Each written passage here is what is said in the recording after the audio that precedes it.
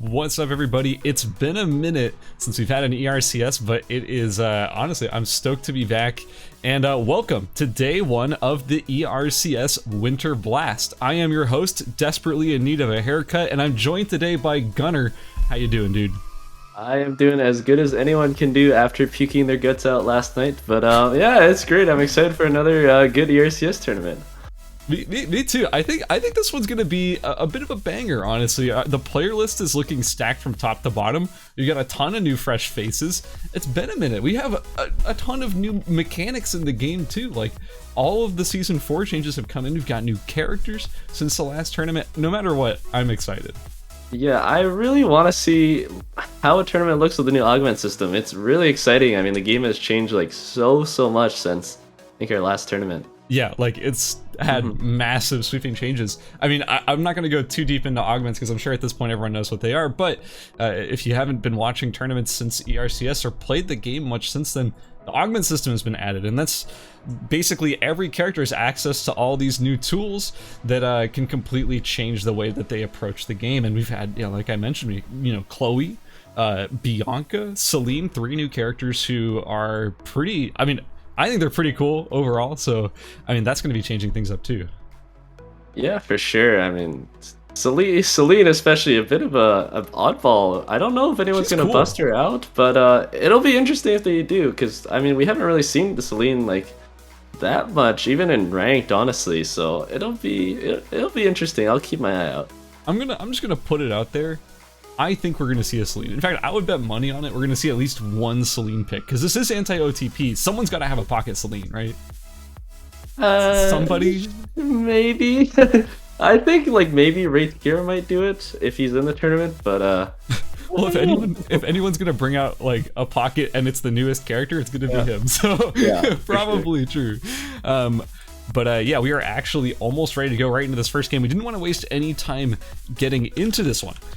So yeah, once we get this thing started right up, we'll be going right into game number 1. Before we get into it though, as we are here in character select, let's give a quick shout out to all the players in this group. This group A, is looking pretty dang stacked. We have some of the best players in the entire region, as well as some fresh new faces. Is there anything that's standing out to you immediately, either picks or player wise? I mean, Homecoming on Yuki, I have not seen this in like a year, I swear to God. I mean, he used to be like a Yuki one trick, but obviously moved to Medine like a while back. But it's weird for me to see him on Yuki again. It's pretty iconic. I mean, this was the character that he initially came into the community playing. He is a fantastic Yuki player, but also, since this is anti-OTP, this could just be his comfort pick. He could just be getting it out of the way, so he could switch it into that Nadine later on. We have Damon on Nathapon, which is a character he's been playing for a while, but I'm still surprised to see Nathapon at all.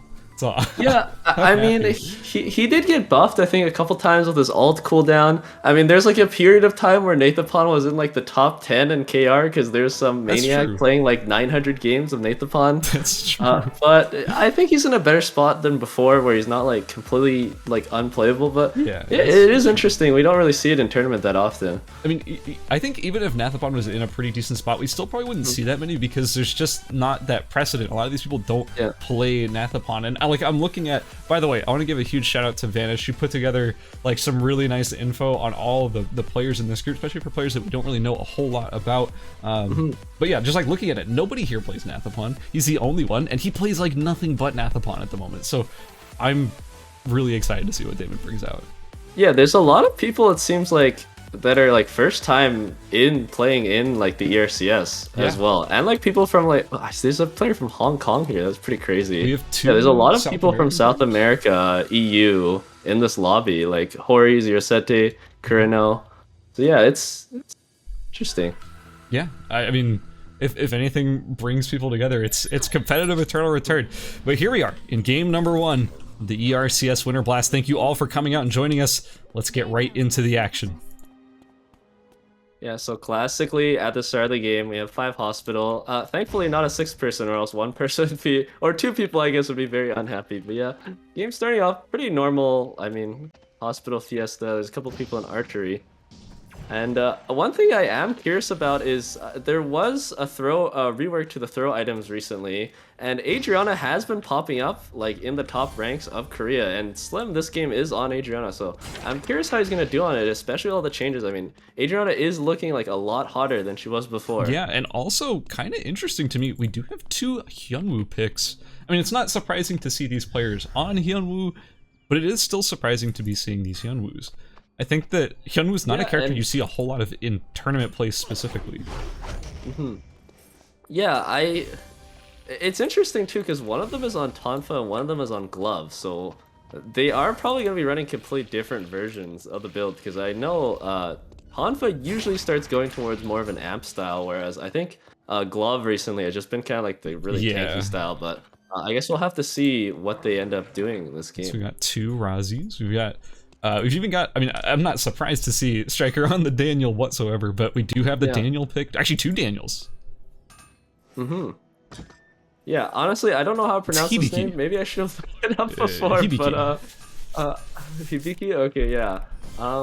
It looks like he's on the Damascus seal for it. I'm not gonna pretend to know anything about Daniel builds. I just know he all-ins you 1v1 and then probably kills you, no matter what build he uses, so that's probably why I haven't really looked into it that much, honestly. I also do have the Sylvia pick, looking like it's going to be that tanky Sylvia. I'm not 100% sure, but just based on the items I'm seeing, there's a good chance of it. Yeah, I mean, he's building EOD boots, so there's a good shot about that. I'm seeing an Amazoness maybe being built, looking like EOD boots, maybe a banner, who knows. Yeah, I think maybe the first point of conflict we might see in this game is probably with Not Demon. I mean, it looks like he's going for a battlesuit version of a Nathapon build, but most likely Nathapons generally go for first tree, so he'll probably choose to either go for Samurai Hotel tree, and then it looks like Striker's also setting up for the cemetery tree as well for himself. Also, I do. Oh, what's up? Oh. Yeah, our Adela's build is very interesting. He's going for a more crit Adela build with a diadem. This is not something I've seen before. It's very spicy. Yeah, it's kind of a spicy build going on there. Also, I did want to point out a player we haven't talked about basically at all so far in this broadcast is Superior, playing his trademark Sua and... Oh, it looks like in Cemetery. Okay, Striker's going on to Chibana already. Chibana ults over the wall with the Rook and gets out of that sticky situation. And just like that, Striker secures himself the Cemetery. Hoyan being chased over into the red zone. Okay. It's a pretty scary thing. I mean, look, we all know how scary a Hedgen can be in Forest, so I'm not surprised that they're going to be running away, but yeah. You're going to be running away there, getting out of that dangerous forest. Skirmish. Oh, Waterfudge in school chasing Zero Sete down a little bit, but Zero Sete just knocking him down, knocking him away with the mount, and Waterfudge just continues crafting. Looks like the hotel tree was actually just uncontested the entire time. So Hoyan, how do you say this? Sorry, Hori? Yeah, just Hori, just Hori. I'll just say Hori. Yeah, it looks like he just gets the tree for himself for free, which is pretty nice for Hyjin. And as well in Pond, I mean, this Meteorite is also kind of uncontested, so Novacita is also going to pick this up for himself uncontested. So those are 2 pretty big resources that people didn't really fight for in the first night. So it's pretty nice pickups all around. Yeah, totally. I do also think that, in general, this early game has been really passive. Like, we saw, sure, Chibana was getting chased out, sure, I think Hoyan was getting chased out in Forest. Like, sure, there was a little bit of chasing here and there, but there wasn't any commitment, there wasn't any death. And it's kind of surprising to see potentially a no-death first night. Like, normally you do see, like, at least one person go down, and actually, we have Striker fighting over here in Hospital, Hoyan once again finding maybe some conflict.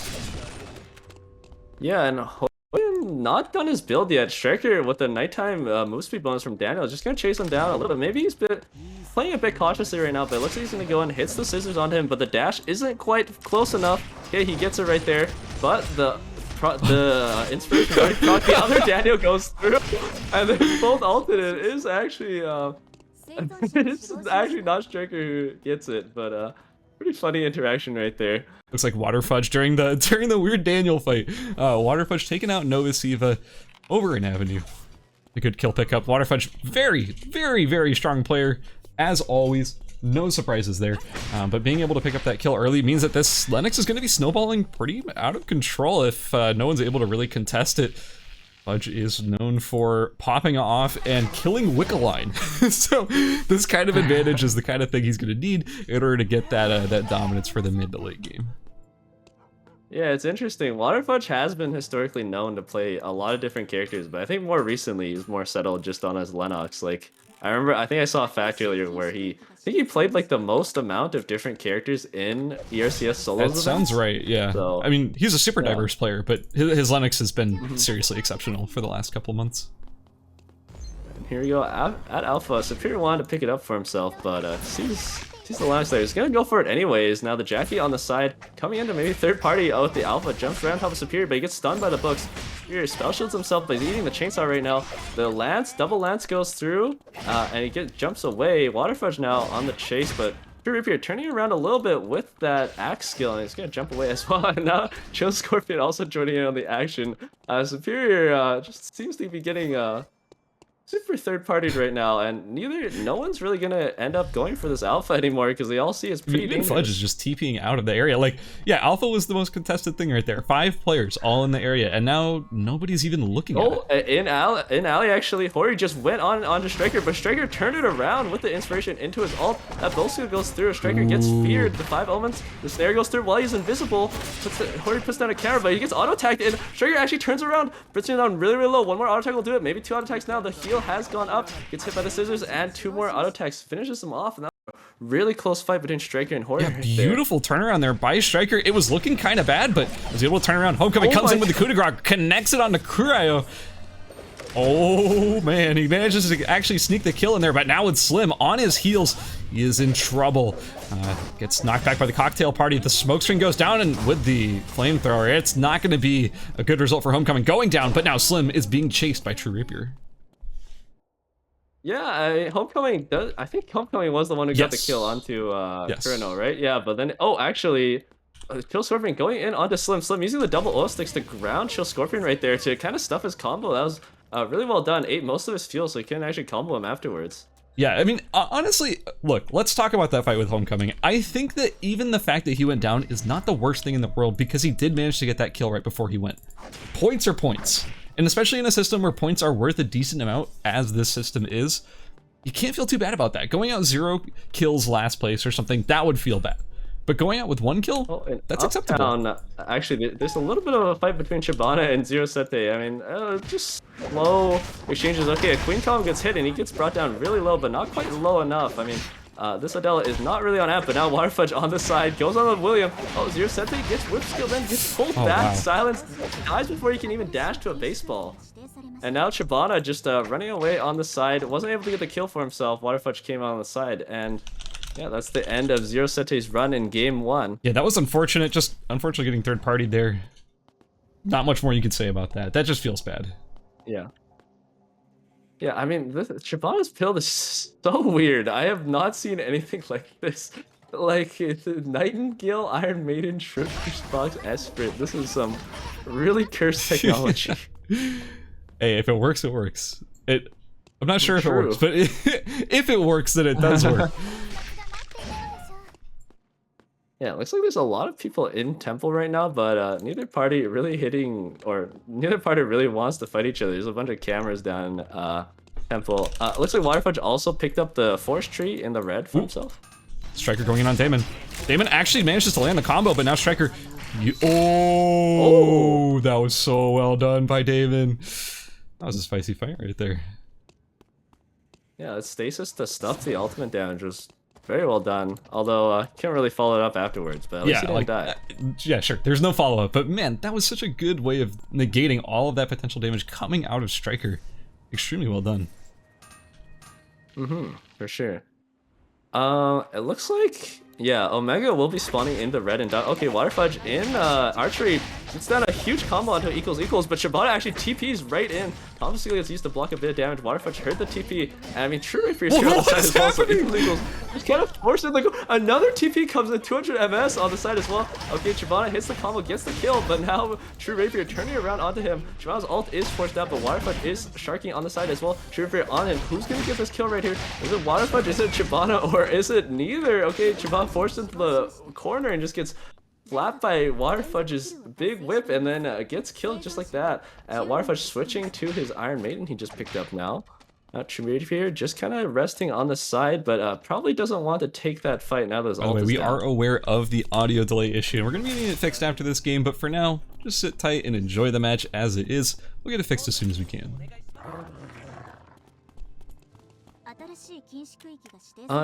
Yeah, I mean, there's still a couple people in archery. 200 MS is walking right beside True Rapier. Okay, he's gonna go on top of True Rapier. He's gonna turn around a little bit, and he's doing a lot of damage. Dylan, I mean, silences him, but he just keeps auto-attacking, actually goes through. Final auto-attack gets dodged. He tries to ult out, but dies in the middle of the animation. And a bit overzealous there by 200 MS, but now Superior coming on the side. Misses his lance, though. True Rapier turns it around with a bit of a hack and slash, but gets blinded, and now he's just walking back, looting the body, doesn't get stunned by the books. And now Superior, yeah, just gonna back away. Waterfudge going for round 2 onto True Rapier right here. Hits a full combo on him. Yeah, hits the whip skill into the ultimate. True Rapier forced to just bleed out. Chooses, autos the dog once, but then just falls down to Waterfudge's combo. And Waterfudge now 4 kills in the finals. I mean, he has a Hermes boost. He's 2 4 scores. He's looking really, really good for himself. Snowballed ahead of the rest of the lobby. And we'll have to see if anyone can take him down. I think this Waterfudge guy has potential. He seems pretty good. Yeah, this definitely seems pretty good. Oh, Superior gets a sniff of Waterfudge and that just backs away. Probably prudent decision. Yeah, I don't think anyone really wants to be messing with Waterfudge right now, and I wouldn't be surprised if Fudge decided, hey, we're getting close to Wick time. Let's set up wherever she might be going. Although it looks like Fudge may have noticed Hibiki over here in hospital, grabbing the console, gets recon drone there. Now Hibiki trying to get away, knowing who he just scanned. So this is gonna be, I don't know. I don't see Hibiki fully committing to this. Gonna be going all the way to the temple TP, trying to get out before the timer reaches 0 and the zones become restricted. Yeah, I gotta say, this Wick will be interesting, because, I mean, Cemetery Avenue, Forest Pond, School, all closed, so it's gonna be like the second zone which Wick walks into, and I think it's pretty random at this point where Wick will go, so nobody's gonna really be able to do it like straight off of spawn, because people will be able to see which direction it's going, so I think it might be a bit of a fiesta to take this Wick. It's not like you can just, you know, just stand right outside the alley entrance and then try to do it. But Slim might be just doing just that. He's gonna tank all of his red timer in pond. Oh, looks like there's a bit of fight in chapel as well, though. Yeah, Straker just getting zoned out. But yeah, Slim just tanking it straight outside in the red, in Avenue, like Pond's red as well. Looks like he's probably gonna go for the Avenue TP. I mean, yeah, he's bringing Wick down really low. And we all know Atriana, or maybe we don't know nowadays, but Atriana with Wick is quite the menace. I mean, once you get Wick, oh, Waterfudge actually TP's into Avenue. No way. Avenue TP. Oh my you god, madman. No way. Oh, Waterfudge. This is not enough time to kill Lennox. Yeah, Waterfudge misses the whip skill, but it doesn't matter. Slim's about to explode in 5 seconds. Waterfudge wants the items for himself, though. Yeah, brings down Slim. That is really smart play right there. You call it smart play? I call that psycho behavior. Waterfudge, you madman. I mean, like, that is so far beyond the correct play. Immortal, there's a fight between Superior and Chill Scorpion. Superior going on top of Chill Scorpion, doing a lot of damage, but Chill Scorpion with that Lunar Embrace, he's just tanks pretty much all of Superior's damage. But yeah, keep going with what you're saying. That is objectively the smartest thing he could have done, and that was so well executed too. He managed to pull it off. Now he gets the Wick items. He gets the...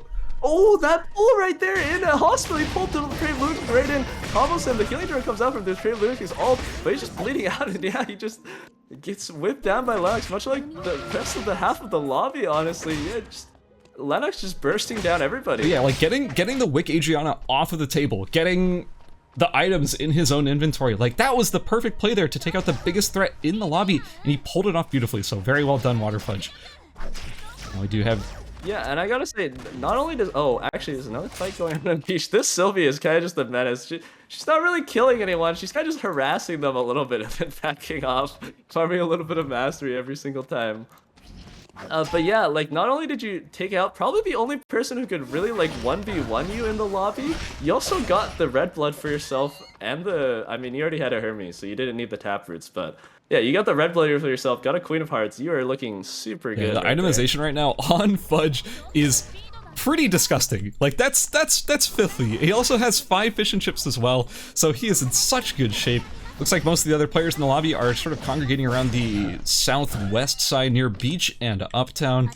Now Fudge is able to see where they all are, and I wouldn't be surprised if he heads towards that TP and just runs straight over to the other side of the map. But we'll see. Is there anything going on that's like interesting that you kind of want to highlight? Any interesting builds, anything like that?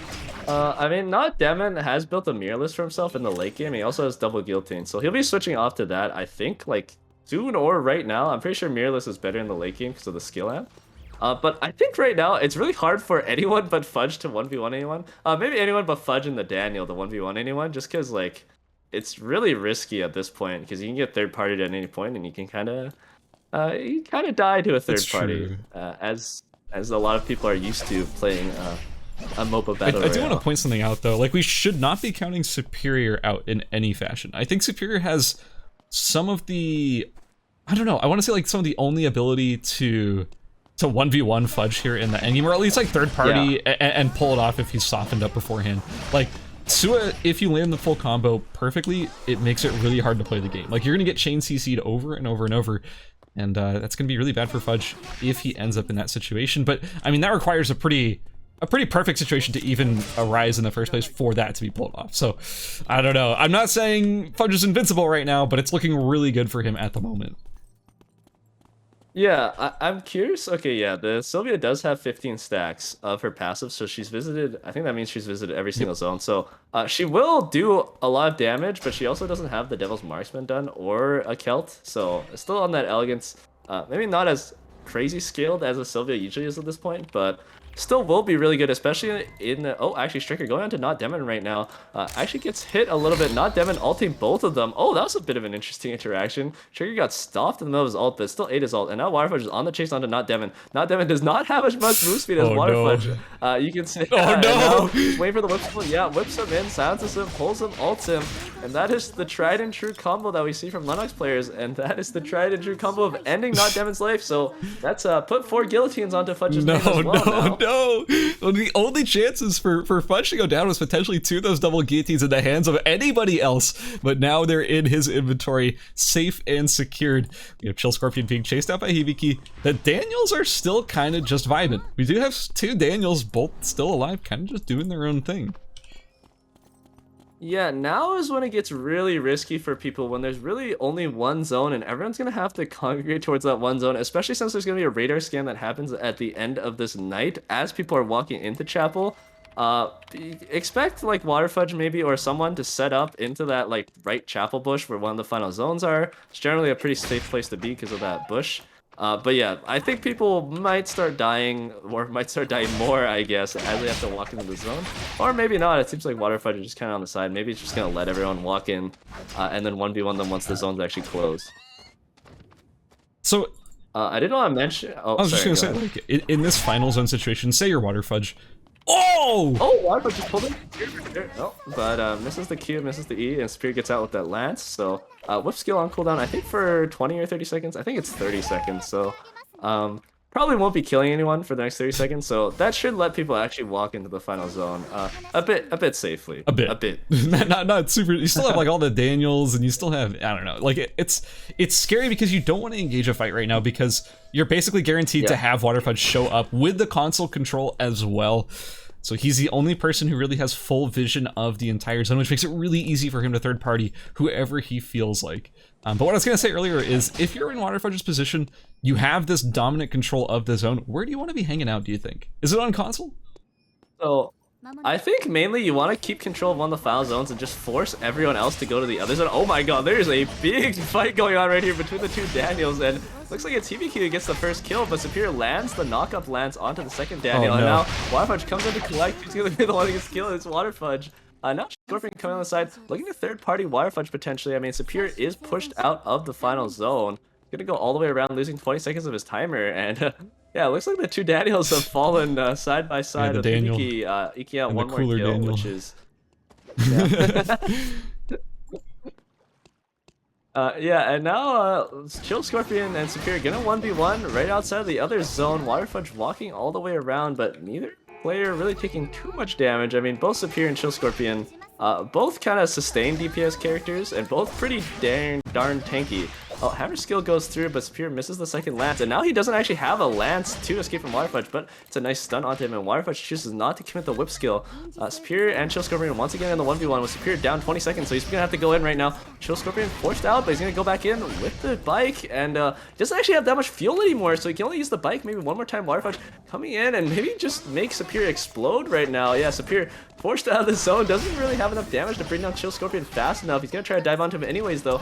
Waterfudge just trying to get the last kill, or the last hit on this Spear for that kill. Oh! Yeah, blocking off Chill Scorpion from hitting the... Oh, he hits a full combo onto Chill Scorpion actually. Now he's out of gas. Chill Scorpion uses the rare gun but gets finished off, and now Superior only has 1 second, and yeah, just dies to the explosion. And Waterfudge finishing off the first game with 10 kills, literally killing more than half of the lobby in his first game. Pretty crazy, I will say. I mean, if you couldn't, you literally could not ask. Okay, you could, but you basically could not ask for a better game coming out.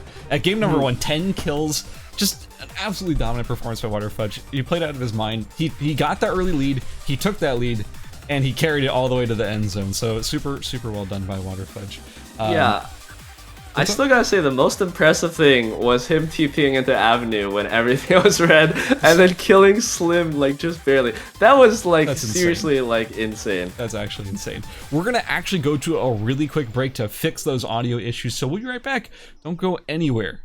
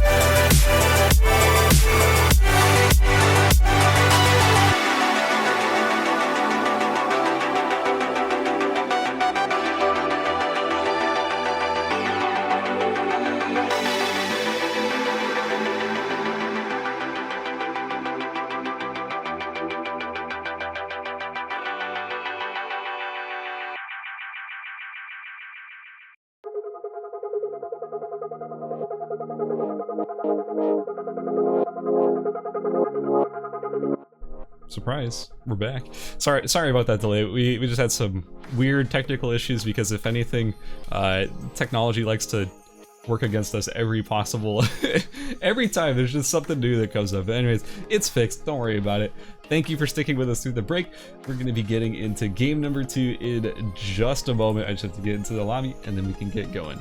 To wrap up some more information about game number 1, apparently, Gunner, I don't know if you know this, but that was the highest kill count in any single game, or from a single player in any game of any ERCS. Yeah, congratulations to Wraith Kira for getting 10 kills in the first game. That was really impressive. It wasn't even in the lobby. That was crazy. Yeah, that's some impressive stuff right there to pull that off. No, but really, Waterfudge, congratulations on setting a new record. Yeah, do you have any takeaways from that match? Honestly, I was surprised how passively I feel like everyone was playing in the early game. I feel like kind of Waterfudge got the snowball just because nobody else was really taking too many risks. And then everyone was playing kind of passively. They weren't really playing for like, you know, rare objectives and stuff like that. I mean, I guess there was a bit of contention for alpha, but I feel like Waterfudge kind of just went out of control because nobody else was really trying to snowball at all, and they were just kind of playing it safe. So I'd like to see maybe a bit more risk being taken, you know, coin flip a couple matchups and just go send it, you know? Yeah, absolutely. I think, well, here's another thing that's actually really interesting about that. Maybe instead of just going crazy and sending it, Waterfudge got all of the kills from that match, pretty much. So, yeah, like, the kills in, like, the rest of the lobby are really low. So it's still anybody's game to make it into that top 6 in order to qualify for the finals. It doesn't feel like anyone's out of the running because all the points were just aggregated in one slot. That's true, yeah. No 7 Magnuses have to be coming out quite yet. We don't talk about that. we don't talk about that. What? What are you talking about? Yeah, I mean, a couple people were also on their secondary, so it's no big deal. Oh, Homecoming's on Adele this game as well. Yeah, okay, that's a little bit more expected. So, okay, maybe not though, because does this mean he's not going to be bringing out Nadine at all, or is he just going through and testing the Maybe he's just having a little fun, you know, and just maybe he'll run a gauntlet and throw out 5 different characters, or sorry, 3 different characters. He could pull a Gobu. Wasn't it Gobu who played like a different character 5 every different single characters. game? Yeah, maybe he's just trying to channel his inner Gobu or something. Who knows? But yeah, we're about to get into game number 2 here. I think I saw an 11 pick. Maybe that was locked in. I'm not 100% sure. Yeah. Hoyen picked 11. There's a Shoichi pick by Not Demon. Yes. Interesting. Interesting right there, going from Nathapon to Shoichi. He's got a great character roster. I love his character roster.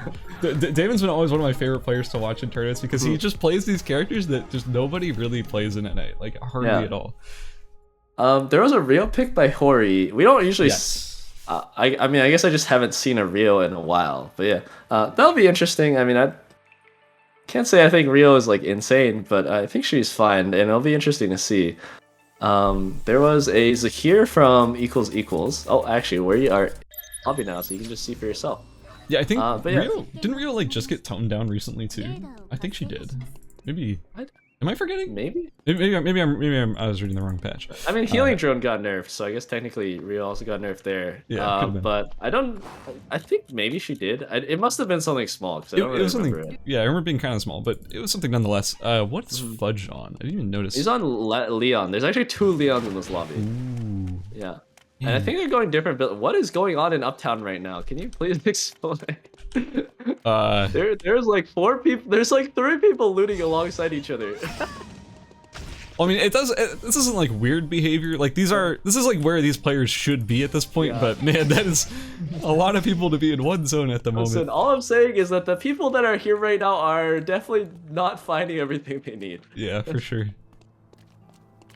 Yeah, I think this is the most amount of people I've ever seen in Uptown this early. Like, it is insane. There's 3 people TP'd the dog. It's almost like these 2 zones work really well together for specific types of builds. There's even more people in Uptown. You can Fudge and oh my god! I thought Fudge was about to knock up 2 people. Yeah, I thought Fudge was about to be on that weirdo mode, but no, he's playing normal.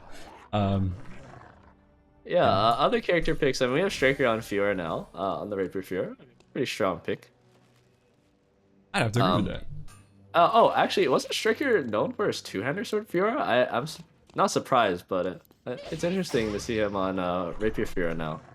Yeah, I think. I mean, it is stronger, I think, though. I think when it comes to surprises, I think the thing I'm most surprised about is the fact that a lot of these players either were on their secondary in the first game and switched in the second game, or vice versa. We have a lot of character swaps. There's only a few players who have opted to stick with the same character. We have Superior staying on... why am I blanking? Sua. Staying on the Sua, we have Chibana staying on the Adela. We also have Novasiva staying on that Hyunwoo. But for the rest of the players, it's been pretty much the same stuff. Or it's been pretty much different stuff. Chill Scorpion, I guess, is also staying, and Hibiki as well. There was something I wanted to mention. Oh, right. Yeah, Slim on the William now. I mean, I think like more recently Slim has been playing like more, or not more recently, but before I think like Augments or just after Augments, pretty sure he was mostly playing William. I think he only went back to Adriana like recently once she got the throw changes. So he should be very, very well practiced on the William, and oh, maybe we'll see a pop-up performance from him. I guess we'll have to wait and see, I guess. Yeah, I mean, that was a character that he was pretty comfortable on, and was, at the time, basically the only William in the region, I would have to say. Yeah, so, for sure. I'm hoping to see some good stuff out of him on this William pick, especially since it's the kind of character that can pop off in a really, really hard way. Like, if William gets going, my god, William is an absolute powerhouse. He's basically getting double autos on, like, every auto attack. He's gotten pretty decent mobility. What's up? Nothing. I thought there might have been a fight in dock, but not quite. It looks like 200 MS might get the Tree for free. Yeah. I mean, once again, we see no one's really going for the trees or meteorites. Like, this is something I'm really not used to. I feel like when I play like ranked or whatever, it's like people usually contest. At least the meteorite, I see people contest a lot. So it's interesting to see nobody go for anything. Like, no rare mats at all. Yeah, it's been pretty safe gameplay from just about everybody here. Homecoming is pretty much already full build. He's gonna be finishing up over here. In Cemetery, Slim is getting autoed down by this Adela, and now 200S comes in on the side, hits Slim with a quick glove skill, and then just knocks him out. Oh, not a glove skill, just a quick 1-2 punch. And I mean, once again, Chibana gets kind of snuffed by another player in the third party, going for a William. I mean, second time it's happened in a series, which is not weird, but it is weird that it's happened twice. Yeah, it's unfortunate for Slim there, because like William, I mean, we were talking about William just a second ago. William's one of these characters that can pop off really hard, but William's biggest sort of weakness is just the fact that he doesn't have a lot of point mobility. He can't just say like, I need to get out of a bad situation, I'm gonna go there. He has to rely on his ball positioning. Actually, he's getting chased by Hoyin. He's brought down a little. Oh, never mind. He got brought down a little, like to half HP by this. Actually, crit. Full crit 11, which is not something we see very often. But you know, Hyunwoo's pretty good at getting out of sticky situations. The two Leons are going at it in the hospital. Looks like, yeah, both of them are pretty even, but the Wolves are on Waterfudge's side. This is, I don't know if you've seen this Leon build before, but it looks kind of, oh, actually, in hospital, once again, Hibiki going on to 200 MS, not quite in range to follow up with the ultimate once 200 MS jumped over the wall. I assume you're talking about Fudge's build, right? Yeah, it's a bit odd. I can't say I'm super familiar with it, but it looks really good on paper. Like, I can see why this would be a good build on Leon. I guess the only thing that's a little bit concerning is the lack of max HP. Yeah, it's very glass cannony, but probably more burst than the Brazil Gauntlet version, or sorry, Divine Fist version that 200 MS is running. Yeah, way more damage on it, for sure, for sure. We do also, I just realized, have the Depraved Lunatic over here getting chased out by True Rapier on the Sua pick, which is not who he was on last game. Trying to get away. Rapier on the chase. They've been buffing Jackie's ability to chase quite a lot over time. So that movement speed was really paying off. But Depraved opting to stick to the red zone to try and get away. It seems to avert True Rapier, not trying to put any more aggression on. That's a lot of timer used up there by Depraved Lunatic in order to ensure that safety. I think it's a pretty worthwhile trade-off, though. Yeah, while that was all going on, Superior was able to get Alpha for himself, fairly free, so he has the Mithril and a Tree of Life for himself right now, which is pretty nice to scale into the late game, but Homecoming might have something to say about that. He gets stunned. Oh, actually, Homecoming hits a full combo onto Superior, goes in with the Rapier skill, And but Superior jumps out with a lance. He's still pretty low, and Homecoming does have the Jolly Roger move speed and a Meteor Claymore for himself. Gonna try to keep chasing. Oh, but he doesn't have the Rook to fall up over the wall. So Spear's gonna be able to get away. Oh, Fudge. And in Hotel, yeah, Fudge getting jumped on. Oh, barely dodges. Barely dodges the squish right there. I mean, Waterfudge might have died to that 11-y if he got hit from that execution damage, but not quite scot-free yet. Sees Superior, and Superior sees him. Superior maybe looks for the chase, now sees Chill Scorpion, and chooses to not follow that up. Yeah, it's going to be Chill Scorpion just sort of standing in the middle of all of this on that very, very tanky Sylvia build. Just trying to get his zones going. Already has 11 zones out of the 15 visited, which is pretty good rate, honestly, for Sylvia this early in the game. Fudge over here in Forest. Sees True Rapier as True Rapier runs right towards Homecoming, who has a bunch of pawns prepped in the bush already. Queen up and ready to go. True Rapier trying to dash away. Will the Queen land? It does. Here comes the combo from Homecoming with the checkmate. That's going to be True Rapier dropping really low with the Rapier skill to follow it up. That quick cut dealing just enough damage, and True Rapier ironically going down to Homecoming from the Rapier skill. Oh, I actually didn't see where that happened in Hospital, actually. Hoyen taking out 200 MS, yeah. Yeah, oh, and there's just gonna be a Smolder Glove on the floor. I mean, if Nova Siva does run over here and find us, it would be pretty nice for him, I think. I think that's definitely an upgrade over Brazil Gauntlet. He's in Hospital. Yeah. He could. No. Oh. Pause champ. Yeah, pause champ. Kurare getting chased over by Chill Scorpion into Hospital. Looks like Hoyen might be finding another Hyunwoo to chase out. I don't know. He's gonna try to use the TV. He really wants the TV out right now, but Hoyen auto-tagging him down, and oh, Nova Siva tries to dash towards him, but might have to spend all of his timer. Okay, he blocks the jump with the unstoppable. That means he doesn't have the unstoppable for the taunt, and Hoyen doing so much damage right there. He's gonna wait for the next on-air to come up to maybe try to squish him with the execution damage, but I think the cooldown is pretty hefty on that jump. So it should be up for at least a couple seconds, and Superior's on the side right here now. Has a Hermes boost for himself, and here we go. The jump comes through. Does hit Nova Siva, and now both of them are going to go on the chase. Superior does use the copied lance right there. Nova Siva barely dodges the stun on the books, but now Superior waiting for this next lance to come through. Okay, book sweet spot. There we go. Knockup goes through. Hammer skill goes through, but Nova Siva very tanky on that build. Oh, that was an interesting stun right there. Okay, the lance also hits, and Superior just on the chase hits another stun. 2 more auto attacks will do it. 1 more auto attack will do it. And now, yeah, Superior picks up a kill for himself. I mean, he already has the Hermes. Oh, that was over. Yeah, the Vibra Blade. Jackie taking out Striker out of the dock. Ooh, look at that skin. That's a nice skin. If you like that skin. In Temple right now, Superior going on to Hoyen. Hoyen trying to turn it around, but he got blinded during his ultimate. Superior waiting for his cooldown to come back up. Stuns it, but during the stun, Hoyen uses the on-air instacast to get out of there and just escape death, but Superior still on the chase. Hoyen does not have on-air. Doesn't quite get hit by the stun on the books though. Superior still looking to chase this down. Superior waiting for his next lance. Hoyen waiting for his next on-air, but Hoyen getting stunned right there, gets knocked up by the lance, and once again Superior on the chase on another person, and then just bonks him with the passive stacks.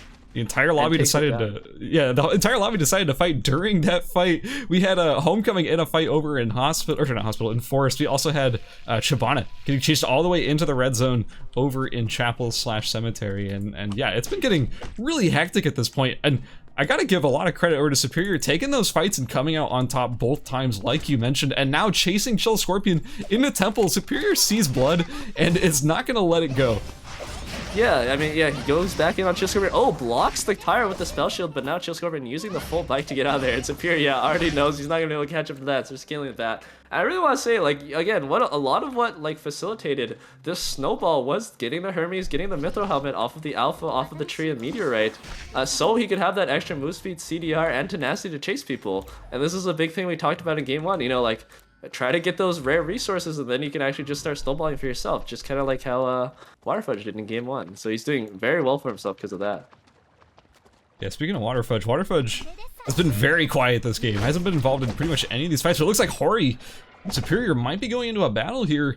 The bottom side between Pond and Temple gonna be running right into. Ooh, hold on. Looks like Superior getting the damage, gets the chain stuns. There's the final Don Quixote. It does land. Hori does go down. Superior picking up his 3rd kill of the match. Oh my god, in Doc, Homecoming. I mean, Depraved Lunatic TP's right on top of Homecoming. He's trying to dodge the pawns right now, but he's eating the Meteor Claymore autos. Oh no, Homecoming blocks the lance right there. He just keeps auto-attacking the Sua. Now Sua finally goes in, uses the spell shield to block a bit of the ult damage, but he's just taking too much damage, and then Homecoming just slow and steady takes down Depraved Lunatic. Very, very well done by Homecoming. I gotta give a lot of credit. I mean, sure, those Meteor Claymore autos, you can't dodge them, but the idea that Homecoming was able to dodge pretty much every single stun there, very well done by him. Very, very well done. And also having the sort of like heads up knowledge to use that checkmate to dodge whatever could be coming out next, being able to dodge the entire hammer skill, and I think an entire Odyssey, I'm not sure.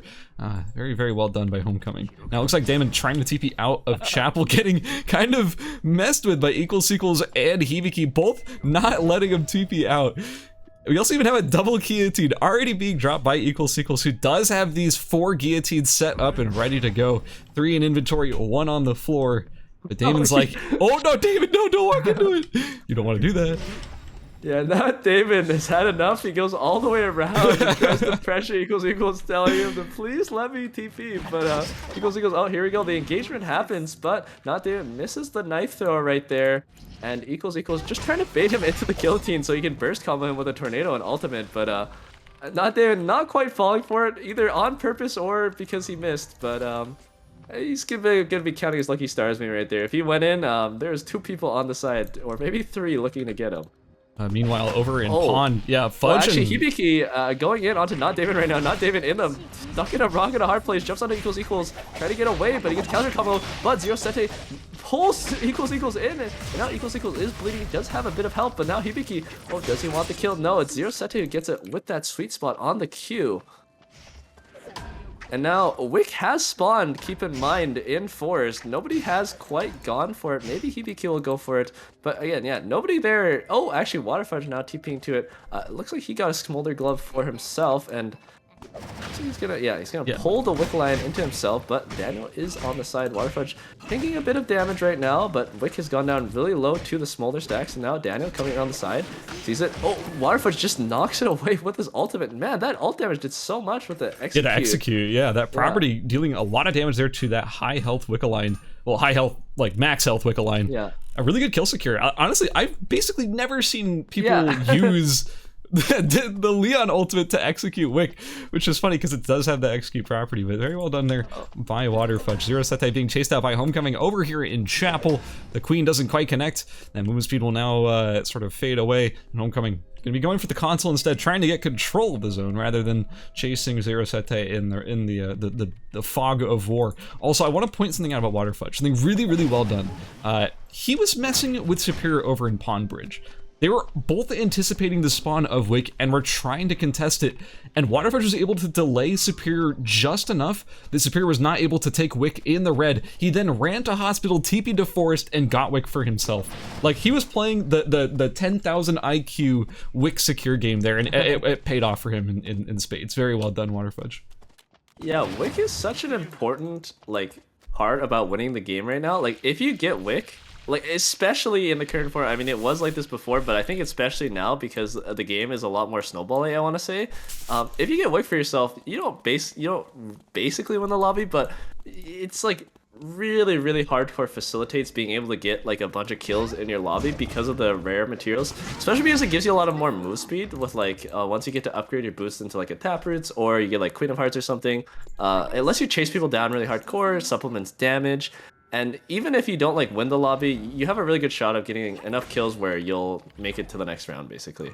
Yeah, I think, I mean, and we've talked about this in the last game, I'm going to talk about it again right now. Waterfudge, very, very, very well known for his ability to secure Wickline. He's like one of the best Wickline takers in the game, which is weird. You wouldn't think of that as being like a serious skill, but it actually is, and it's been showing here in this tournament as he's already secured both of the 2 Wicklines that Wow, not Damon actually. He forces himself, or gets forced into the red, and I thought he was going to run all the way to hospital for a second, but no, he's going to turn around and maybe right back into Waterfudge, so he's going to have to maybe get ready for a fight. I mean, you're going to have to fight a wicked up Waterfudge. I mean, he might just have to go in and ult right now. Yeah, throws in the dagger, throws the Q out, but he's just taking so much damage, gets knocked up, dies before he can even use his ultimate to play the game, honestly. So, well done by Waterfudge right there, kind of timing him out perfectly, honestly. Look, I'm not saying it's another Waterfudge victory, but his items are looking pretty good. He's got that wick buff still. He's in fantastic shape right now, though we do see Homecoming, wait, no, sorry. We do see, yeah, Homecoming and Superior over here in, oh, nice bush camp there by Homecoming, but it doesn't quite connect anything. Superior going in with the aggression. Remember, we talked about augments earlier in the broadcast, but we're seeing the augments coming out pretty well here for Superior, as that vampiric bloodline is giving him some decent healing, but Homecoming is turning it in his favor by a lot right now. Almost double HP. Yeah, keep in mind, Homecoming still has ult, so if he does land a queen soon, actually, Superior is pretty far now, but if he does land a queen, I mean, Superior is within kind of kill range, but thankfully for Superior, that Boots of Hermes Tenacity did wonders right there. It would have been, oh, wow. Who was that? I think that was Kurino going down to Chill Scorpion, and in Forest, actually, Chill Scorpion just got hooked in by Zero Sete and ulted with the Blue Viper, and he does not have enough fuel to bike out right now, so Zero Sete going into the melee range, just killing him with that sweet spot, but Waterfudge chasing in on the side, trying to catch up to Zero Sete, knowing that his hook skill and his ultimate are down. Waterfudge does have a lot of move speed with his Queen of Hearts plus the Taproot's move speed, so he might be able to chase him down, but Hibiki now on the side sees Zero Sete but doesn't immediately go in, knows something might be going on. Maybe some third party is chasing him right now. Chibana also on the side now. Bit of Get a party away from now. Fudge! Yeah, Fudge doesn't care though. He knows he does a lot of damage with a burst, so even without taking any damage, he's bursted Chibana down, and now there's a new target, new kid on the block that needs some beating, and Zero Sete pulls him in right there. Let's see who gets the kill. It's actually Zero Sete, and now he's immediately gonna start cutting back away from Waterfudge, not wanting to eat that smolder burst for himself.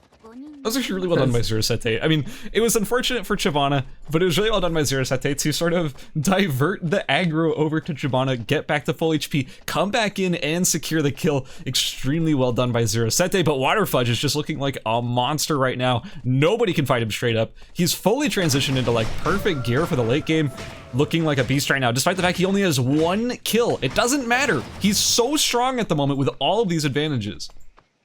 Yeah, and I mean, his wick buff is still going to be on for another, I think, around like a minute and a half around, so he'll still have it, not when the final zones actually happen, but like right before the final zones, so people aren't really going to want to fight him, especially as coming into the final circles, so people might be getting pushed out, all join like a single final zone with like 4 people. Ooh, Superior having remote mines already down in the bush, but Zero Sete with a camera is able to spot one out and clear it before the camera's able to go down. Waterfudge just showed up. Homecoming maybe the target. Throws a glove skill, but then backs up. Oh! Takes yeah, Homecoming using his only escape tool right there, knocks Waterfudge back, but Waterfudge is really, really fast, as we've explained before. Now Homecoming, she's taking so much damage, might be forced to ult soon. Yeah, Queen gets dodged, the Rook jump is not quite far enough. The glove skill gets blocked by the ultimate. Oh my god, Waterfudge with the ultimate, but it's Hibiki who gets the kill. Hibiki using his dagger skill to go away. Waterfudge guesses incorrectly on the direction he went, and Hibiki gets away scot-free after Waterfudge gets another kill stolen from himself. That dirty Zero kill Sete on the other steal. side, in the other zone, actually just ate a remote mine, and Superior bring him down super, super low. Maybe like 2 more auto attacks will do it. Superior still on the chase, getting, I mean, Lennox's move speed really high. Oh, that spell shield coming in just in time from the Lunar Embrace to block that book. Now he's gonna survive just because of that, but Hibiki on the other side chapel is getting chased by Waterfudge. Waterfudge, oh my god, has a burgundy in his inventory that he could put on if he wanted to, but doesn't even choose to do it. Now Hibiki just on the run, perma right now. Waterfudge's Wickline has timed out now, but I mean, his inventory is looking so strong, it doesn't even matter. Yeah, you could say the Wick is timed out, but the damage is done. His inventory is insane. He's so strong at the moment. It looks like Superior in the 1v1 against Zero Sete. The turn from Zero Sete is actually quite good. The Blue Viper dealing a ton of damage. Superior standing still to dodge a lot of the bleed damage, but it looks like it's gonna be a fight in favor of Superior. But here comes the third party from Hibiki. Zero Sete is running into the red. The slow doesn't quite connect, but with the cloak and dagger, that extra movement speed might be just enough to get in range. Oh, Zero Sete No! Flash right there. Dano gets the ult off, and if he is able to proc this inspiration, he will die right there. Yeah, and the scissors go through, and he procs it, picks up a Hermes for himself, but he's gonna have to get back into the final zone where Superior and Waterfudge are fighting it out. Superior does not have enough timer right now, so if Waterfudge is just able to go into the zone, Superior will actually explode. Superior, I mean, I don't know if he'll actually make it to the other final zone in time. It looks like it might be a repeat from game 1 where Superior just does not have enough timer. Yeah, just gives up. Falls to Waterfudge, and now it's a 1v1 between Waterfudge and Hibiki. And once again, somebody does not have enough timer, and Waterfudge just gets to watch him. I've seen this episode before. Is this a replay? Yeah, I mean, somehow not quite as many kills as he had in game 1, but because they got stolen away. But Waterfudge once again taking it in game 2 for himself on his secondary, the Leon. Maybe a bit unexpected, maybe a bit expected, but very well done nonetheless. Yeah, that was super well done by Waterfudge. Honestly, it was really well done by everybody there in that final zone. I want to shout out Zerasete and Hibiki, who both ended up playing that really well, getting some last minute kills before the match ended, and that kill steal from Hibiki onto Homecoming, as well as the chase into the red zone. That third party, just really good heads up play by Hibiki, turning a 0 kill into the final zone situation into a double kill and second place. That's a really good result for having basically nothing going into that final zone. Yeah, and like it was really nice for Hibiki at the end there that it was nighttime coming into the final zone, because if it wasn't nighttime, he probably would have actually had enough move speed to catch up to the Hermes Lennox without, because he was on Bucephalus, but yeah, because it was nighttime, he used the dagger skill, just barely caught up, and then yeah, Zerasete slightly missing that silence onto him. I mean, like, he just barely ekes out that last kill, which is huge, because like you're saying in game 1, I mean, Waterfudge is kind of just stealing all of the points from the lobby, so any kills you get are worth way more than they are usually, because you're fighting for the 2nd to 6th spot. Yeah, totally. It's so strange, our current situation. Like, with Waterfudge controlling the vast majority of the points in the lobby, it's truly anybody's game, and we're going to get the scores in just a moment so we can check out where our players currently stand. But yeah, like, I can only speculate right now. It really feels like it is truly, absolutely anybody's game right now, because Fudge has both wins. Fudge has 13 kills combined out of the potential, like, what, 34? Like, he's almost half the kills across 2 lobbies. Like, that's insane. It could be anyone. It could be actually anyone making it into the finals at this point. Yeah, that is pretty crazy. I think the scores just got posted. I think we have to wait for them to be okay, in the system first, if they're ready. They ready? All right, cool. Let's go over. Scores. In first place, you want to run us through it? Sure, I mean, in first place, I think we all expected this.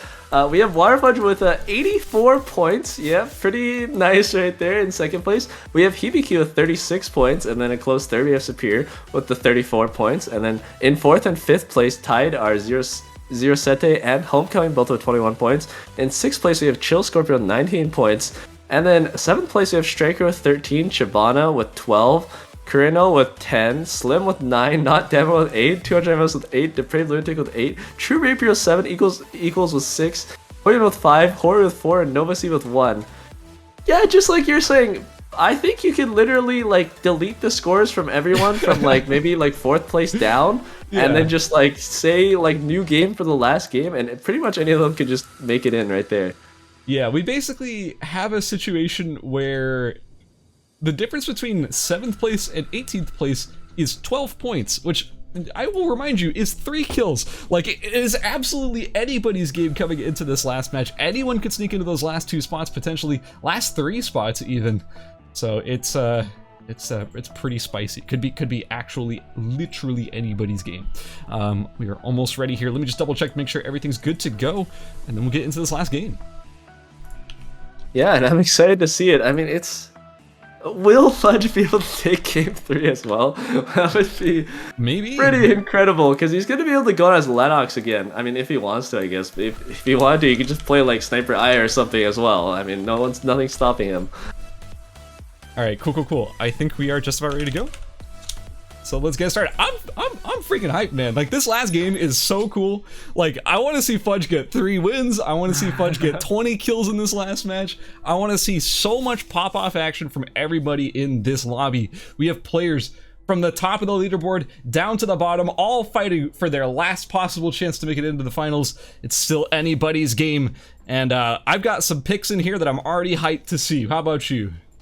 Yeah, I mean, we are seeing a two-hander sword Jackie, which I have not seen in a very, very long time in tournament play, at least. And also Socella. I mean, I think people are like on their 3rd characters, or at least the Socella is. Because we definitely did not see a Socella in the first 2 games. Yeah, no, that was Chill Scorpion who was on Sylvia for both games 1 and 2. So okay, that is definitely just the sub pick. But hey, I'm always happy to see a Socella. It's the last time I get to say that, but I'm super excited to see a Socella. Also, we do have the Kathy coming out of True Rapier. Also, Superior on Shukai. You haven't seen any Shukais this entire tournament so far. That is true. I mean, we don't even see any Shukais, like, I think even in solo queue, I don't think anyone is playing it really right now, right? Like, and it's interesting that Superior is playing it, because I think the only people I've really seen play Shukai in the past were like Fudge and like Binks, right? Yeah, I mean those are 2 players who are like super notable for their Shukai. And I can't say that I'm super intimately familiar with Superior's Shukai, but I mean Superior's an insanely solid player, so if Superior came to me and said I'm gonna play blank, I'd be like, cool, I can't wait to see it. You know, yeah, like true. It's gonna be great. For sure, for sure. And I mean, like, I feel like maybe, like, because Shukai isn't really that popular in NA, maybe he'll be able to, like, surprise a couple people with how, like, the damage from Shukai. Because I feel like a lot of people might not have seen him, like, played really, like, post-augments, like, the damage of him post-augments. Actually, unfortunately, we are going to... Wait, hold on. Give me a second. Keep going. Okay, yeah, we haven't really... I mean, a lot of players probably haven't played too much against Shukai, and they might not really know his damage post-augments, because nobody's really playing him. But yeah, once again, like, I think we had a lot of people start Hospital again. Pretty classic. I mean, a lot of auto-attackers in this lobby, and a lot of them like to go for feather builds, which go Hospital, most likely. Water Fudge on his... Oh. Yeah. We may have had a anti-OTP rule disobey. Oh, yeah. I see it. Yeah. So he forfeited the round there. Yeah. Unfortunately, Novasiva picked Hyunwoo for the 3rd time in a row, which was a bit of a no-no in the anti-OTP rules. So he is... Can't do that. Yeah. So he got blown up. He was smited. Unfortunate result there. Gonna be dropping out in that last match, but that's fine. We have some exciting character picks in the rest of the lobby. I'm still excited to see. I do enjoy seeing Damon back here on the Nathapon. This is one of my absolute favorite characters to watch, and absolutely one of my favorite players to watch, especially on this character. We have Chill Scorpion over here on Socella, rocking that brand new winter-themed Socella skin, which I like very much. And yeah, we have a lot of Jackies. There's been a lot of Jackies in these lobbies just in general. Yeah, it's also interesting because I think they're on like different builds. Pretty much always. Like we've seen an axe Jackie, we've seen a dagger Jackie, and now we see a 2-hander sword Jackie. So pretty wide variety all around. Yeah, it's pretty exciting. I'm actually a huge fan of that, because like it'd be kind of lame if it was just always the same Jackie like you mentioned, but it's been a huge variety. I even like seeing the Axe Jackie, which is something that I'm personally not super familiar with how Axe Jackie plays at the moment, but yeah, I love seeing it. Like, it's always really fun to watch. Yeah, I also gotta mention, I didn't mention this in the last game, but the Rio we've been seeing in the past 2 games has been the crit Jebbies Rio both times, which is more of a longbow build. As opposed to like maybe the one we've been used to in the past couple seasons, which was like the Enad Ancient Bolt build. Yeah, it's not the kind of style we've been seeing in previous tournaments, but it's not like it's a bad build either. Like this has been a build that was terrorizing the game for a long time, and it's still pretty decent. Like, that crit does synergize extremely well with the longbow, getting those really like large damage hits from a distance. We have Superior already cooking up, getting 12 stacks, getting well on his way to 150. We'll see how he does if he manages to get there. I also do want to point out Homecoming. He's in, I think, tied for 4th place right now, is not on Nadine. We're seeing no Nadine for the rest of this lobby. It's just all going to be all going to be Adela. Yeah, and Hori getting hit by 200 MS right there, but knocks him back with the ultimate in the short bow form. And now he's just pelting him with the longbow autos. 200 MS trying to turn it back around, gets the shield right there with his W, but Hori just doing just enough damage to take him down before losing his health as well. And let's look on the other side of the map. Slim going onto True Rapier in archery. True Rapier so low already. Slim finishing him off with another auto attack. Striker as well inside of Water Fudge right now. Hits him with the scissors inside of Chapel. Jumps back in because knocking against the wall, but doesn't get the damage. Striker just falling a bit short. Water Fudge finishing him off with that last auto attack. But still, no shortage of action as Equals is fighting against Chill Scorpion and Zero Sete over here in the bottom side of Alley, even leaking in over to Archery. And also during all that, I should mention Chibana did go down, but I'll be quite honest, I didn't see to who. It looks like Zero Sete is being chased out here by Equals now, and is in a little bit of trouble. But the Barger Basher not quite connecting, not quite doing any damage except being a zoning tool in a very, very large alleyway. Yeah, Zero Sete doesn't actually have boots complete, so Equals can basically just chase this as long as he wants because he does have the move speed increase. It's going to be up to Zero Sete to dodge as many abilities as he can, and he gets hit by that Q, tries the whip skill right there, but gets finished off by the tornado. And that's going to be a big pickup for Equals right there, being able to switch to the EOD suit off of Zero Sete's body. Yeah, that's a massive pickup. Also considering the fact that, hang on, let me double check this real quick so I'm not spitting lies to you. Zero Sete was one of our players who was currently tied for 4th place with Homecoming, was in that qualifying position, so dropping out this early in the final game could spell, you know, maybe no finals for Zero Sete. Should be a little bit unfortunate, but hey, maybe everyone else dies to Water Fudge from here on out, and it's not an issue. So we'll find out. Maybe everything's gonna be okay. I have to say, it was it Chill Scorpion that was building the glacial crampons every single game? Because I can't believe that I'm seeing us come out on Sacella. Like, I'm not even gonna try. I'm not even gonna try and speak to this. Maybe it's spicy. I don't know. I like this build. It's cute. It is certainly cute. I mean, it was Chill Scorpion on the Adela, the other 2 games, right? I might be wrong. I don't even remember, honestly. Okay. I'll be perfectly honest. I'm a huge fan of Incendiary on Sacella. It's been bad for a long time, but I always thought it was really fun. Like it gives you that CDR, which is a stat that she loves a lot, and that extra attack power is also really nice too. And the attack speed's always fun. So I don't know. I think it should be good, but we'll see.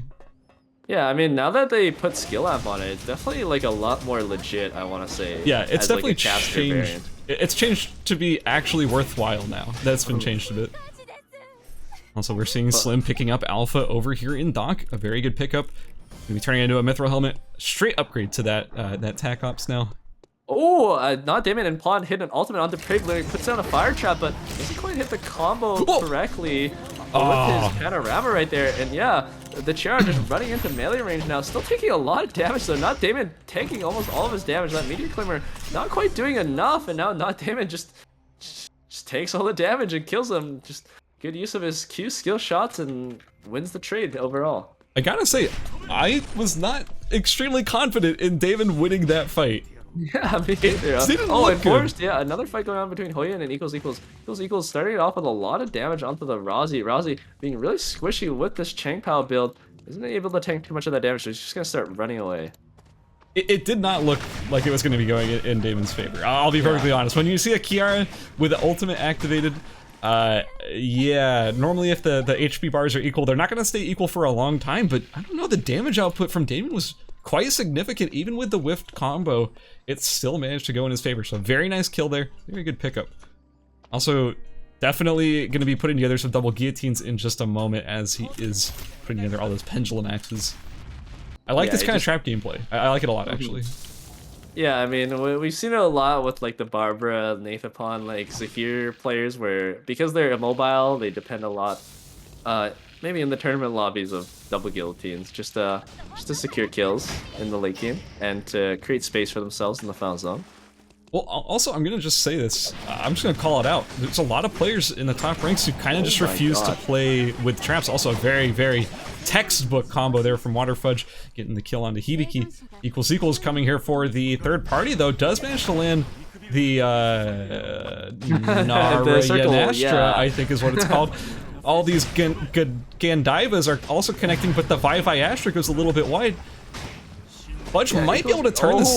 The Bark of Esther not hitting either. I hit all 4. Let's go. Eye of Azrael. Nice. You've won the trivia game, Skaz. Congratulations. Yay! You win. I get a skin. Alright, Meteorite coming down. It looks like equals might be going for it, but he doesn't have ult, and Water Fudge has been fully healed up now, so he might be able to come back and just grab this Meteorite for himself. We'll have to see if equals actually wants to fight for that. Looks like he's crafting a Mithril Helm for himself, and then he's gonna go back in, but Water Fudge just, yeah, pretty much grabbed the Meteorite at that point, and gonna back off. He's playing really passive here, just trying to get all of his, like, insane endgame gear together. There goes the Hermes boots, already equipped. Got that Smolder glove online as well. Water Fudge, I don't know if I hate to say it or if I love to say it, but it looks like a Water Fudge dub coming up. He's already getting there. Like, he's assembling Exodia, man. That's true, yeah. He does have 2 pieces of Exodia right now. Yeah, the Hermes boots, I think, on pretty much all of the characters, once you get that, it's so much easier to chase down somebody. It's crazy. Oh, and Ali, looks like Slim might be... Oh, never mind. Just a bit of auto text exchange, but Slim and equals both gonna back off from there. And Water... Oh, there's a fight going on in archery. Homecoming jumped onto Hori right there. Hori knocks Homecoming back and hits the... Oh, actually, that queen... Beautifully done. That queen into checkmate just finishes him off, but yeah. Hori knocking Homecoming back so he couldn't retake the rook was really good, but then that queen on the crackback by Homecoming, super well done. Lets him kill Hori before Hori is able to jump out. Yeah, I have a feeling that if that queen didn't land, there's a really significant chance that Hori just manages to jump out of that checkmate. But yeah, beautifully done with the queen straight into the checkmate. Beautiful. Oh, no, bad timing. Damon has a full combo onto Hoyen right there. He's gonna drag him back, but didn't quite aim the W correctly. Oh, it's gonna hit that ult. That's very well done. Places down a guillotine. Doesn't quite hit Hoyen because it's not activated yet. Cameraska goes through another auto attack, maybe 2. Oh! Hoyen actually gets it with the flutter. That was so close. That auto attack just barely didn't go through, but action hasn't let up yet in Temple. Slim burning down Kurono. Kurono super low HP already. Slim just needs 1 more flamethrower, maybe 2 will do it. Kurono running away with the Jolly Roger and Mithril Boots move speed though. Slim gonna have to catch up. Does he have any more ult stacks? No, he doesn't. So yeah, uses the ult slick burns, but Kurono jumps out. Another cocktail is up now. Let's see if Slim hits it. He does hit it. Ult slick follows it up, so Kurono gets very slowed. But Slim is going to have to use his fire escape to maybe catch up soon. Kurono super fast with the move speed on his entire build, but that last flamethrower, yeah, just burns him down on that palm bridge. Not a lot of room to maneuver, not a lot of room to dodge. Yeah, Kurono going to be dropping there. The Mithril Boots acquired, and Slim is a lot stronger than he was just a moment ago. It looks like Homecoming... Yeah, and fighting against equals. Homecoming had a queen prepped on the equals, but didn't quite have enough time to use it. He wasn't in range, and now equals trying to go on the back. Uses his full combo with the tornado, but didn't land any of it. The bear comboing with Homecoming right there. Chain stunned with the bear, and then knocked down by the bear. Homecoming takes down equals, and I mean Homecoming might not have the Meteor Claymore yet, but he's looking pretty good for himself. I'm not gonna say that bear stun was intended. I'm not going to say that was the plan from Homecoming all along, but man, that worked out in his favor. The Aesop assist coming in huge there. Yeah, actually... go ahead. In Chapel, actually, Superior's getting chased down by Water Fudge, and Water Fudge does have the Smolder Glove, so he is going to be able to get through Superior's health bar much quicker than usual, and Superior only on the hiking boots. It's not plenty of fish and chips, but this is going to be a tough fight for him. I mean, Water Fudge doing so much damage already, yeah, almost half of his health already gone. Oh, but Hoyen on the side kind of saved Superior right there. Water Fudge didn't want to keep chasing with a third party in the mists. So Superior just going to keep running. Water Fudge sharked along the top side, but... oh, actually jumps straight onto Hoyen right there, knocks him into the wall, puts him down really low. Hoyen knocks him back, tries to jump away, but Water Fudge's move speed super quick. Hoyen uses the pistol skill to try to get out. Water Fudge keeps using the puddles for extra move speed. 1 more attack will do it. Yeah, hits him with the uppercut glove skill and finishes him off. And he gets 6 guillotines because of that. Jeez, not again. This man keeps stumbling upon these double guillotines like it doesn't even matter. It transferred from Damon to Hoyen, now over to Water Fudge. It's just, this is ridiculous, man. It is quite ridiculous. I mean, The rare items are converging pretty hard on the Water Fudge. I mean, he has a Force Core. He's prepped the Queen of Hearts. The Wick is going to spawn soon for Slim, though. He's the only one that's really prepped to do it, and now this time he doesn't have to do it in the red. Thankfully, they'll be able to pull him into pawn, and it doesn't really look like anyone's set up to stop him. Although Homecoming, we'll see if he TPs into pawn and tries to stop it. But yeah, it should be a Wick secure for Slim right now, which is huge for him. Just want to quickly re-show this replay over here, how that bear stun worked out so well for Homecoming. Extremely well done there. Also, it looks like Slim is going to be taking this Wick over in pond. Pretty much uncontested. No one's even slightly in the area. No Water Fudge teleporting into the area this time. Looks like it is actually going to be Slim securing these items for himself. Yeah, I mean, he already had the Queen of Hearts prepped. He has an Auto Arms prepped, I think. I think he's also an Iron Ball away from completing his Legendary Weapon as well. So, yeah, that Atron's looking pretty incredible right now. I mean, Water Fudge, I don't know. I mean, he is pretty strong as well, but Adriano with Wick and with these items is going to be pretty hard to stop. As long as the Wick buff is still ticking, at least. Also, it looks like that Force Core was going to go to the Auto Arms instead of a Dyadic Prism, but does have the tree ready, so one more Meteor means Slim could end up picking up that Dyadic Prism given the chance. Ooh, a nice play with us from Chill Scorpion, going to be pulling Homecoming back. The canceling reactivation, still not quite in range, as Chill Scorpion is able to get away. We do have 4 players all converging into Beach, despite the fact that there are still 7 zones total open, guys. You don't have to all be in one zone. Yeah, and Superior's Nemesis Water Fudge just found him again, knocked him into the wall, and Superior just has not done enough damage to Water Fudge. That's Smolder Glove taking away all of his HP against the wall, and Water Fudge gets another kill for himself. And a lot of fish and chips. I am so sick of this man. Yeah, it just seems like every person he kills, he gets another piece of that Exodium pie. Oh, and now he's going on to Chill Scorpion. And you know what Chill Scorpion has as an inventory? A Mithril Quiver for... No! Guys, please, do not feed the Water Fudge. He is dangerous. Chill Scorpion just trying to throw out a couple of abilities, bring down Water Fudge's HP, but it's not going ticking down very fast because Chill Scorpion, I mean, he does have the healing reduction, but Water Fudge does have 1,200 food in his inventory ticking away. So it does not even look like he's taking damage right now as he's going. He gets slowed by the smoke bomb right there. But he legitimately just is not taking damage, and he's just getting punched away by Chill Scorpion. Gets dragged back right there. Water Fudge gonna use the duck dive to keep going. Oh, Slim TP's in. He's gonna be able to get this kill for himself, perhaps, if he lands the Molotov. No, misses 2 Molotovs, unfortunately. See if the third one connects. Chill Scorpion goes over the wall, and oh, it looks like it's actually gonna be Water Fudge using the uppercut to get that kill. And now Slim does not have any stacks of his Molotovs because he used them all trying to get that kill. Gets knocked up by Slim, knocked against the wall as well. Oh, but the fire escape is used very well to escape that situation. Another Molotov cocktail misses, but that 40% CDR that he has off of the Queen of Hearts doing wonders right now. He's burning down Water Fudge. Water Fudge trying to get a bit of light, or just trying to auto-type that board a little bit. And now Slim is in range. Water Fudge maybe looking for the knockup. Yeah, here we go. Misses the knockup though, but Slim also missed the flamethrower. Water Fudge running away, trying to kite a little bit, but Slim using the wall to his advantage. The auto attacks from the Wick buff are applying really well. Water Fudge goes back in, hits a 1-2 combo, but he's brought down really, really low, and he's brought completely down by Slim, playing the giant right there with his slingshot, and gets to pick up the Hermes, all the fish and chips, all the guillotines for himself. Let's watch that one again. Like, that's about as crazy of a fight as you can get. You have water versus fire here.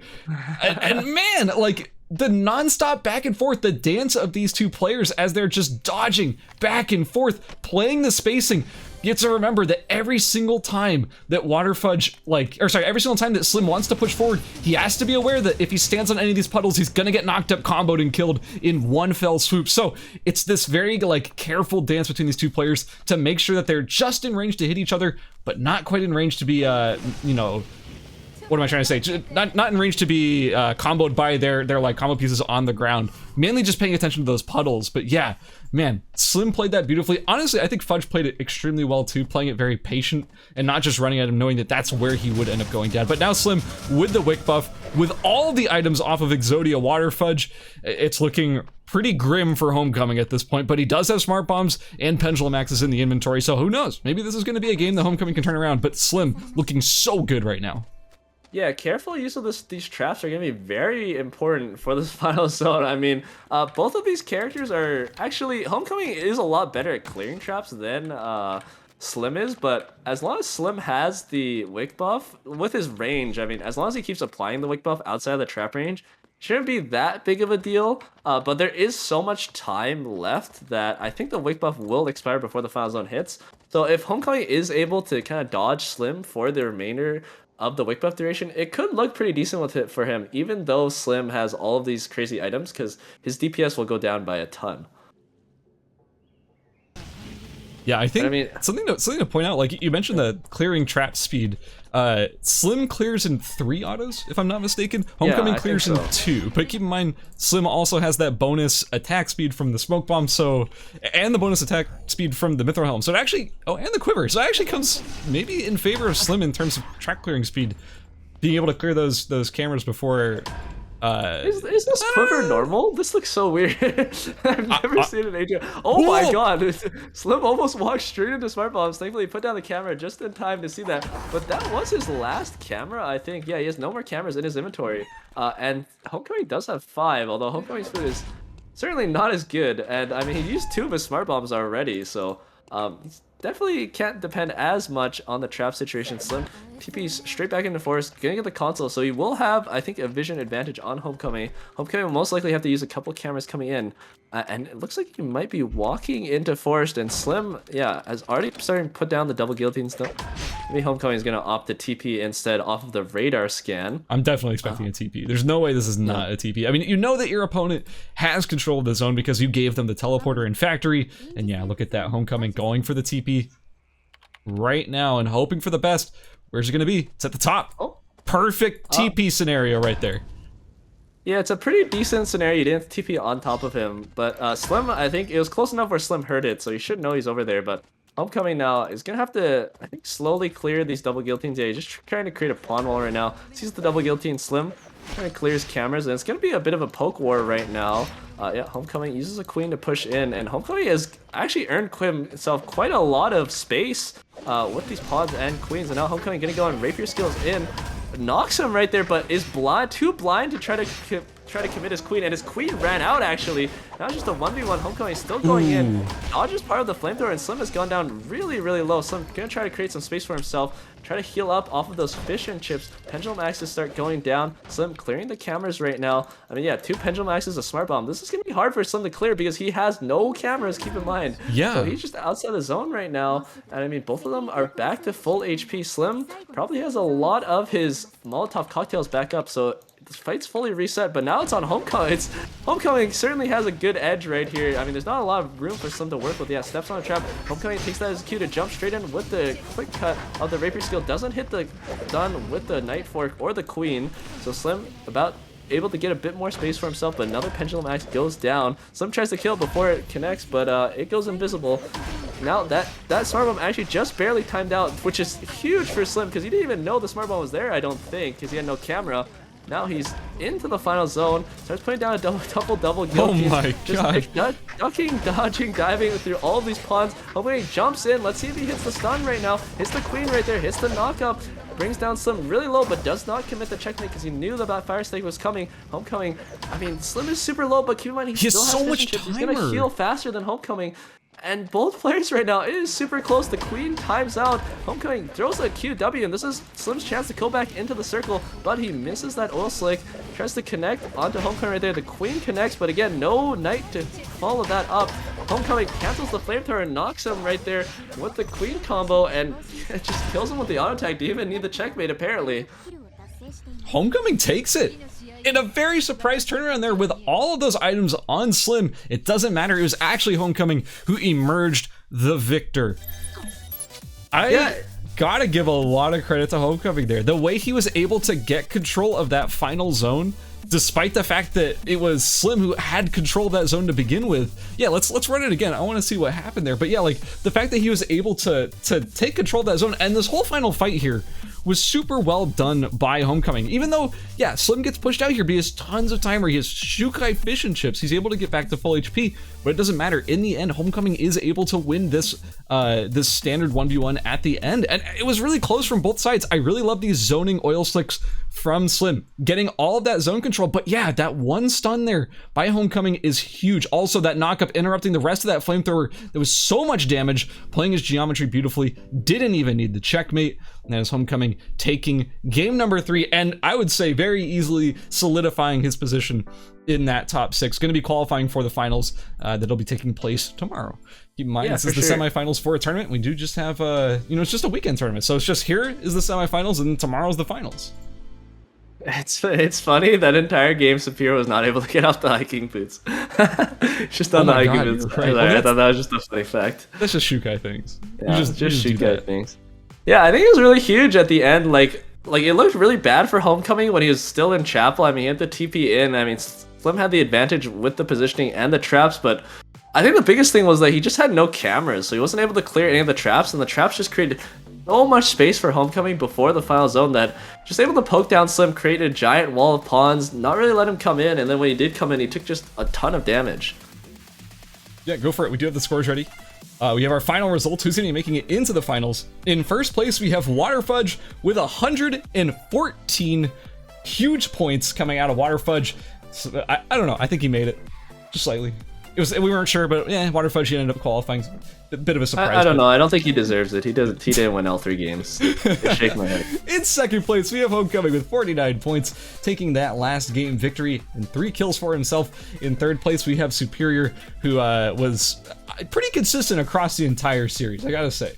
Very, very consistent with 42 points. In fourth, we have Hibiki with 39 points. Slim in fifth with 33. And in sixth, Chill Scorpion with 27, usurping the position away from Zero Sete, who ended up in seventh, just barely missing the cutoff by about 5 points. In seventh, we have Zero Sete. In eighth, we have Kurairo. In ninth, we have Not Damon. And in 10th, we have Equals Sequels. Striker following it up with 14 points. Hoyen in 12th, also with 14, tied with Striker. Chibana with 12. Hori with 11. Depraved Lunatic with 11 as well. And then 16th is 200 MS, followed by True Rapier, followed by Nova Siva. And that is going to be the results of Group A. I lost my train of thought. We're gonna go to a quick break and then continue on with Group B after this short break, so don't go anywhere. We'll be right back.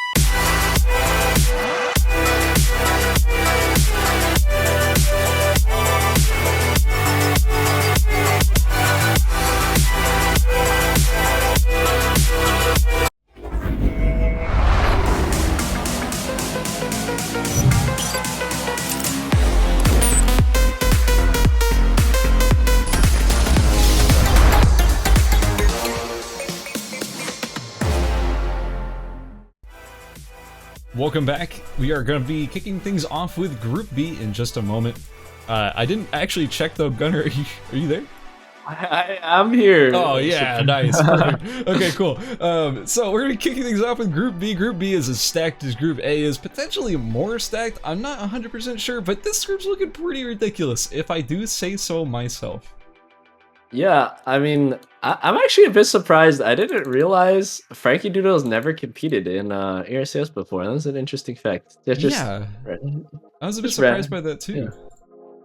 Yeah, so yeah, I agree with you. We have a pretty stacked lobby here. I mean, I'm sure most of the names in here everybody knows. I mean, we have Binks, Wraith Kira, Frankie Doodle, Passant, a couple new first-time participants, like we were saying, like Frankie Doodle, Dizido Kiddo. I don't actually know how to say his name correctly. Hopefully that was not butchered. Apparently we have a Korean region player here, Weeks. I haven't heard of him before, but that'll be interesting seeing a KR player playing in a tourney. Yeah, that's actually, I'm down with that. Also, I do kind of want to point out we do have 2 Chloe players in here. Like you just mentioned, Desda Kiddo has been playing Chloe lately. I mean, Wraith Kira has only played Chloe apparently for the last 20 games in solo queue, so the feeling is going to be playing Chloe. But yeah, you never know with him. He could be bringing out some spicy stuff. But yeah, in general, we have a pretty wide smattering of characters. No one really playing anything that's too surprising. But yeah, I'm excited for some pop-off games. Like I said, this group is crazy stacked. There's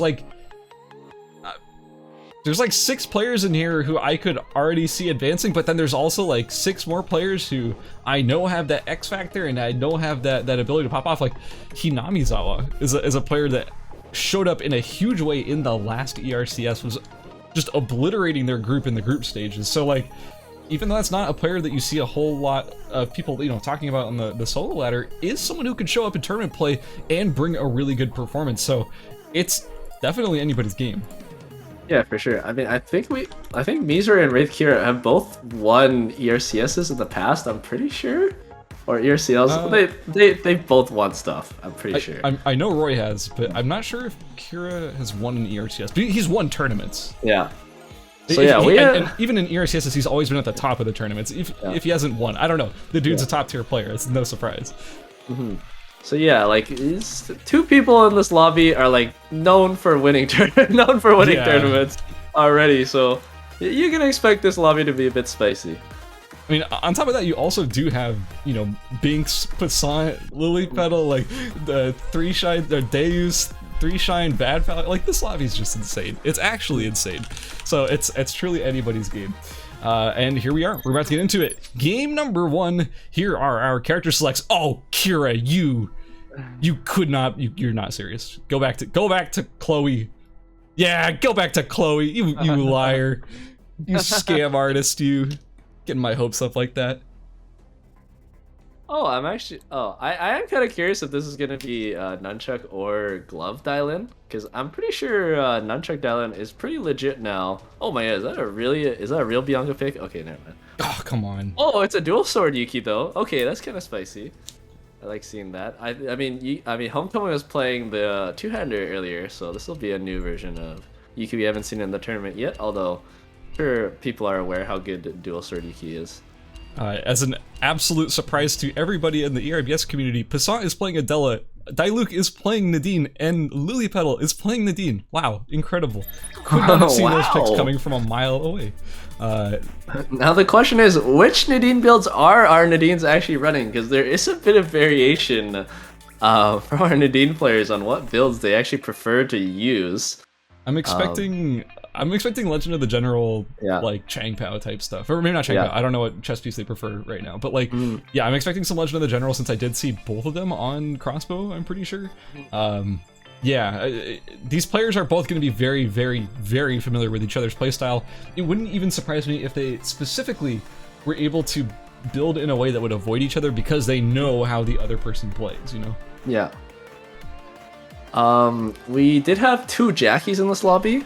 I don't know which builds they're actually on because I'm pretty sure even if Jaggy starts Dagger, she can still go something else if she wants to. So Lol King did start Axe, so he's probably, or sorry, he's definitely going for Axe. But Frankie Doodle, I'm not actually sure which one he'll go for.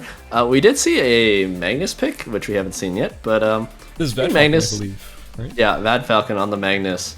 So I mean, Magnus is pretty decent right now, I want to say. So.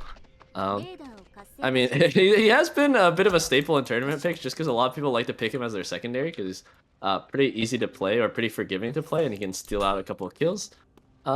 Misery on his Emma that he's... I guess maybe if you haven't been paying attention to solo queue, like you might not... This might be weird to you, but he's been pretty much on this like recently. The Emma pick. Definitely been on a lot of Emma lately. I think it was like almost 75% Emma. Yeah, it's like 16 Emma out of the last 20 games or something. So Misery has been grinding a lot. Oh my god. This school gymnasium is quite full. Misery a bit on the back edge, a bit angry. Yeah, Polymorph's Passan is very upset right now. Loot zones are being shared. And who knows if Misery is actually able to get everything he wants, because I think he was only able to loot 1 or 2 boxes that was already unlooted, so might be having a bit of trouble there. So Diluc is running basically what I would expect from him. This is what we were talking about earlier. This is the Legend of the General build, you know, that runs Crown and whatever chess piece it feels like playing today. Lily Petal going for something a little bit different though. Sniper crossbow, definitely different. Yeah, Sniper Crossbow is what they run, or like the #1 Nadine runs in Korea, and it has been running for like forever, I think. And I think it's what Korea considers the meta build to be, but you know, a couple of our NA players are definitely not on that Kool-Aid. But it's cool to see Lilipel on this version. Definitely scales pretty hard into the late game with the extra range, so she's just gonna have to stay safe. Hopefully, and might have a bit of trouble with all these people in Hotel, honestly. Ooh, Diluc actually in trouble here as Frankie Doodle on the chase. But it looks like he'll be able to get away thanks to that squirrel trap. Bad Falcon in a little bit of trouble. A lot of players congesting over here near the teleporter. Wraith Kira even poking down Lilipel a little bit, bringing her down to half HP. I mean, it's like 2 people pushed off of the TP. Lilipel pushing off Vad Falcon, and then Wraith Kira pushing off Lilipel, so... Lilipel gonna go to beach instead. Also, I do kind of want to highlight a player we haven't really talked about. Hold on, Deus in trouble. Wraith Kira in a 2v1 against Deus. That doesn't seem... Actually, it's more of a 2v2 because, you know, Wilson's there too. Never mind, that's a pretty fair fight. But yeah, I wanted to mention Valhalla Deus. This is a player that we haven't mentioned pretty much at all so far, and is on the Shuriken Zahir, and is actually almost close to full build. This is a really strong early game damage spike. Oh, actually, it looks like Diluc in trouble, getting chased up by Nico Sushi, one of one of my personal favorite tournament players to watch, as they always show up and pop off in a pretty... So, you know, I'd say it's a surprise pop-off, and they almost always bring it. Like, their game sense in tournament is pretty insane. Also, we have Binks. A little pressure onto Mia's Wraith, as Wraith Kira is here to collect his Tree of Life, but Binks maybe not wanting to give it up, especially with Deus not far behind. Oh, that ult comes through. Binks going straight onto Wraith Kira right there, doing a lot of damage. Nina does not get the knock up right there, but Wraith Kira is going to keep collecting the tree. I mean, he is quite a bit stronger, I want to say, than the other two, and Binks is going to have a lot of trouble killing Wraith Kira if Wraith Kira chooses to use his ultimate. But Binks is going to try to go in anyways, but gets pushed off by Nina, gets slowed. Wraith Kira going in, doesn't hit the knock up again. And Binks just going to run out of there, forfeiting the tree. And Wraith Kira's going to pick it up for himself. Yeah, that is... I mean, that knockup, I will be almost... Oh, in Hotel, Dezudo Kiddo going on to Passan. Does have some... No, never mind. Just kidding. Haha. Haha. But yeah, like that knockup is really, really delayed. It's really hard to land that. So I'd be almost more surprised if we did see one land, but you gotta throw it out just in case it does. Des the Kiddo teleports into Doc and is now being... is now the engager onto Hinamizawa. Hinamizawa trying to get away as that bleed from the Blue Viper is dealing quite a bit of damage over time. Yeah, unfortunately he doesn't have level 7 mastery yet, so he wasn't able to whip skill Hinamizawa. If he did have it, it probably was lights out for Hinamizawa, so Hinamizawa counting his lucky stars right there that he is able to get out of that situation without too much worry. Looks like, yeah, Lilipel put down quite a bit of damage on a Misery. Misery was a bit slow on his build this game, but still staying safe just because he's Emma, and Gets to jump over a couple walls, building in front of the speed gate to stay safe. Oh, puts a lot of burst on the lily petal. Lily petal being really aggressive. Not done their build quite yet, but yeah, gonna run into Doc and maybe finish off the rest of it. Yeah, I have a feeling Lily probably would not have chased over the wall there if it wasn't for Wraith Kira showing up and forcing that. And just maybe that was the idea, was like, well, if I'm already being forced over here, I might as well just chase out Mia's right, because it seemed like a fight that I was winning just a moment ago, but actually it looked like a pretty even fight in the end, and they end up splitting apart and not continuing too much further. Tweaks, I do want to see Tweaks pop off. You mentioned this is oh, actually, hold on, Diluc against Lolking over in archery. Diluc did a lot of damage, and Lolking not really sure whether or not to engage or not. Having second thoughts about this this fight here, ends up taking the speed gate and running away. But now Tweaks is up here in archery. Diluc might be finding himself between two melees in just a moment. That's not a position you want to be in as a Nadine player, especially with vision control going to on both beach. these Actually, players. Passant and Deuce are going out of the checkmate, and the bubble were forced on both sides. Passant took a ton of damage from Deuce off the Caltrops combo. Yeah, just gets killed by that Wilson Q right there. And Deuce gets to upgrade, or maybe not upgrade part of his build, but gets a nice kill for himself on the Passant. Yeah, a kill's a kill, and taking a great player out of the lobby is always going to be welcome in any player. Frankie Doodle, maybe trying to contest this meteor. I don't even think he wanted it. I think he was just running away from Tweaks, but ran into Valhallande's going for the meteor, but now Van Falcon's there, also going for the meteor. I assume to make a what? This is a cursed Magnus build. Okay, this is cursed. I don't know what I'm in looking archery, at here. actually, Tweaks jumps on top of Lolking, who was doing Alpha at the time. He's down really low. Lolking gets healed by from killing the killing blow onto Alpha, but it's actually Tweaks who's able to get the Mithril off of it. And that's pretty nice for himself. Lolking used his ult early, and now he's getting jumped on by Diluc as well. Lolking gonna fall in archery most likely as well on beach. Deuce getting chased by Valhalla, or sorry, Valhallande's getting chased by Deuce, yeah. And gets killed as well, and Deuce just the beach menace. Every time someone comes to beach, he just drops them dead. Is this meteor still on the ground? This meteor is still on the ground, man. And it's not even Bad Falcon fighting over it. It is a whole new generation of players fighting over this meteor as Christian, Hidamizawa, and Mia's Ray are in the area, not to mention Neospit are not too far behind. Oh my god. In fact, right now, there is 4 people all around Wraith Kira right now. There's a bit of a scuffle between Binks, Wraith Kira, like Dizuno Kid, Nico Nico Sushi. If you look at the map, there's like 5 people on the minimap, like all in this one spot, but looks like everyone has dispersed after they saw each other. This is certainly not as passive as the first lobby. No, we'll say Group that. B is bringing the excitement. I'm enjoying this a lot already, and I do want to point out, it took over a day for it to happen, but Christian ended up being the one to pick up that meteor out of Alley, as another meteor is already spawning. Yeah, that did end up taking a while, but it did end up happening. Neospitter and Diluc potentially going to be trading some blows back and forth. The squirrel trap is established in the bush between the two zones. Here comes the bullseye. It is not a bullseye whatsoever. It's quite far off target. I want to mention, oh, never mind, there's a fight going on in Cemetery. It looks like Nico Nico Sushi tanked the bike from Bad Falcon, so he's just trying to run away just with his passive boost speed. Tries to knock away Dizuno Kiddo, but it's just getting brought down. Oh, it's the Blue Viper that actually finishes him off. So it's Dizuno Kiddo who got the kill. He knows throws out a camera on the side, seeing if he can third party, but not quite. In Forest right now, Tweaks fighting down Binks. Binks taking so much damage, he's gonna have to maybe ult out. No, just saves his ult. It just runs out actually, but maybe straight into Deuce. Yeah, if Deuce is able to do this, yeah, pulls him in. Caltrops combo. He jumps out with the Striking Tiger, but Deuce already ulted. Let's see if this brings him down. It does, and Deuce gets another kill for himself, and maybe a tree as well. Yeah, Dave's in great shape right now. Honestly, like this is kind of perfectly ideal. You have 3 kills. Don't really have many transition pieces aside from that Tree of Life just picked up, but aside from that, that's a really good position to have all of that mastery and all of that food. Oh, no, never mind. Yeah. Nico Nico Sushi backs away from Wraith Kira. It looks like Frankie also yeah. wants this meteorite for himself though as well. Wraith Kira, keep in mind, has finished a Pedal Torrent, so he did hit quite a spike from that. Okay, Frankie Doodle goes in onto Nina and immediately takes out a quarter of his own health bar, trading with Nina, and Wraith Kira looks like he's going to be able to get the meteorite for himself, fairly uncontested. Really worth mentioning here, check out Wraith Kira's inventory. Yeah, that's a Pedal Torrent. It's a pretty good item, who would have guessed? So being able to hot swap over to that whenever he needs to for that extra burst damage, going to be a pretty significant factor in all of his fights. Also Tweaks at half HP, I don't know why. Honestly, I don't know what caused this. I'm not really sure either, actually. Maybe it was a really aggressive bear. Who knows? Yeah. True.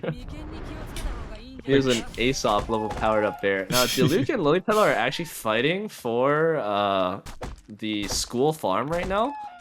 You can see they're going kind of their separate directions. So both players kind of cannibalizing each other. They're both on a pretty even amount of stacks. Wraith Kira dropping super low against Tweaks, catches him off the bush.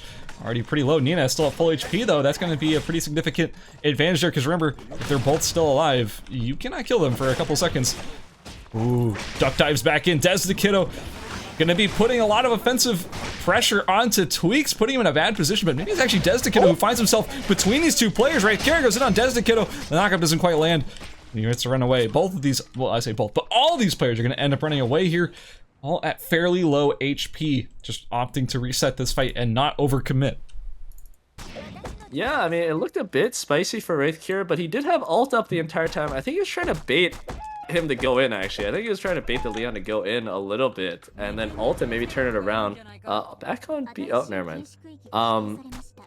In Avenue, there's a bit of like some poke wars going on between Misery and Diluc, but not much is getting gained from that. Omega spawned in Dock, but nobody is really going for it currently. Everyone's kind of just messing with each other, honestly. So a lot of 1v1s that aren't really being all in on right now. They're kind of just poking each other. But let's see who goes for this Omega. It looks like Neospitter might be the one running over there. Oh, Misery as well just TP'd in. And I think Neospitter saw that. So in Dock, okay, Misery checks the bush. But Misery might be able to get the Omega for himself down there. Yeah, I was gonna mention also Daze was chasing over. In fact, they're chasing against Des the Kiddo, but was able to get away. Those glacial shoes doing a lot of work there. Daze not quite able to catch up. Not really quite aware of Des the Kiddo even being there. Now is aware as he was just standing out in the open. I'm not sure who's gonna end up getting Omega here. Neospitter versus Miazurai versus Omega. It looks like Neospitter is trying to rush it down. Neospitter's going down really low right now. He's on the Vajra version of the build. I mean, maybe. Oh my god! Wait, what? Lilypetal just gets taken down by Wraith Kira off screen right there, and oh my god, the gang is all here for Omega. What is this? Everyone kind of just running around. In fact, it looks like Nico Sushi biking away, but Dizuto Kiddo. Oh, Nico Sushi gonna choose who he dies to right now. Maybe Deuce Blue Viper barely doesn't land enough. Deuce pulls in Dizuto Kiddo off the edge of that. Deuce still throwing more Wilson Qs out, but not quite enough damage to finish him off. Ooh, Mia's right, caught between two players right now. Christian and Tweaks, the glove-skilled players, are here to end Mia's Ray's career in this match right now, but I think he's going to be able to get away because he's able to use that nice little change onto the hat. But keep in mind, Des the Kiddo's right there. Maybe your free exit is not going to be so free after all, as Mia's right does fall to the melee conglomerate, and that's going to be Christian running away as Des the Kiddo is on the chase, and Tweaks is able to loot whatever he wants off the body. Yeah, Misery gets a quick, swift 2 uppercuts to his chin and then just gets knocked out. Unfortunately, wasn't able to get Wick for himself. And maybe it's the Leon finally able to get the Omega, but now Wick has also spawned. Dizuto Kiddo just playing, consistently chasing Christianar. that's a mouthful right there. But he is very tanky, but quickly running out of food. And now Wick has run into Cemetery, but nobody's really going for it, honestly. Yeah, the Omega is acquired by Tweaks. It's a free Force Core and whatever else you want off the bot. Excuse me? I don't think Omega spawns with those items. That doesn't seem right. So I guess hiding those materials in the body to make sure no one can get it after the despawn, yeah, it's a pretty smart move. But man, that's some high-powered items taken off the map right there. Yeah, in Factory, Neospitter is getting chased out by Deuce. He's forced into the red into Chapel.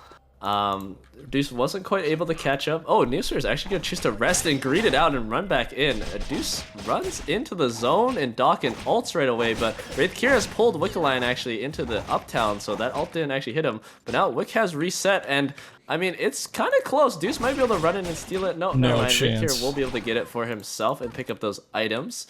But will Deuce be able to chase him down? No, he doesn't actually see him. Wraith Kira actually just playing the wall a little bit right here. And he knows that he has the console, so no one else knows of his position right now. They just know that Wick died, so this is a really smart position to hold. Actually, in Pond right now, there is a interesting thing going on right here. Hinamizawa is kind of stuck between two players.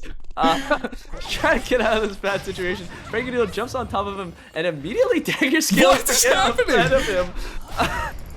This is some interesting gameplay going on. Hinamizawa just not able to escape Frankie Doodle. I mean, I get the play there. I think the play was like, force the fight on a Hinamizawa, but then like back away so Christian can third party and then focus Hinamizawa, but then nothing really happened. It's been so weird. Yeah, I mean, Hinamizawa just losing a lot of his health very slowly. He hits the board for some lifesteal. Christian doesn't quite get the wall knock right there. And now Tweaks on the side. Hey, is that a free kill I see? Misses the duck fight, but it doesn't matter. Gets him with the uppercut and now immediately switches on to Krishnarj. And Krishnarj just taking so much damage, not really dishing that much out because he's on the full tank Hyun build. And now Tweaks just going to run back and loot the body. Yeah, it looks like we're kind of in a weird spot here. Right here actually catches Krishna, and he's gonna run all the way around to the other side of Doc. Wraith Kira, not able to catch him quite yet. Yeah, Christian is just gonna keep running around, but he has used most of his timer, so it's gonna look really sticky for him once those final zones actually hit. Yeah, I think what I was gonna say was, it's a weird map situation right now because Wraith Kira is in an incredibly powerful position. He has the swap weapon, he has the Wick buff, and he has the Wick items. But Deus is actually the one who's been popping off the hardest, holding down Factory for what feels like forever. And actually, it's about to pay off again as, well, it looks like Fractonite's just TP'd into the zone, takes a chicken, goes, hey, you know what? I should get console. That seems like a great idea. Or not. Just kidding. Let's go check out... Oh! I should get console. That seems like a great idea. Yeah. Bush checks with the arrow rain, sees Days, and now the jig is up. No longer going to be able to get that. Oh, in Uptown, actually, Dilute going on to Wraith Kira, bringing down really low, but Wraith Kira ults, gets the healing drop proc, and heals back up to 50% HP. And Dilute also used his Wolf Assault, so his kill potential is down. Oh, it looks like this was able to burst down. I got baited. Our poor Hyjin on the other side of the map, too. I got baited and not looking at that death. I knew Fractonite was going to die. I could sense it. But it looks like Twitch TV/Tweaks going to be chasing Frankie Doodle over into the red here, into the awaiting arms of Neospitter. Well, no, I lied. It's in the waiting arms of Tweaks again. Tweaks hopping over the wall as you can do as a Leon player, chased back over the red. We've been seeing these Leons with these heavy aggression chases. Already has the Elysian Halo. Chainsaw Murderer pop for Frankie Doodle. Yeah, that Chainsaw Massacre was popped just for the healing drone. Maybe a bit early, maybe just wanted that heal just in case he got hit by a third party, which he might be running into soon. So, a pretty safe play right there, gets away from Tweaks, and now Tweaks might be looking at our Hyunwoo once again. This Hyunwoo just feels like he's been getting knocked around the entire game. Oh my god. Ooh, Kira goes down. Yeah. Takes down Kira. I think Kira didn't have ultimate because from his earlier fight against Diluc, and then Diluc, takes him out without the ultimate, and he's looking pretty good for himself as well because Lillipelli got taken out, has 260 stacks, looks okay. Back in hospital. Oh, beautiful hook by Desdekid onto Frankie Doodle with literally zero follow-up. All right, well, that's, never mind. Deus putting a lot of pressure onto Christian. Once again, Christian running away from pretty much everything, but that's what the Hyunwoo can do, right? You know, you got that anti-CC, you got all that advantage. Also, Tweaks chasing Frankie Doodle still after all this time. It's getting hectic. Yeah, keep in mind, this Hyunwoo only has one more piece of food. He did start off with a lot of food, but because he's been chased down so much and just farmed, like he's almost out of food, and if he runs out of food, like he's not gonna be able to sustain like he has been before. Now Dizuto Kid going in onto him in this bush, but kind of even trades going on back and forth. Oh, nice wall stun right there into the ultimate, brings him down super low, and now a couple more hits might do it. Yeah, he just very nicely done. Unfortunately, the Lennox also... Oh, actually, never mind. He had plenty of food. And now Tweaks going back onto Frankie Doodle. Frankie Doodle jumps away. And Christian, I mean, it didn't look like he was going to get a kill this game because he's been knocked around by so many people, but just played really patient, and then eventually his opportunity came when someone tried to fight him for real. We have Neospitter chasing Frankie Doodle on the bridge right into Tweaks in just a moment. Keep in mind, we're down to our final zone in the next 12 seconds. It's going to be a hospital final, and Frankie Doodle's able to get in for free. Neospitter in the middle, and Tweaks still taking bears. Tweaks, there's 5 seconds left. You're gonna lose time. Oh, in Factory, there's a 1v1 going on between Christian and Diluc right now. In the red even now, but that Wolf Assault is taking so much damage. Diluc, I mean, Deuce saw that on the radar scan now, and Diluc forced to use a lot of his timer outside of the zone, but Deuce gonna choose to go back into the final zone instead of pushing Diluc out. Yeah, eats a big bullseye right there, and Deuce is gonna fall back just a tad. Diluc gonna walk up a little bit, start throwing down his squirrel traps. Oh, hits another big bullseye, does a ton of damage to Deuce right there. Look at how many people are on the side. Look at the third party of this fight right now. There's like 3 people just waiting. Yeah, we do have, like you mentioned, the third party people are trying to get in on this, but I think Deus says, you know what, forget it. Not gonna fight the other strongest person in the lobby. I'm gonna go try and claim the top zone. But unfortunately, he may not realize that all of the other third partiers are ready to join in on this. Gets the pull onto Tweaks off of the engage. Tweaks throwing out all the water pools, trying to get the duck dive to get the knockup, but says, you know what, actually forget that. I'm gonna go heal up and try and re-engage in just a moment. It looks like Diluc is holding down the bottom zone, but Neospitter and Frankie Doodle are both here ready to engage, and Tweaks actually might be joining the bottom fight as well. Yeah, it looks like there might just be a fight outside the zone. Yeah, Tweaks just decides to jump onto Frankie Doodle. Frankie Doodle gonna jump up. Saw that he had even timer with Tweaks, but he's gonna have to run into the final zone soon, or just jump onto Neospitter. I don't quite know what's going on. Okay, the fight finally starts outside the zone. Diluc gets the first kill, snipes it. Deuce throws out his ultimate, might be able to snipe Tweaks. Tweaks uses ultimate, and now Frankie Doodle uses Chainsaw Massacre. Diluc gets another kill, gets healed off of that, and knocks Frankie Doodle. Doesn't quite get the stun though, but Frankie Doodle only 1 second left. Doesn't quite have enough timer to kill Diluc. Now Diluc secures 3 kills for himself. Deuce comes in on side, knows the Wolf Assault is likely down, misses his pull though. Now Diluc has the squirrel traps, has the vision advantage, but Deuce also has enough timer to try to zone him out. Bullseye connects, Deuce gets brought down to 50% HP. Diluc walking back, just gonna try to play the range game against Deuce right now, maybe poke him out. He's actually gonna walk towards the final console and get the zone advantage. Now Deuce walking up, trying to hit a stun right here. Is he gonna hit it? No, Diluc pre-commits his squirrel or his monkey wire, but gets hooked anyways, and it eats the couch house combo. Diluc lost a lot of his HP, but still has plenty of healing left in his inventory, and Deuce is not going to chase. Deuce quickly checks the bodies for any traps, anything useful. It's a mithril armor, but not super useful against an Enad character, or actually it is a little bit useful, but not as much as the CDR that he'd use. Diluc charges up a bullseye, hits it straight on. 50% of Deuce's HP is gone. Now he goes in with the Wolf Assault. Deuce just dies, forced to use the bubble on the last Wolf, but it almost doesn't matter. Last bullseye connects, and Diluc takes the lobby with 7 kills at the end. Beautifully done, Diluc. That was so well played. Just taking absolute control of that final zone and in that final fight. Like, we were talking about how strange it was that we had, okay, person of interest 1 in the bottom zone, person of interest 2 in the top zone, and then 3 misfits who were not able to find a home for themselves. Were like, oh, I'll check the top. That's great. That's dangerous. I'll check the bottom. That's dangerous too. And then just ended up being this weird fight in the middle of the 2 zones, not actually committing to anything. Yeah, go ahead and run that replay. I'm curious to see some of that play again. But man, like, it was just this non-stop back and forth of these players not really sure where they should go, and it was actually Diluc who was able to take advantage of the situation and come out of that with a couple of extra kills, which gave him the timer he needed to do exactly whatever he wanted to at the end against Deus. And even though Deus had a really nice catch there, like when the final fight started to begin, it was Diluc with the Wolf Assault who was able to bring the damage and come out on top. That whole engagement here really showing why Diluc was able to take care of that final zone for himself, getting all the damage that he needed in that mastery farm, in the, you know, everything. It was just really well done. Yeah, it was funny. It almost looked like he was just like CSing minions in League at the end there, just hitting the last hits with those auto attacks. But yeah, just really well positioned by him with that last final zone. It's super hard for any melee to really go into that zone because there's just a little tiny line of a bush in the middle, and if you don't have a camera, you're literally just getting pelted by auto attacks from somewhere you can't even see. And at the top, it was also not great for our melee contestants. So yeah, very well played there, and a lot of kills. That's a huge pop-off game right there. 7 kills.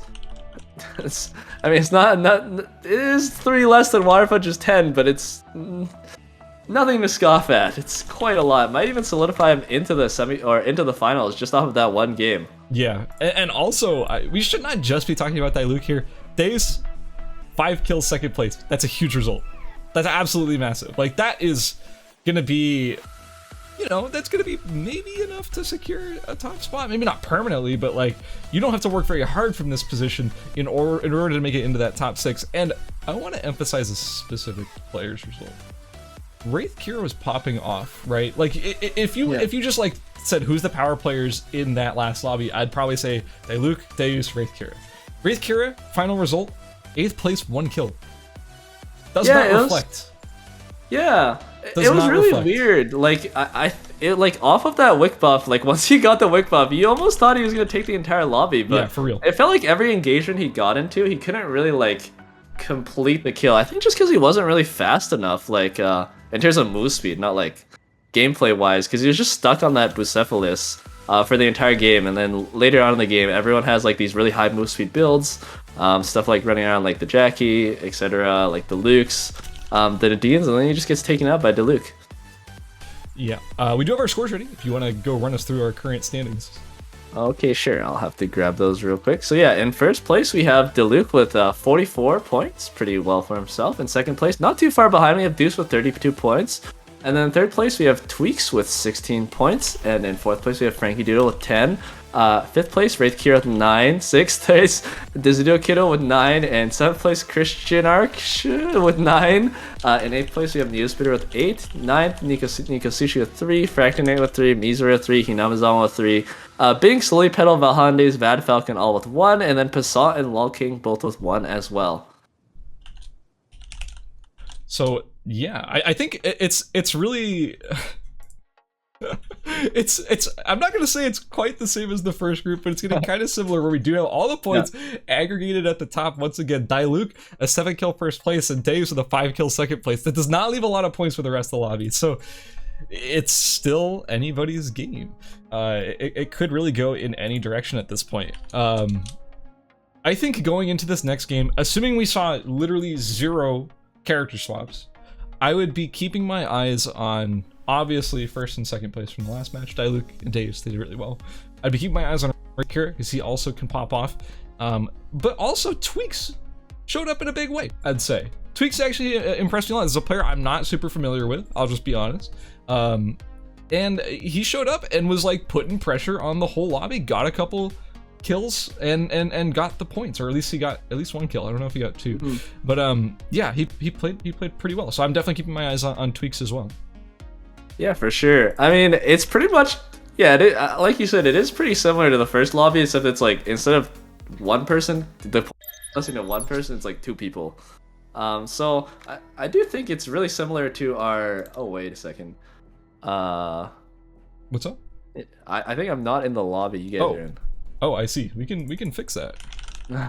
Unless you just want to watch my perspective the whole time. Yeah, sure, we can do that. What's the worst that could happen? Let's just run it. Who cares? Yeah. We have Wraith Kira potentially sticking with the Celine pick. Oh, thank God, he's actually playing Celine. Cool. All right, so we have a Bianca also being locked in by Hinamizawa, and we do have a Camilo as well on Nico Sushi. This is a spicy lobby. Yeah, I mean, I think this is the first time we've ever seen Camilo in a tournament lobby. Oh, actually, I shouldn't say that for real, but it's definitely the first time we see him in the ERCS. I mean, he's a pretty new character. Not known for being, like, super crazy, but he can definitely do some cool stuff, especially if you're experienced with him. So I'm pretty excited as a Camilo enjoyer myself. Yeah, we also do have a Chloe showing up, not on Kira this time. It's been, I think it was Desdekiddo switched over to Chloe, so yeah, that character's still on the table. I think that Chloe has a lot of potential to pop off in these lobbies, but we still need to see that actually executed. Yeah, her early game looks really, really good. Like, she can pressure people pretty hard, but it does feel like she has a bit of trouble actually, like, in the late game. It seems like when people get those high move speed builds and you're stuck kind of on the Bucephalus. I am curious. Yeah, I'm curious as well about what you said about the Celine. I mean, I have no idea how it's gonna go. I haven't really seen it at all, honestly. So yeah, I'm really curious about this. I mean, Celine's kit is like really, really cool. I've messed around a bit with this character. I think Celine has a ton of potential to be really, really. Cut the tape. Don't look at that guy. I just jumped over the wall and actually didn't loot his fox and had to run all the way back. Oh, I'm sorry, Kira. We're not laughing at you. We're laughing with you. I'm sure you were laughing too, my friend. Hinamizawa playing Bianca, which is another character that we haven't seen at all in ERCS because, well, the character came out since the last ERCS tournament. So, you know, this is not someone who we've really seen a whole lot of, but I think who has a lot of potentially in tournament play with a lot of, like, sort of self-peel and sort of AoE and sort of CC. Like, I don't know, it seems like it has a lot of potential. Yeah, she seems like pretty difficult to play actually, but I think I've heard people having moderate success on her in like Korea. I don't think I've really seen that many people in NA really try her though. So yeah, it will be. I am curious how well she'll do in this lobby. She seems to have a lot of. Hold on, wow. Passant. Yeah, going in with that EB build, but he's taking a lot of damage from Nina right now. It just hits Nina with a quick 1-2, gets slowed down, so he's not quite able to chase. Passant going for a bit of a griefier build right there. Yeah, I'm actually kind of surprised that Desdekida was able to hold up so well EB versus Chalk. But you know what? Yeah. Hey, Chalk has done some crazy things in the past, as we all know, so who is too surprised at this point? Nico Sushi. Oh my God. Ton of pressure on the Vad Falcon, dropping him down to below half HP with the Divine Dual Swords already finished. Yeah, this is a pretty quick build out of Camilo. Normally, I mean, he just kind of jumped on the Hyunwoo just to push him off of the loot zone. But yeah, he should be full build onto the beach, like, probably start on night 1, and I don't know, we might be able to see him kill someone over there if he's able to complete the rest of it. Ooh, Neo Spitter. Looks like Neo Spitter, yeah, going on to Passant already really low, uses the vault over the Wolf right there. I think that, yeah, the knockback has timed out, so Neo Spitter jumps closer. Oh, hits the Q right there, hits the ult into the clean sweep. Beautiful play right there, just executing Passant. Passant once again dropping out, I think, pretty early into the game, a bit unfortunate for him. But hey, he still has one more Adele game in the last game, so don't count him completely out if he gets a pop-off performance. Yeah, I mean, Passant, look, it's been a rough tournament so far, but that happens. Like, you know, there's the best of 3 format is a magical format because there is always that chance for the pop-off. You could end up winning an entire game. Heck, you could get like 3rd place with 3 kills, and who knows, maybe that's enough to qualify. You gotta pray for that good result in game number 3. And if Passant, I mean, if anyone could do it, it's Passant. Passant has that potential, so we'll see how he ends up pulling off game number 3. Yeah, for sure. It looks like end of night 1. People are. Oh wait, I did not even realize Misora was on Kathy. Yeah, playing the Maharaja as well. Yeah, this is something that's popped up recently, or I won't say like super recently, but I've seen it a lot. It's relatively recent. Yeah, it's relatively recently. It has pretty high burst actually. So I mean, a lot of people kind of sleep on Kathy, but I think she's kind of. I mean, she looks kind of okay in the bursting down a couple of people, but she might have trouble with some of the tankier people. Ooh, Lily Petal already secured the glacial ice from that hotel tree. I'm actually curious, did Sentry get taken? It did. I don't know who got it, but someone got it. Wraith Kira potentially fighting Nico Sushi over here, trying to set up a kill while they're going on the no. Nico Sushi just being very manly right there, just tanks it. Oh, but runs into Deuce XM. Keep in mind, Nico Sushi not quite done a lot of his build, or he's missing 2 items in his final build, and he ran into a full build Ava, or pretty much full build Ava right here. But he might be going back on the crackback, has the Q2 ready, hits the big AoE right there, but still took a lot of damage, uses the ult with the healing drone, and just disengages from that fight. But now maybe Deuce is coming back now that he knows the Camilo options are down, or maybe he's just gonna farm the bears. We'll see. Yeah, it looks like both of them are just gonna go their separate ways, but good job with Nico Sushi right there, getting out of that sticky situation. I mean, if he did, oh, here we go. Here's that burst we were talking about from Kathy, taking out Diluc really low, and Diluc just dies to the bleed. Yeah, that is gonna be a kill picked up for Mia's right. Getting the stun onto the console, gonna be a pretty huge advantage. Also, Christian, maybe walking into a zone, doesn't know how dangerous it could be with only 2 items finished and a lot still to go. Also, it looks like Nico Sushi and Deus are still going at it over here on beach. Bad Falcon and Lily Petal about to run into each other in dock, but I don't think Bad Falcon is necessarily going to get pulled back here and forced into this fight. And oh my gosh, in Uptown, we have 4 players all converging into one small area. Neo Spitter, Nico Sushi, and Frankie Doodle. Well, they're about to meet each other on this teleporter in just a few seconds, but both, you know, saying, hey, I need to TP out, but actually Nico Sushi. Just kidding. Can't stop it. Oh, Celine? Wraith Kira? Oh my god, that was a big stun right there, but it didn't quite do big damage, but did harass him for a little bit. It looks like there might be a fight going on between the, I think Vad Falcon, yeah, Vad Falcon getting chased down by Deuce a little bit. Lily Petal eating a little bit of poke from the Bianca, but not too much risk right there. Every time we switch to the Celine, I swear, she just does not like look like she has kill pressure. I'm just gonna say. We're supposed to be positive here, man. Here, I mean, the Celine is. So what's Hinamizawa up to? I don't know. No, like I do think that the character has potential for some pop-off kills if you do some crazy setups and some crazy combos, and if anyone can pull it off, it's Wraith Kira, etc., etc. That's the script. Anyways, he should be fine. We'll see how he pulls it off. Yeah, I want to say, oh, here we go. Nico Nikusushi going on to Dizuto Kiddo. He's going to follow with that twirl right there. Uses the Rampage, tries to catch up. Has the Q2 prep, but isn't quite going to hit it onto the Chloe.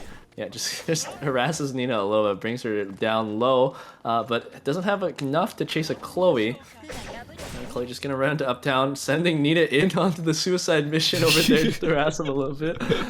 And then Dizuto Kiddo is just going to get out of that sticky situation. Yeah, one of okay, here we go. Here's the Wraith Kira comboing out right now. Takes out half of Bad Falcon's HP. Yeah, that was pretty flashy. Unfortunately, Bad Falcon incredibly tanky with that Amazonas plus Sword Stopper combo right there. So taking too much. Oh, Hinamizawa inside the casket. He throws down the ultimate, does a ton of damage to Binks. Binks comes back with the Striking Tiger, but Hinamizawa using the coffin right there regens a lot of his HP. Throws down the Q, roots him in place, and kills him with the passive auto attack right there, taking down one of the big contenders in this lobby. Very well done right there, showing the power of Bianca, kind of just grounding him inside the ultimate, and then taking him out, tanking all of his damage. Misery coming in on the side. Oh, Hinamizawa insta-coffined right there, I think, actually, but Misery chose not to go in. I think he might have known that the Camilo was behind him, but yeah, just choosing not to go in on that. In a rough position here. Nico Sushi putting a ton of pressure and gets over the wall, but nice Rampage right there. He's gonna follow it up. Yeah, one more attack will do it. Oh, Misery runs in with his ultimate. Nico Sushi immediately throws out his ult, gets stunned against the wall.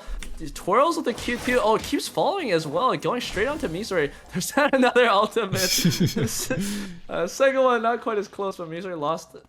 Without the ultimate, I think Misery has a lot of trouble killing anybody, so he doesn't really want to take a fight. I mean, he already, just doesn't want to take a fight without his ultimate burst.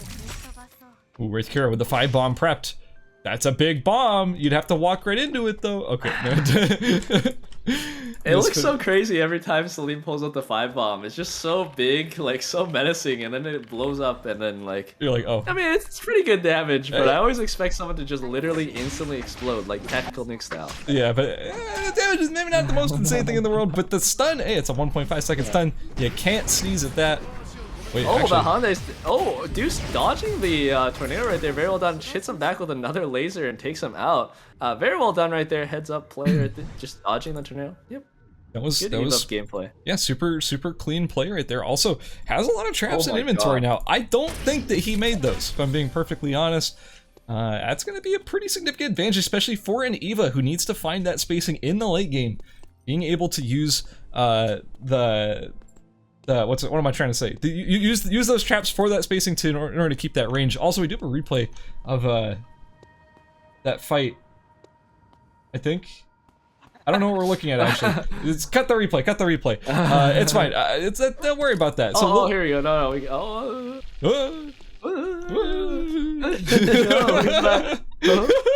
we go. He's at 62 stacks. There we go. That was the fight. Hey, okay, cool. Oh, actually, yeah, 62 stacks is okay. That's not hasn't made any fission chips yet, but once he does make the fission chips, it should be pretty good. I'm just farming a little bit. Pretty okay mastery. I won't say it's like insane. Honestly, I'd guess that the masters in this lobby are pretty even along the board because nobody really like snowballed a kill, or nobody's really snowballing in kills. Actually, cut the replay real quick. We'll get back to that in a second. I want to watch that fight, but it's fine. Actually, what is it with these people? Why do they start a fight right as the replay is starting, and then we have to cut the replay, and then they stop fighting? All right, play the replay. So anyway, as we were saying, there was the fight between Daze and Hinamizawa. This fight really felt like it could go either way at any moment. I actually thought it was favoring Binks for a bit. Did I say Deus meant Binks? Yeah, but it ended up being Hinamizawa taking it. That was really well done by Hinamizawa, ending up getting that fight. Well it was funny because Hinamizawa also like ran out of food just at the end there. He only had meat in his inventory, yeah. So if he didn't actually get that kill right there, it probably would have been pretty bad because he'd have to look for a lot of food or just somewhere else. Dang, oh, that wow, looked look cool. at that combo against the Yeah, that looks so cool. I don't even care if this isn't doing any damage. It looks cool. It's gonna, you know, like, he's gonna pop off and, like, actually tactical nuke the entire lobby, and we're gonna be like, wait a minute, we were clowning on this the whole time. Oh, Misery getting harassed a little bit by Frankie Doodle. Frankie Doodle now committing the bike. Let's see how Misery reacts to this. Yeah, immediately dagger skills. Frankie Doodle gets out of the bike and starts stutter stepping. Just backs off right there. Forces out the dagger skill. Just playing the good tank Sylvia thing. Just playing completely safe. Just ratting it out, kind of. Oh, Deuce XM actually. I think I don't know what he lost his health to, but he lost his health to something. Oh, it looks like Omega. It was to Omega, yeah. Oh, we actually have Tweaks on the side right here. Hits the knockup. Oh, but yeah, I couldn't have said it better myself. Oh, Squid Game. Oh wait. Oh my god. Wait. I think Miser might actually be able to get this. Oh, does he go for the stun? No, he doesn't. Yeah, sees Tweaks on the side. Does not choose to go in right there with his ultimate. But that was really close for Deuce. I think Deuce, in like a million other timelines, I think he dies in that situation. Both these players stutter stepping towards each other. They know the other person is there. Oh, Tweaks going for the aggression. Will we see? Okay, the wall stun from Miyazroy does connect, but will we get the wall slam in time? We will not. That's actually Miyazroy picking up the kill. Beautiful combo there. Lily Petal in trouble, but so is Nico Sushi. A pretty even fight over here between our Lennox and our Camilo player. Also looks like Wraith Kira might be getting into a fight with Vad Falcon over on the bottom side of Temple as they are contesting a bat. High priority objective. It's an important resource, okay? Vision is the most important resource. I think Wickline will be spawning soon as well, but Avenue and Pond are both closing, so unless someone does pulls a slim again, I don't think, I think Wick will be kind of running around, so I don't think anyone will be really taking that off of spawn. Omega is being Omega contested, I guess, by our two contestants. Omega okay, so everyone cams the bush. Everyone knows it. Everyone else has vision in this bush. And Van Falcon's here to join in too. I don't think Wraith Kira wants to be in this position, so he'd rather just hunker down with as many bombs as he can put down. Just get ready to go crazy. And by go crazy, I mean do 300 damage. Yeah, Neospitter going. Oh, gets wall stunned by Van Falcon right here. Wraith Kira with the assist. Oh, it combines all the bombs. Kill someone! Yes! Oh, he knocks it back. Oh, he actually gets a kill. It's crazy. It's insane. Oh, fireworks everywhere. Wraith Kira comboing Neosphere down with the help of Vad Falcon to hold him in place. It looks like on the other side of the map, yeah, our Reno player getting chased down by Frankie Doodle. Frankie Doodle does have enough field of bike, probably just waiting for the cooldown to come back up, and then he's gonna jump in one more time. You know, the cooldown is back up, but he doesn't even need it. Oh, never mind. Here we go. He jumps in. Can't front flip over a wall anymore, keep in mind. So yeah, there we go. Waiting to get in the E range and then takes him out. We actually have Miyazroy being chased out by Kira. Actually, Nico Sushi going to be joining into this fight. Wraith Kira dropping down to about half HP. Not the best position knowing that Miyazroy is right there, but the bomb to knock away is beautiful. The spacing is perfect, and oh, we're seeing some big damage. Here comes the stun with the R. Wraith Kira down! Okay. Sushi. Oh, he gets knocked into him by Wraith Kira. Mizra on the side though, but Nico Sushi has healed up a lot. Mizra getting going anyways though, gets the wall stun. Oh, into the ultimate. Perfect play by Mizra, taking him out. Nico Sushi biting off a bit more than he can chew after killing Wraith Kira. But now Vad Falcon kind of sharky on the side. No, is gonna choose not to go in. And I think, what did Mizra steal off of Wraith Kira's body? Was that the glacials? And actually, yeah, he stole the glacials and the Kabata off of him, which is a pretty big pickup. This is truly the darkest timeline. I wanted Kira to survive there, and unfortunately he didn't. And it's Miyazroy who comes out on top. Kathy popping off is old news. I want to see Celine popping off, man. Oh well. No bias. I mean, to be fair, we haven't seen Kathy pop off for quite a long while, so it is cool seeing someone actually use. Yeah, true. We don't need to see it. No, I'm just kidding. Those are really good, clean combos there by Miyazroy. He played it really well. Yeah. Oh, looks like it's actually Frankie Doodle potentially picking up Wick uncontested. The only person nearby to contest would be Des the Kiddo, and even he's not really in the area. Frankie Doodle Well, we didn't see that one. It didn't matter. You still get it either way. It's okay. It doesn't matter. This isn't being broadcasted or anything. It was for style. You know? It was a zoning E against the that were coming. In case anyone showed up, he needed the fuel. He needed the long range distance so it would get more fuel. Yeah. Anyways, looks like our contest. I mean, that wick is actually really huge. Again, totally. The lobby is really. Oh, never mind. What's up? I want to say the lobby is pretty even other than Misery. And Misery can only really kill one person at a time. Like, it's not like in our previous lobbies where it's like, this person just like runs around running a train once he's snowballed. Misery is really gated by his ult cooldown on every kill he's going to get. So, oh, never mind. Christian eating tons of damage from Deuce right there. And Deuce, he has such good positioning under Christian Arch. Yeah, Christian Arch even canceling the on-air right there. Eats another fat laser. Deuce jumping in. Oh my god, Misery kills Lily Petal on the other side. Now Deuce gets right outside of taunt range, but now it might be Bad Falcon collecting on the kill. We'll have to see who actually gets this final kill. Oh, it is actually Deuce with the W right there. Bad Falcon not ripping his Haymaker punch. Now Deuce on the chase of Bad Falcon as well. Throwing so much poke. Those orbs, those lasers, I mean, Eva's historically very good at poking people, so just taking really good control of this zone and just kind of like just zoning Bad Falcon away from an escape path. Oh, he does get knocked against the wall though right there. The Amtro comes out with the Haymaker, but he knows that because there's a wall right there, he can't really do much against Deuce because he can just jump over it, so he's gonna back off. Yeah, that was a really nice combo coming out of Christian, or sorry, Bad Falcon, my bad. But it didn't end up being enough, right? Like, he got close, the damage looked good, but after you kind of blow that combo, you don't have a whole lot left. And even if he did stick and try to commit to that fight, Misery was not far away. That could have been a really bad third party for him. Also, Law King about to enter the zone, but keep in mind, Law King's got 10 Shukai Fish and Chips on top of being at 150 stacks already in a strong position. But then again, Misery is also in potentially an even stronger position with all those RNG items. Deus in trouble. Frankie Doodle with the wick buff ticking. It's not looking good for Deus, as one more hit should take him down. Well, one more significant hit. There we go. Okay. Oh, no, he missed the wall jump. A bit unfortunate. He probably would have died anyways, to be fair, because Frankie D would have the bike back up, but it was a bit of a miss. But yeah, running into the wicked up Sylvia right there, not amazing. I mean, he has a Taproots of Burgundy, he's Devil's Marksman. Super hard to kill him. Frankie D just taking the Caltrops right there, running straight through it. Actually, Nina. Taking 0 damage from all of that. Kind of impressive. And then on the chase again, this time gets the CC onto Dizuto Kiddo, and it might just be lights out for him. Yeah, uses the pistol skill, jumps right on top of them, and then kills him with the radar gun. And yeah, this is just a late game Sylvia. I mean, to be fair though, I mean, Kathy and Shukai both are people that might be able to kill him if they're able to catch him out in a good spot, even with this tank build. But man, this is looking pretty illegal. Yeah, that was pretty. Oh, actually, we were right back into it. It looks like Law King is being caught between Misery and Frankie Doodle, but Misery might be changing focus.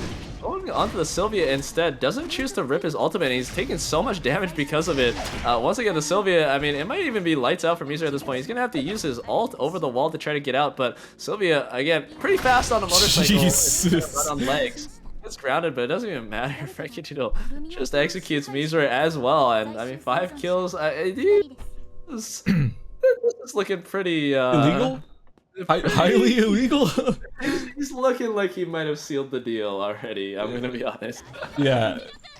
Go ahead and run it. Like, that is just, man.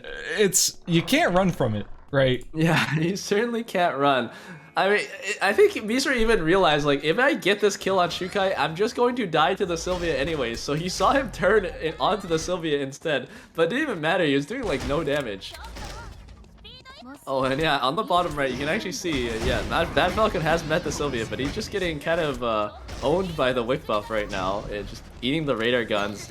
Frankie Doodle has not even really lost HP. Bad Falcon is his best with the Haymaker, but not quite enough. And Frankie Doodle takes it very well played, 6 kills, getting that Wick for himself. Playing really good, getting all of those RNG items, and just kind of just running over the lobby after that. Yeah, quite literally.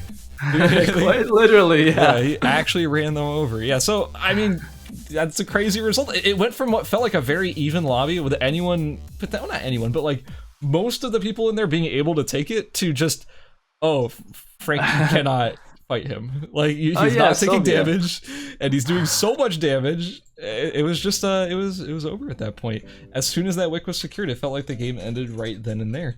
So congratulations. Honestly, I think we have to revoke this Sylvia's driving license for how many people you ran over that game. That's kind of messed up, honestly. Yeah. You have to get a new one. I think we had the replay of that last fight there since we were in replay mode of the previous massacre when this one started. But anyways, you can see, yeah, it didn't really ever have a chance for it to go. Hey, we lowered we lowered the health of the Sylvia by 10%. It was pretty close, you know. Yeah, it was close enough. But yeah, like I do think that. That's not necessarily... Oh, I just realized that the Burgundy came off of Desdekiddo? Desdekiddo had the Burgundy. Did he? Oh, really? I'm looking at it right now. Desdekiddo had the Burgundy. That's where Frankie Doodle got it, because the... I'm just so confused. How did he get a Burgundy? Probably just a red blood off of a bear, honestly. Yeah, it happens every so often. That's true. That's true. But yeah, so like that is... That's just what happens, man. When you let a Sylvia get all of those items and get all of that mastery and get all of that wick buff, it just kind of snowballs out of control. For sure, especially because there's not really any ENAD characters like a Heart or like an ARI or something in the lobby to like really prevent the Sylvia, like to DPS the Sylvia basically. So I mean. Once Frankie Doodle got the items, he felt pretty good just because it felt like the lobby just didn't really have the tools to eliminate them. Absolutely. We do have the scores ready, so let's go on over to those. There we go. In first place, it's Frankie Doodle taking. Frankie was not in first place going into that game, but now solidly in first place with 50 points. In second place, we have Days with 45. In third, we have Diluc with 44. In fourth is Mia's Roy with 29. In fifth is Desdekiddo with 17. In sixth is tied with Tweaks, 17 points as well. And Ray Kira not far behind with 16. And Neospitter with 15. Nico Sushi with 4. Like, it's such a close margin between 5th and 11th right now. That means there's 2 spots very much up for grabs with only a 4-point difference between, what is this, 5th and 11th? That's huge. That's absolutely huge. Yeah, I mean, it's not as easy as like the first lobby to like, you know, pop off in the third game, but right. It's not, yeah, again, like you're saying, it's not that much. I mean, literally like 2 or 3 kills might secure you the top 6, so yeah, keep looking out for that. I mean, even if you're Passat down there like with like 0 points, it's still pretty, I won't say easy, but it's like as doable as it could be to get top 6. Well, like, let's think about it. Here, what was Frankie Doodle going into that last game? Frankie Doodle, 10 points going into game number 2. Frankie Doodle right now, 50 points. You have 40 points in one game. If you're Passat and all you need is roughly 25 to 30 points to qualify, second place with decent kills or first place with decent kills will get you there. It is definitely not over for anybody. Yeah, for sure. And he's also coming into game 3 with his signature character, the Adela, so, I mean, he has a really good shot, I want to say. And also, like, Binks as well, I mean, he's also sitting down at 2 points, but same thing as Passat. I mean, we know he's a really strong player. He has as much... There's as much as an opportunity as there could be to really make it right now, so can't feel too bad about that. Yeah, I feel the same way. We're getting close to getting into game number 3, and I do want to emphasize for everybody at home, this is the semifinals of the ERCS Winter Blast. Thank you so much for joining us. It's been really fun so far, and the finals, if you're not sure where they're going to be or when they're going to be tomorrow. Same time, same place, 4 p.m. PST. You're not going to want to miss it. It's just 5 games to determine who is the best of the best in this tournament. not forever, but you know, it's gonna be the conclusion of this big tournament. Also, we do have a promotion going on where you can enter, I believe, into the running to get the new Rito skin. It's a really nice skin. I think everyone is a really big fan of that skin, so you might want to sign up for that, try and get it. And yeah, as we're going into the final game of Group B, I still think it's anyone's game. This group has given me some wildly enjoyable games so far, and I'm excited. I am excited as well. It's always crazy that these game 3s pretty much are determining it all. Like, at least for this tournament, like, Normally, I don't think it's like this crazy of a discrepancy between like first place and the rest, but yeah, I mean, cool to see, I guess. Cool to see. Very cool to see. Is there any crazy picks you're expecting to come out in Game 3? Are we gonna see the Celine run back? I would say we're probably not gonna see the Celine again, if I'm gonna be honest. Yeah, I have a feeling you're right, unfortunately. Sorry, God, I thought my sound cut out right there, because everything just like cut out. Every time I'm like, oh my god, did like my headset die or something? Yeah, no. This is me messing with myself. I don't think we're gonna see the Celine. I really highly, strongly, seriously doubt it. Yeah, he's already locked in the Chloe. He's not even teasing it this time. Although we are seeing Hinami's on Bianca, which was fun. I enjoyed the Bianca in the last game. Days back on Sacella. Christian back on Hyun. The Hollandaise teasing. Oh, was teasing a Nikki, but went with the Sua. Not really something I was expecting, but hey, there it is. Neospitter switching from Leon, or sorry, not Leon, switching from Luke over to Leon. Diluc over on the Leon as well. Oh, did Val? What did Bad Falcon play for game 1? Did he? He hasn't played Hyunwoo all 3 games, Magnus, right? Magnus. Okay, good. I didn't want to see that Nova Diva situation. No, we are good. I don't think we have any rule breakers here. I was about to say it'd be really funny if it was a Hyunwoo again and had to explode. I think we're good. No, I think we're good. Yeah, but I wanted to mention Lily Petal is on Bow Nadine, not Crossbow Nadine. That is not something I think we're used to in the current meta, because I think I see literally everyone play Crossbow Nadine in the current meta. So cool to see. I mean, it's older. I assume it's actually I'm not assuming anything. For all I know, it could be like Amp Nadine or something. I don't know.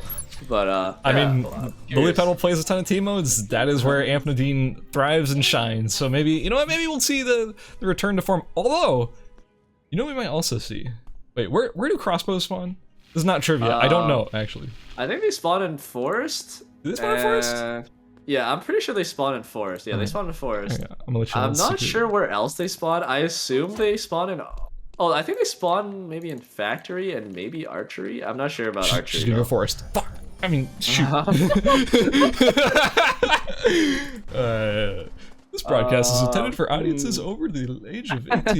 But no, I was gonna say, I was pretty sure this was gonna turn into the crossbow build, but just starting on bow, so you could have the bow for later for arrow raining and stuff. But no, it's gonna be an ancient bolt. I mean, that's something that Lily Petal does do, so I wouldn't have been surprised. True, yeah. Like Lily Petal's the only Nadine player I know who actually does that, so it's like I really would not have been surprised, because starting in hospital tells me you're running, you know, Legend of the General, but you know, in this case it's not.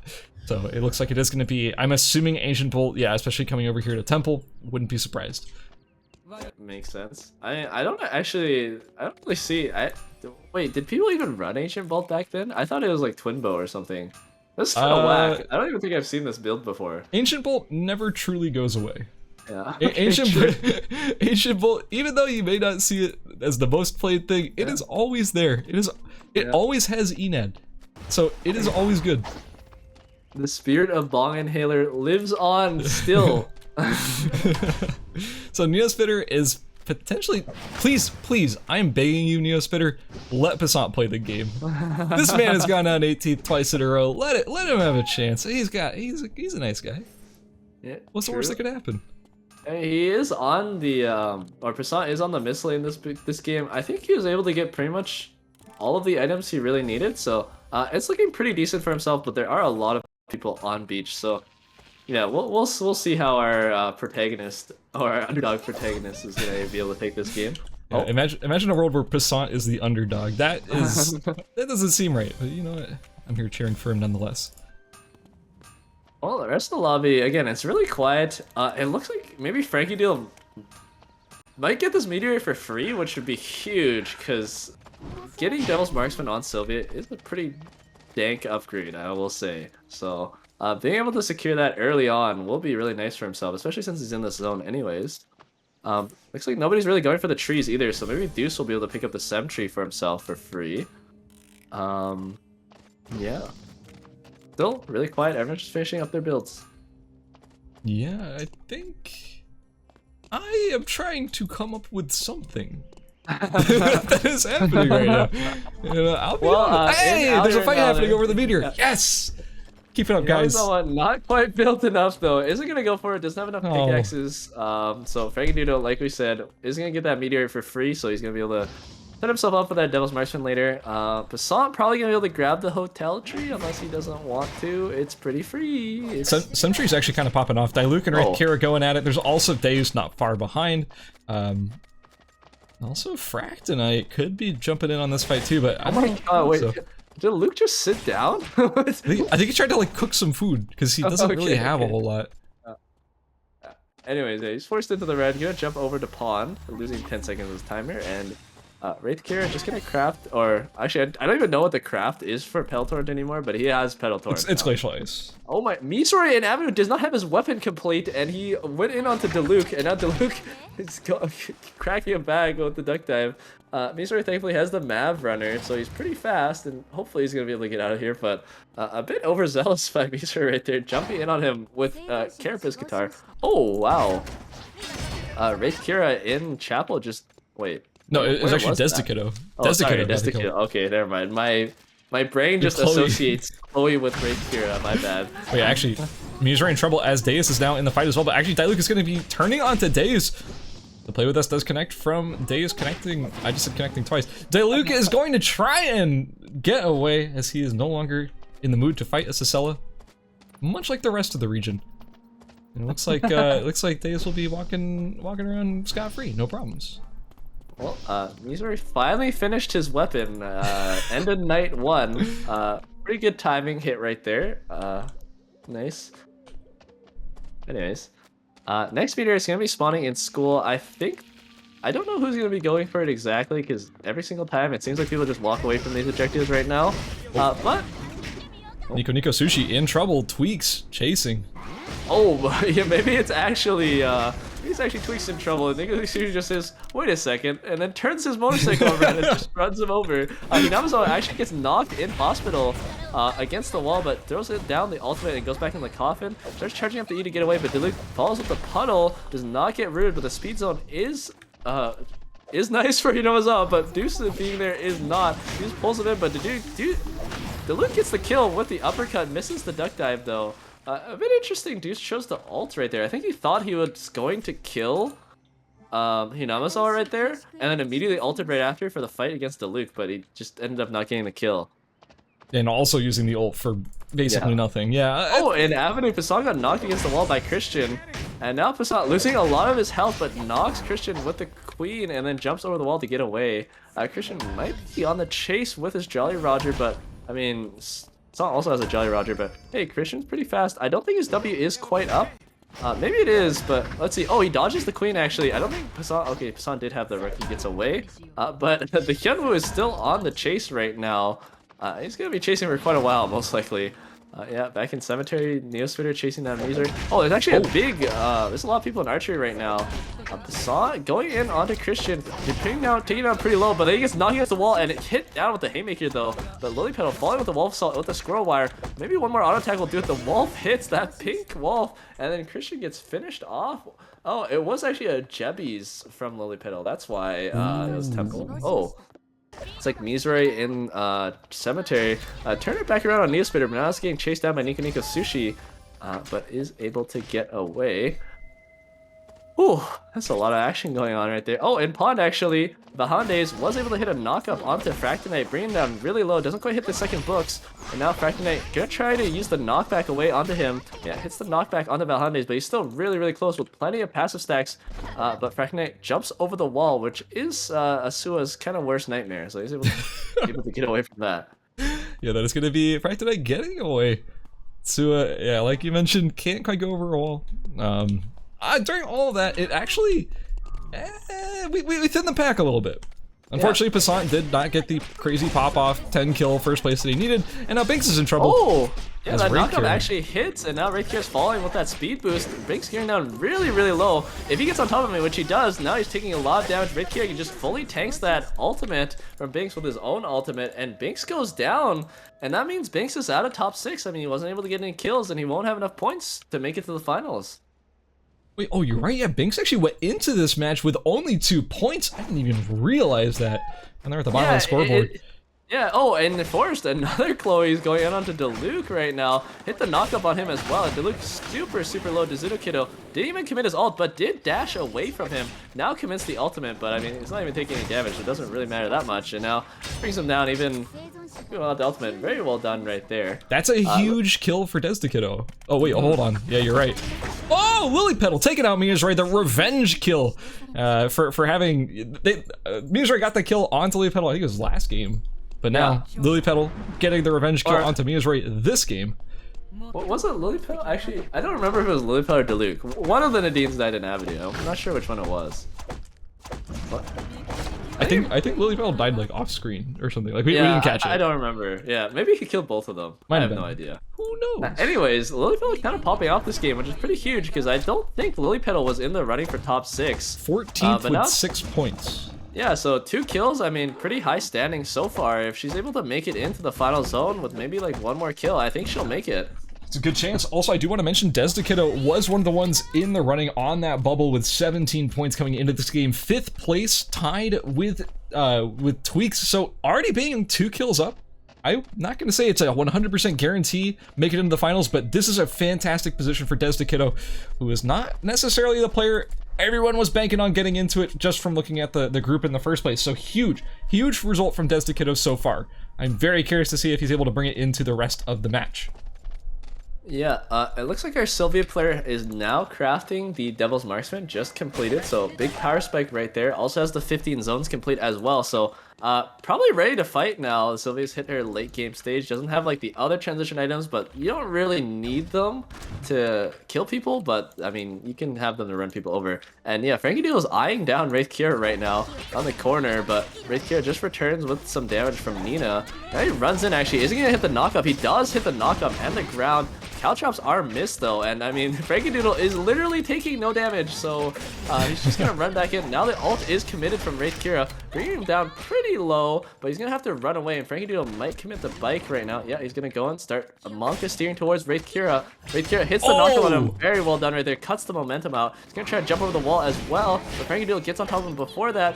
Nina follows, and Wraith Kira just barely able to escape that situation. Or is he? He's gonna try to TP out in time. Nina is out on the lookout for Frankie Doodle. Yeah, doesn't get close enough to knock him back from the TP. So Wraith Kira counting his lucky stars right there. Valhande's heard the TP in, but didn't go check. That was such a close fight there between those 2 players. I actually thought Wraith Kira was dead for sure. Had him cornered, but the fact that Frankie Doodle didn't have the patience to hold the bike dash until after he had already dashed over the wall meant that he wasn't able to follow up as soon as Wraith Kira did manage to get over the wall. So that is going to be him getting away. And yeah, Valhande's in the area, not trying to be a part of any of these fights right now. Kira just sort of doing his own thing with the Shukai Fish and Chips. He's not in a bad spot. Yeah, now Rio actually throwing a bit of poke onto Valhande's. This is round 2 basically. Valhande's runs in, hits the blind, but Kiddo now on the side, Fractonite in a really terrible spot. Who's gonna get this kill? It's Kiddo. And now Valhande's trying to get out of this situation from the 2 Chloes. There's 4 people kind of on each edge of him. He's forced into school and gonna try to escape right there. Gonna go top archery, it seems like. Now the 2 Chloes are going at it, sending their dolls at each other, but I don't actually know how the mirror goes. It seems kind of weird because they're on different builds. Well, as a duos player, I could tell you that this matchup is quite fair. It's and you know, they can revive each other too. Wait a minute, no they can't. All right, we also do have Lily Petal nearby too. So the math isn't quite straightforward. It's not exactly, you know, the 1v1. Yeah. And it definitely isn't because Wraith Kira just TP'd out. Going over to Cemetery, I assume to set up for Wick. Wick should be showing up relatively soon. Yeah, in 50 seconds. It should show up at night, I'm pretty sure. Lily Petal building a full radar for herself in Hotel, so a pretty nice upgrade there from the Creed for the late game. I mean, she has an Ardor Toxis as well, so that's huge. Her janky build has now turned into like more of a real build, although it still looks a bit sus with the crit, but it's definitely not something I've seen before, but it looks pretty good now for the late game. Oh, in Cemetery right now. Yeah, Wraith Kira's getting comboed by Nika Sushi. Really hardcore. Pops the ult right there, and it's gonna go on the turnaround. Wraith Kira healing a lot off of that healing drone, but now the ult is complete and he is mortal again. So Nika Sushi going back on the chase with his bike form. That speed is so high. Nika Sushi going straight onto Wraith Kira, combos him in the bike form. See if this knockup hits. It does connect, but Wraith Kira just uses it to jump out.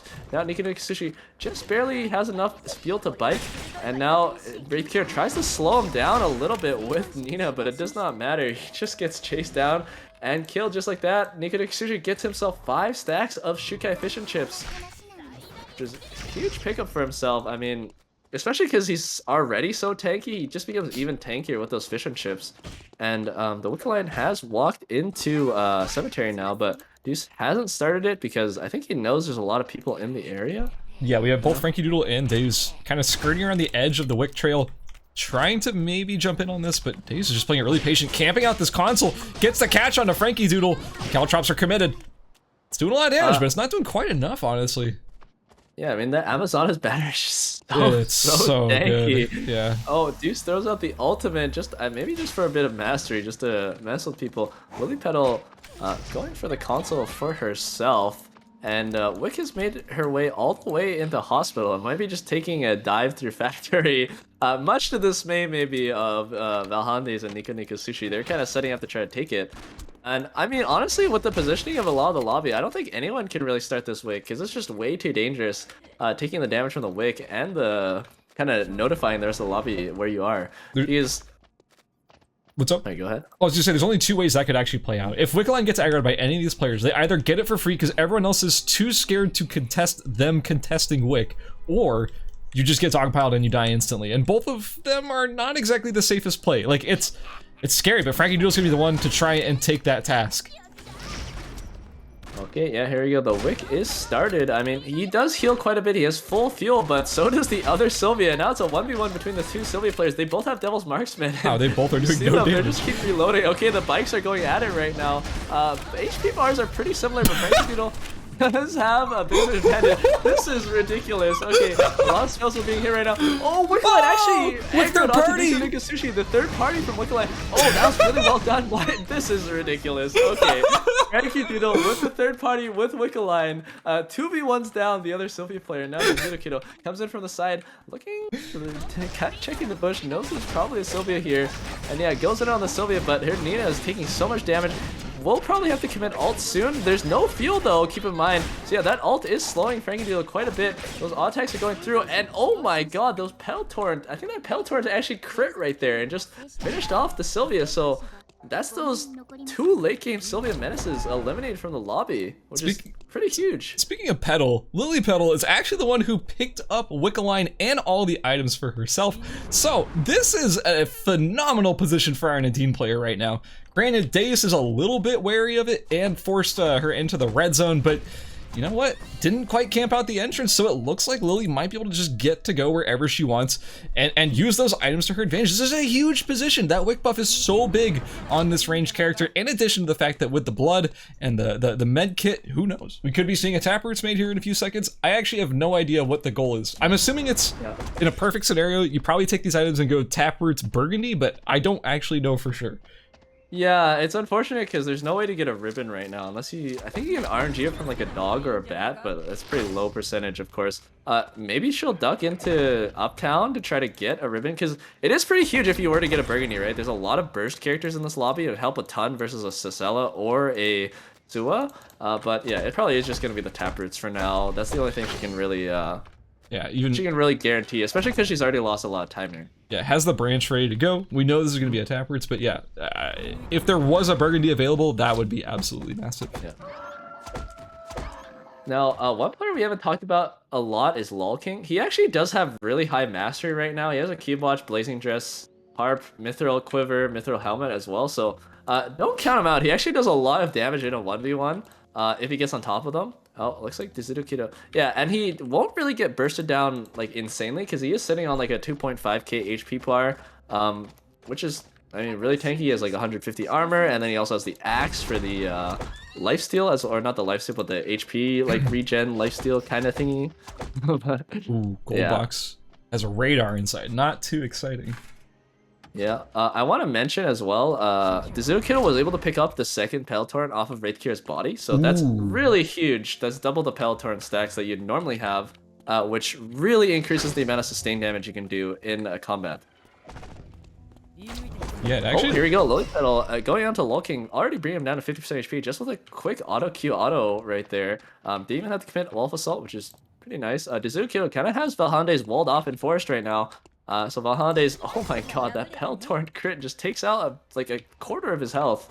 Valhande's not actually having a lot of food in his inventory. He's going to be really hard pressed coming into this final circle. He really can't take any combats. Yeah, this is probably going to turn into Mithril Water in just a few seconds, which is better than no food, at least. Not like you're going to be using this Mithril for pretty much anything else. Obviously, was going for the Mithril Helmet because that hat in inventory, but you know what? If I had to choose between no food and some food, I will take some food. That is a pretty prudent decision from you, Mr. Scaz. Pretty smart. This is why they pay me the big bucks, man. I got the analysis on deck. Looks like it's Lilypetal getting the arrow. Oh, Lilypetal actually gets stunned. The wall saw comes through, but Suo might be able to just blind Lilypetal. Yeah. Oh, what? That was crazy burst right there from the Argyrotaxis damage. That quick Q right there, dude, like killed them while jumping over the wall. I didn't actually think Valhandes would die right there, but yeah, that's just that amp from Argyrotaxis right there. Pretty crazy. Yeah, let's see that again. That just died. Oh, Dizukido actually walking into a Star Buffer. Deuce loses all of his health. He also he's not dead. Drone, but 39 HP. Oh, but the ult's gonna run out, I think. Yeah, he's gonna die to Deuce's ult. Very well played by Deuce right there, timing the ult very well. Just as Chloe's ult ends, the Sisela ult goes through, but now Lulking knows that Deuce doesn't have an ult or Caltrops. He's gonna run in. Ninja comes out, has him against the wall. Bubble gets committed, knocks him back, but now he gets forced into the red. Those Harp auto attacks have the extra range.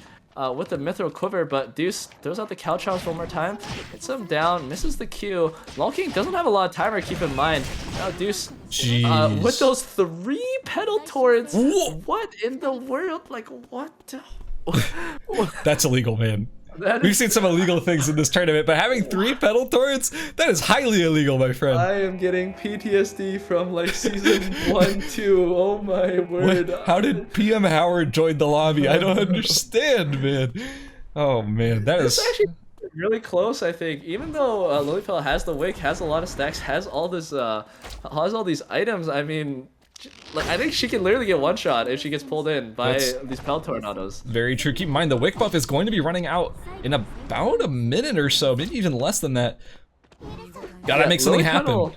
Yeah, Lilypetal really needs to start landing some of these bullseyes, because yeah, Deuce XM does have 2 smart bombs to his name, and I mean, if he doesn't get brought down low enough, Lilypetal can't commit with the Wolf Assault. Because she'll just jump into her death basically. So at least some scroll traps are going through. Keep in mind, Deuce did not keep like any other shuriken or anything, so he can't clear traps actually. Lilypetal jumps in. He dies right before he can actually burst down Lilypetal. He just dies to the auto attack plus the Q right there. Oh, that was so beautifully played. Well done, Lilypetal taking game number 3, and I think that's gonna qualify her. Yeah, for sure. I mean, I'd be really surprised if she didn't qualify at that point. 4 kills, first place. Very solid performance. Yeah, it was... Wait, that was really crazy. Like, it was much closer than it looked. I know Lilypetal was full HP, but, I mean, if that Caltrops combo actually hit into a Q with, like, Deuce's fully stacked passive at, like, 1 HP, like, that was a lot of damage right there. Lilypetal might have just died to a bubble after that. Yeah, we have a ton of replays because there were some crazy fights from that match. If you want to check them out, we're about to run them just now. We have the Sylvia fight. This was one of the, I'm not going to say worst. I can't even, like, this is absolutely ridiculous. Just, it was just like a flurry of skills coming out from both these players. I mean, they're playing beautifully. Like this, I'm not taking anything away from these players. They're both playing. I don't understand how Nika. Oh, did Nika Sushi bait it with the finish line? Because Nika Sushi definitely would have won that fight normally, but the Wickline just coming from the side and killing him. But I certainly could not keep track of what anybody was doing in that fight whatsoever. It was impossible. But yeah. That's just silly. We also have this, oh my god, this turn from Lilypetal was so well played. Yeah, I thought right here it would have actually gone towards the Sua because like if you block, oh, she used the spell shield right there. I was wondering, I was thinking that like once she went in, I was surprised no blind was coming out because if the blind actually came out, I think you could actually just win right there. But yeah, that burst coming out at the end and that fade away. If you're crazy, that's so clean. And we do also have this last kill. Like this is probably the most impressive thing I saw in this entire match. Like the heads up play of just knowing exactly when you just have that tiny amount of vision advantage, pop the Wolf Assault, immediately go all the way in, right as Deus has no way of countering it. That was also that camera in that bush, I didn't notice that before. I think she only got that kill because of that camera. If she didn't have the camera, she would have just gotten pulled and comboed because she didn't even have vision. Or she wouldn't have vision without that camera, which is wow, that's actually insane. I think actually Deuce, if he had another shuriken in inventory so he could actually clear like traps for cameras and stuff, he might have been able to actually take that because he was just sitting with 3 Peltorches in his inventory, couldn't clear anything. You could see the traps, the cameras. Like Lilypel had full vision of him the entire time, which is, I mean, interesting how that went out. Just actually beautiful play. Like that was because normally you see those fights just be like a trading of blows, and that's kind of what was happening. Both players were like, Lilypetal was shooting the bullseyes over. Deus was throwing Wilson back over, and they're like throwing stuff back and forth. But to see a player just understand that tiny window of opportunity and just pounce on it 100-0, that was really impressive. It was pretty surprising. I think most people didn't expect that Wolf Assault to be committed right there, right? No. I mean, you're just like, she's running into auto tag a couple times. Oh, bam, there's a wolf in your face. Your health bar is getting cut in half, and you have to get out of there. We do have the scores ready, and we do have our final result for who qualified. It's gonna be, I got some pretty surprising results in here, honestly. Let's check it out. You want to run us through it? All right, sure. Well, first place, we have Deuce XM taking out 65 points. Very well done from him. In second place, we have Frankie Duel with 59 points. Probably expected, given his insane pop-up performance. We have DeLuca as well in third place with 51 points.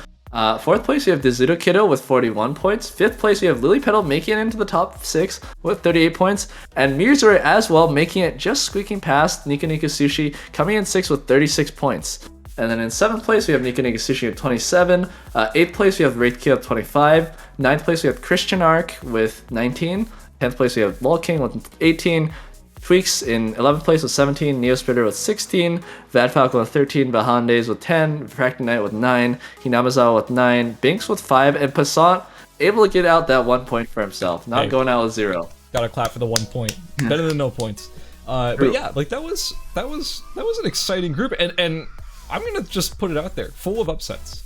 A lot of players, really full of upsets. Yeah, a lot of players we expected to get close or qualify did just end up falling short. I mean, even Wraith Kira, who I thought put in a really solid performance, just barely not making it with 25 points to the 36 of the cutoff. And yeah, I mean, but still, like, great games.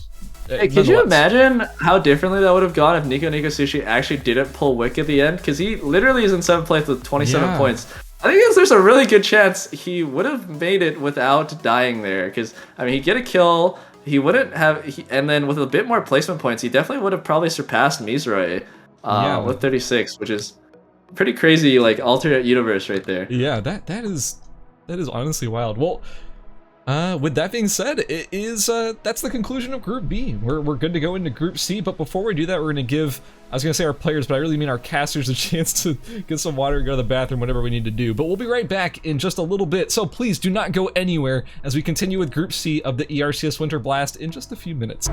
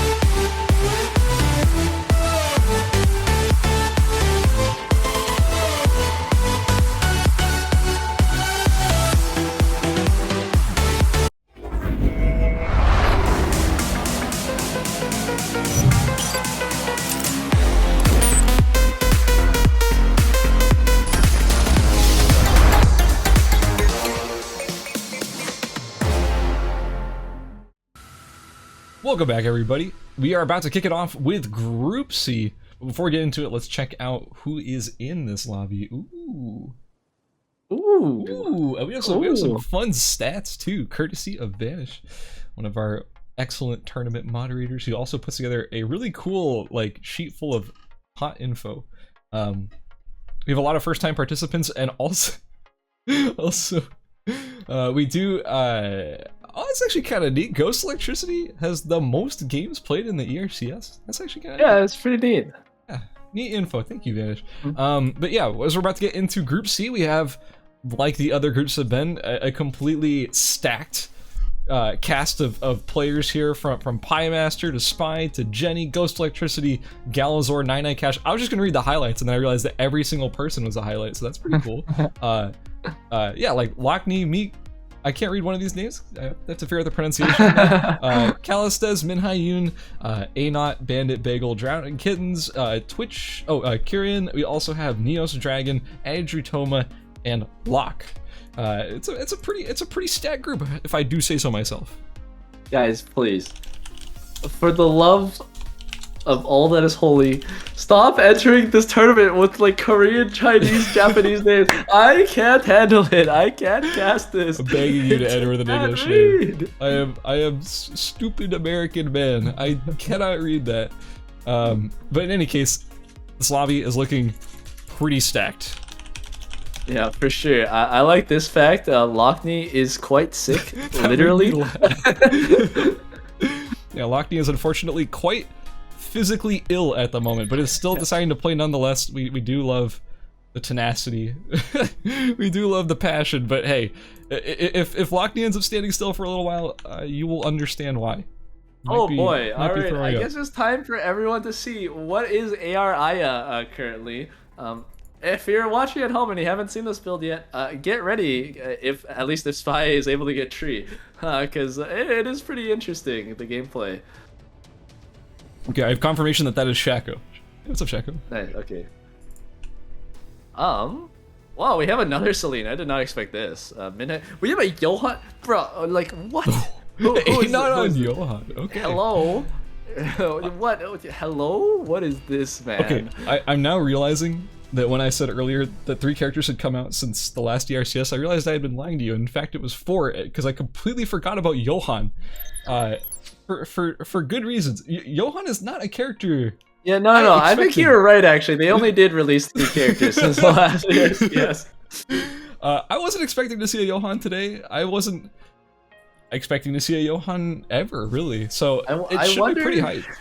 I really need to check in Not's PayPal before we continue this game, because this is kind of suspicious, honestly. Maybe he's got some spice, maybe he's got something we don't know about. Some spice, yeah. Maybe he is playing, maybe he's role-playing. Could be like a pacifist thing, where he's just a man of God, doesn't want to fight anybody. I don't know, we'll see. Listen, if I see him dropping some fish and chips in this game, all I'm saying is, I don't know about that. But yeah, we do have some other spicy picks in here. Although I don't remember what exactly I thought was spicy, but there's gotta be something, right? I mean, Galazor is on the new Fiora skin. That was pretty spicy. That's pretty spicy. There's a Jenny, actually. I mean, Jenny's on Jenny. That's obviously. I don't know if that needs to be said. We're so good at our jobs, man. This is insane. I'm gonna assume Pie Master was on Heart, but I didn't actually check. Yeah, Pie Master's on Heart. There's actually a second Jenny. Oh, here we go, going into it. Callista? I think it's Callista.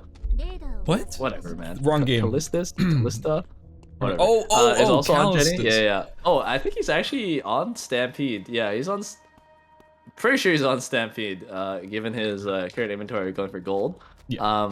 But that's not something I'm used to. I'm pretty sure the common Jenny build is Electron Blaster, in solos at least. Or just ENAD in general. The spicy thing I was thinking was the Celine pick. I forgot about that. Yeah, Minhayuna on Celine. I'm just gonna root for whoever picks Celine. I'll just be honest with you. Unbiased casting. Is it biased if it's just a character pick? I guess it would still be considered biased, but it's an underdog bias, guys. It's an underdog bias. We do have another dual sword Yuki coming out from Meek Speedy. I mean, he's pretty well known for playing dual sword Yuki, so kind of expected right there.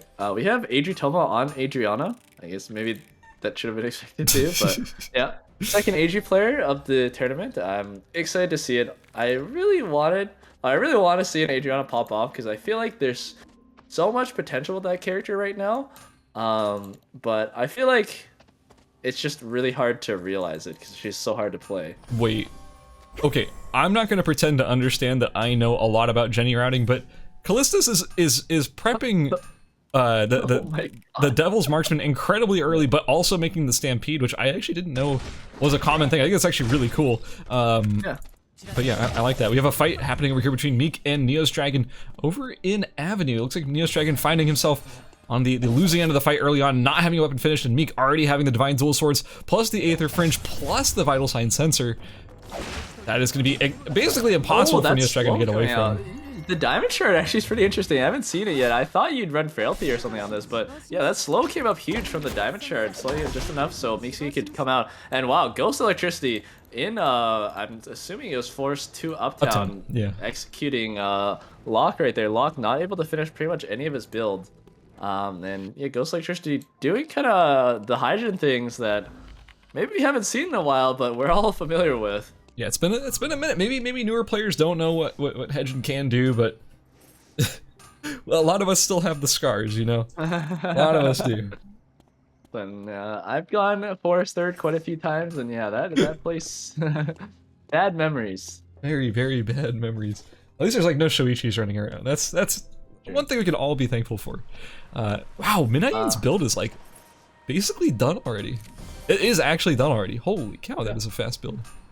What should we call it? One thing we didn't talk about was 99 Cash on the Chiara. He's on Rapier Chiara with like the Meteor Claymore, kind of like 0% slash 0% crit with Creed, and then you get a Meteorite, which he's grabbing right now for Meteor Claymore, and then the Meteor Claymore is your crit, basically. So yeah, look for him to 1v1 some people, especially since he got this Meteor Claymore so early. I mean, I think that, okay, no bias, but I think 99 Cash is an insanely good Kiara player. Like, I do think that, I've seen him pull off some absolutely insane stuff in tournament play, just in play in general. I think 99 can bring a lot, especially having his build online pretty much uncontested. He's a good position to be in. He's already stutter stepping as Adriutoma is coming closer. I think the builds favor 99, especially with the oh no. Oh, yeah, unfortunately. Oh. Okay, there we go. He hits the root. Let's see which way Adriutoma goes. Okay, he goes straight, which is not quite great for him. I mean, yeah, he just gets brought down so low. Executed. Yeah, 1-2 punch. I was about to say, if he went over the wall, there's a chance he might have been able to escape 99 Cash because he did have Rapier skill, but probably not. He probably just eats one auto from the ultimate and then dies to the finisher anyways. Ooh, big speedy. Yeah. In a fight against Spy with the AR Aya. Oh, tries to escape, goes right into Galazar, but the kill goes over to Spy. There's Meek Speedy going down, and Spy looking a little bit stronger. This is something I heard about before this tournament, is that Spy likes to play AR Aya right now, and I'll be honest with you. Spy already played some like really griefer stuff because that's the sort of the Spy brand right there, but AR Aya is terrifying in his hands. Yeah, for sure. I mean, his, like, more recently, like, his Fiora was really crazy. I think he hit, like, rank 1 off of it, like, recently. Or, like, when the season started, and now he's moved to AR Aya, now that, I mean, it seems just pretty good, honestly. But yeah, he didn't get one of the first trees. Oh, no, he did get the first tree. Okay, yeah, so he has his Laurel Leaf. So, yeah, I don't want to say the rest of the lobby is, like, lost. Over. They definitely have it, but, like, that is really strong. That is insanely strong. The DPS you output is just incredible, and I mean the sustain is really nice because Aya's shield actually, or Aya's passive shield actually gets reset by each bullet from AR, so it's actually a lot tankier than it looks. Even though he's sitting on like 1300 HP, he's a lot tankier than he looks. Yeah, and any also any unholy behavior coming out of him can be cleansed by Ana on Johan. So yeah, I don't know. I still don't know exactly what the plan is here. He's got the Primordial Hex sensor, the Arcana, I guess, whatever. Oh, Jenny. In school, yeah, there's a bit of a fight going on between the two Jennies. The girls are fighting. It's weird. You thought for a second that Jenny was the one. This is ridiculous casting. You thought that Jenny was the one with the stampede for a second there, but no, it wasn't. It was Jenny. Yeah. Anyway, whatever. I'm done with this situation. having 2 Jenny players, one actually named Jenny, is not helping us whatsoever. But there's a lot of people in school here. Actually, 99 Cash teleporting right in on the Callistus. Throws down the ultimate. Yeah, Callis is actually getting the ultimate, getting away before he got enough stigma stacks on him to get executed is really huge because he didn't actually have enough passive built up to have the res. So if 99 Cash was actually able to connect a couple more stigma stacks, he might have just been dead right there. 99 Cash still going in on this meteorite even without his ultimate is quite dangerous for himself. Yeah, he really wants this. Drowninkin's gonna go on him. Now keep in mind, nobody knows his ultimate is down, so they're probably gonna play safely. Oh, here comes Spy on the side, just bulldozing his way in, saying, yeah, I'm ARI with a Mithril Quiver and a Laurel Wreath now, and I think people might see that and be very, very scared. Yeah, I mean, Ghost immediately backs off from the meteorite, and I mean, Drowninkin throws down the tire, but it just gets eaten by the by Spy's passive shield. And maybe most people aren't familiar with this, but there is actually a legendary AR that has oh, never mind, huge fight going on. Oh my god, Mom, get the camera, clip the that. Hero we needed for deliver us some Celine combos just takes out Callista. I barely even see the combo right there, but looked pretty cool at the end. We caught the tail end of it. Actually, if you want to run that back, we can see exactly how that went down. Actually, in Avenue, Jenny going in onto Banabigel a little bit. Banabigel jumps in, but didn't hit the knockup. Jenny pushing Banabigel into the ultimate. The surf's up. Oh, actually lands on her against the wall. Ooh. Passive is procced, and Banabigel takes that as his cue to be able to leave. That's actually really huge. If that ult didn't kill right there, Banabigel was in a really bad spot. Yeah, without that tool available, Jenny is now way, way healthier, but low on food, so it's not exactly the cleanest situation regardless. Jenny looking for something over here. And Bagel about to run back in. Yeah, 99, or sorry. Yeah, 99 Cash. Oh, just kidding. In the alley, actually, Spy going in onto Ghost Electricity. Ghost Electricity throwing down the snare, but it's dodged by Spy. Spy still on the chase. He's very fast with the Mithril Quiver plus Feather Boots. Ghost Electricity does still have a Fear available. He's gonna use his ult to Fear Spy away and just maybe run. Oh, he's looking to maybe go back, but not quite. Spy just gonna back off, knowing that he's blown Ghost Electricity's ultimate. And, just gonna back up, keep farming. Another meteor does land. It looks like Ghost will finally get the meteor he's been craving, but no, it's actually Jenny coming back in to say, it's mine. I'm gonna make a what is it, Devil's Marksman or something? I'm not even sure.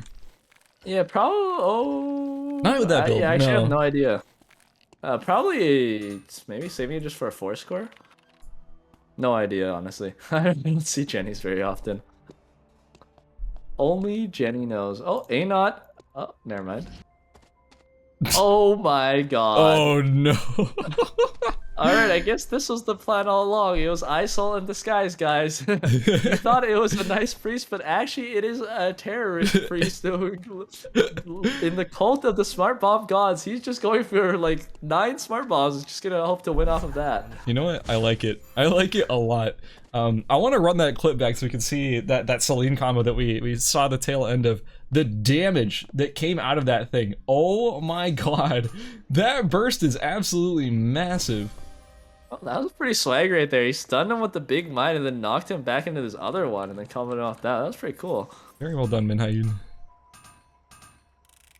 And yeah, what did I want to mention? Oh yeah, 99 Cash got the Forest Tree of Life, so he built a Blazing Dress off of that. So, decent upgrade.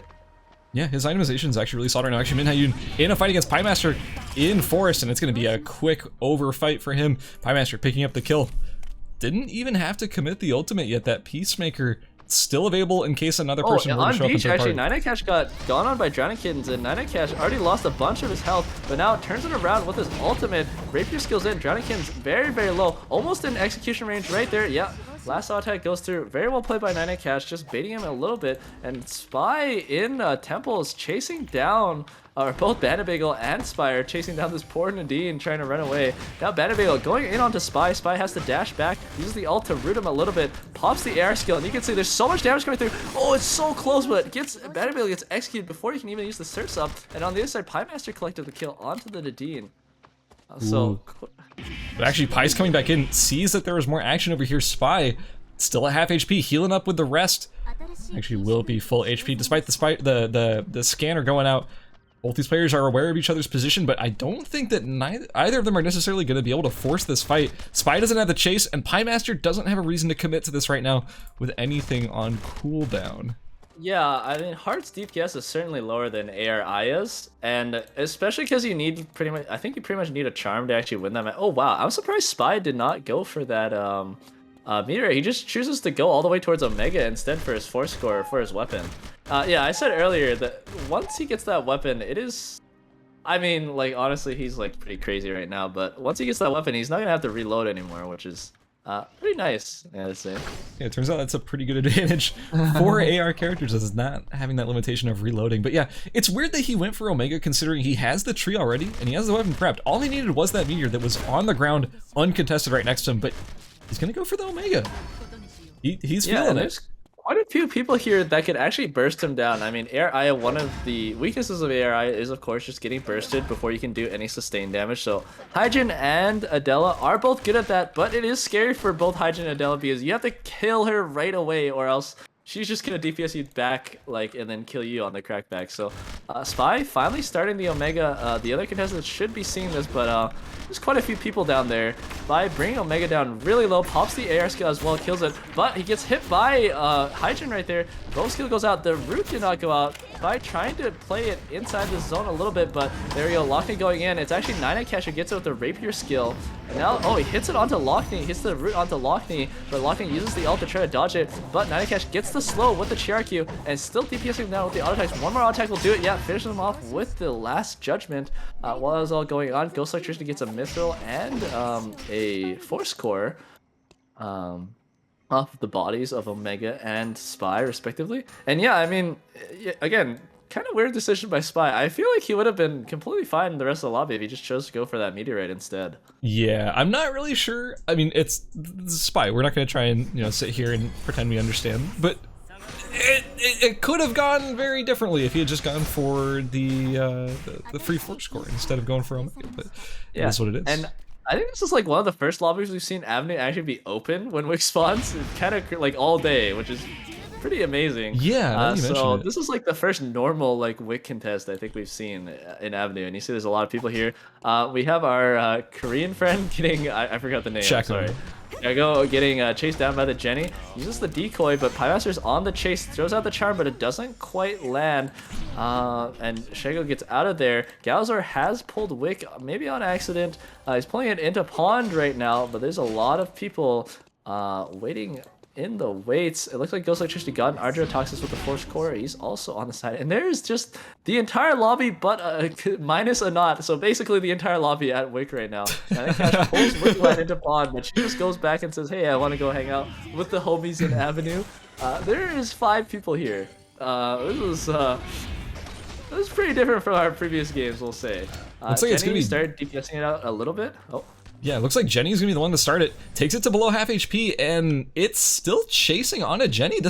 Yeah, it should reset. Yeah, it should reset now. Let's see who gets it. Oh, Jenny gets it. Actually, Jenny who gets it, but Ghost Electricity gets the items, but maybe he won't be able to keep the items for long. No, it jumps over the wall. 9A cash. I think Ghost Electricity got all the items. Yeah, Force, Mithril, or sorry, Tree of Life, First Aid Kit, via Blood Sample, he's able to grab everything. So he will be able to use those to get some RNG items, but Nine-Cash kind of on the back side of his chase. Knows Ghost Electricity doesn't have ult. Gets rooted, tanks the root, tanks the fear as well, gets bow skilled, and then probably won't keep chasing because, I mean, just got knocked back a lot, but actually he's kind of chasing Ghost Electricity right now. Maybe he really wants those items for himself, but maybe not going to go into the red for him in Temple because get it close soon. Even if it's not just to contest the items, it could just be to contest the fact that like the items might go into powerful items soon. And if you don't stop that from happening, then you Shaco kind of stuck against a wall right now. Nowhere to run, can't jump walls. So Nine-Cash, yeah, immediately ults. EMP Barrage goes through, gets taunted as well inside of it. Huge burst goes out, but that's all of Alex's burst. Trying to use the EMP Barrage a little bit, but Rapier Skill goes through, Last Judgment goes through, and Shaco gets finished off. Clean play by Nine-Cash right there, knowing that he could ult early because Shaco was kind of back against the wall right there. Yeah, very clean play there by Nine-Cash. I mean, he's played every single fight that we've watched so far. He's played it pretty much perfectly. Like, as perfect as a Kiara could play it. Just knowing your spacing, taking advantage of the fact that at any point you could reactivate your last judgment and make sure you secure that kill. And Aina is looking incredibly strong right now. Yeah, for sure. And I think Ghost Electricity looking for a bandage right now to complete his Queen of Hearts. Anot has finished his terrorist build. He has 9 smart bombs complete. So he is ready for the final zone should it happen before he dies. I think he's trying to play for placement points, actually. I'm not 100% sure, but maybe I keep saying maybe he knows something we don't. Stop showing this. I don't want to watch how long it takes to kill the dog, man. Like, this is incredible. It's taking half his HP so far. Oh, A-Not, why? A-Not, why? Oh, it's so This painful, must be an man. elaborate prank. Maybe he lost a bet. I'm not sure. Anyways, Ghost Electricity, pretty damn good for himself right now. Oh, 9 cash, finds him again. I guess, wait, who got the wick buff again? I completely forgot. It's Did Jenny. anyone even get the, oh, Jenny has the wick buff. Okay, Yeah, it's okay. Jenny. It looks like Jenny wasn't actually able to pick up that many transition items. I mean, she just has the Pegasus, which, I mean, I don't even really count that as a transition item. So compared to the rest of the lobby, I mean, not Spy, Galazor doesn't have any transition items either. So it's really Ghost, Pie Master, and 9 Cash who have, I feel like, the advantage on the items. But other than 9 Cash and Ghost, I don't feel like it's super substantial, the upgrades. So I think they might just be fine. How's it not doing? A-Not, what are you doing? Getting console. Nicely done. Oh, Jenny! Jenny's actually in a lot of trouble here. The passive hasn't quite been activated and is playing around this. Oh my god, just living with a sliver of HP and not having to waste that passive. Just 9 Cash chasing Galcer right now. Yeah, gets the rapier skill, misses the E, but it doesn't matter. Yeah, he already has the stigma stacks onto Galcer and just finishes him off really quick. That's the Kiara I know and love. This E, reactivate last judgment, kill. Alright, cool. Well, it will be, I feel like, pretty hard for 9 Cash, I think, to take out Pie Master and Jenny, I want to say, because they both have a lot of dashes to get away from his, from the rapier skill after he uses it.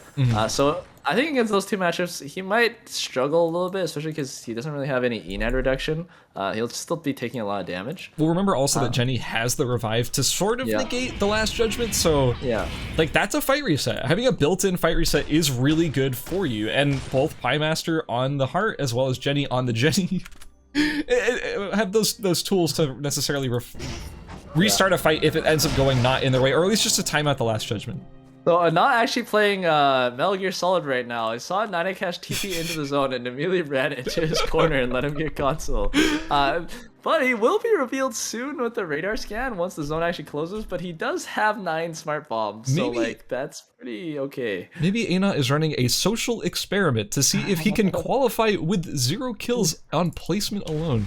Okay, keep in mind, the only person with a camera is Pie Master. He only has 3 surveillance cameras, and Ghost Electric has 1 EMP drone. That's it for like bomb clearing. He read the lobby. He's a genius. Yeah, this is actually 500 IQ. Okay, it would actually be insane if he gets a kill. I could see him surviving past the first final zone if he gets to the bottom one and places down the smart bombs.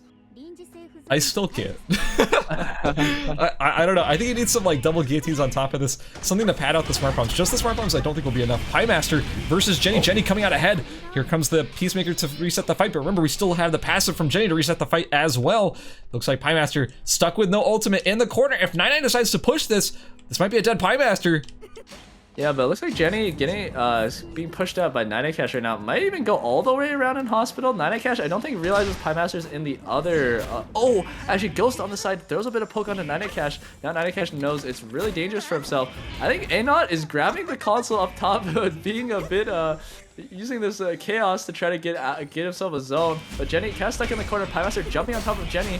Oh, and hitting the charm, but Jenny just barely gets enough stacks for her passive. But now gonna have to jump over the wall. Yeah, Ghost Electricity gonna commit the ultimate to get out that kill right there. But now it means Ghost Electricity isn't gonna have ult for the rest of the final zone after these elements are done ticking, so Pie Master's just running away. Oh, actually chooses to go back in. Dodges a lot of Ghost Electricity's combo, brings him down super low. Yeah, Ghost Electricity does not have. Oh, he actually got rooted by a knot.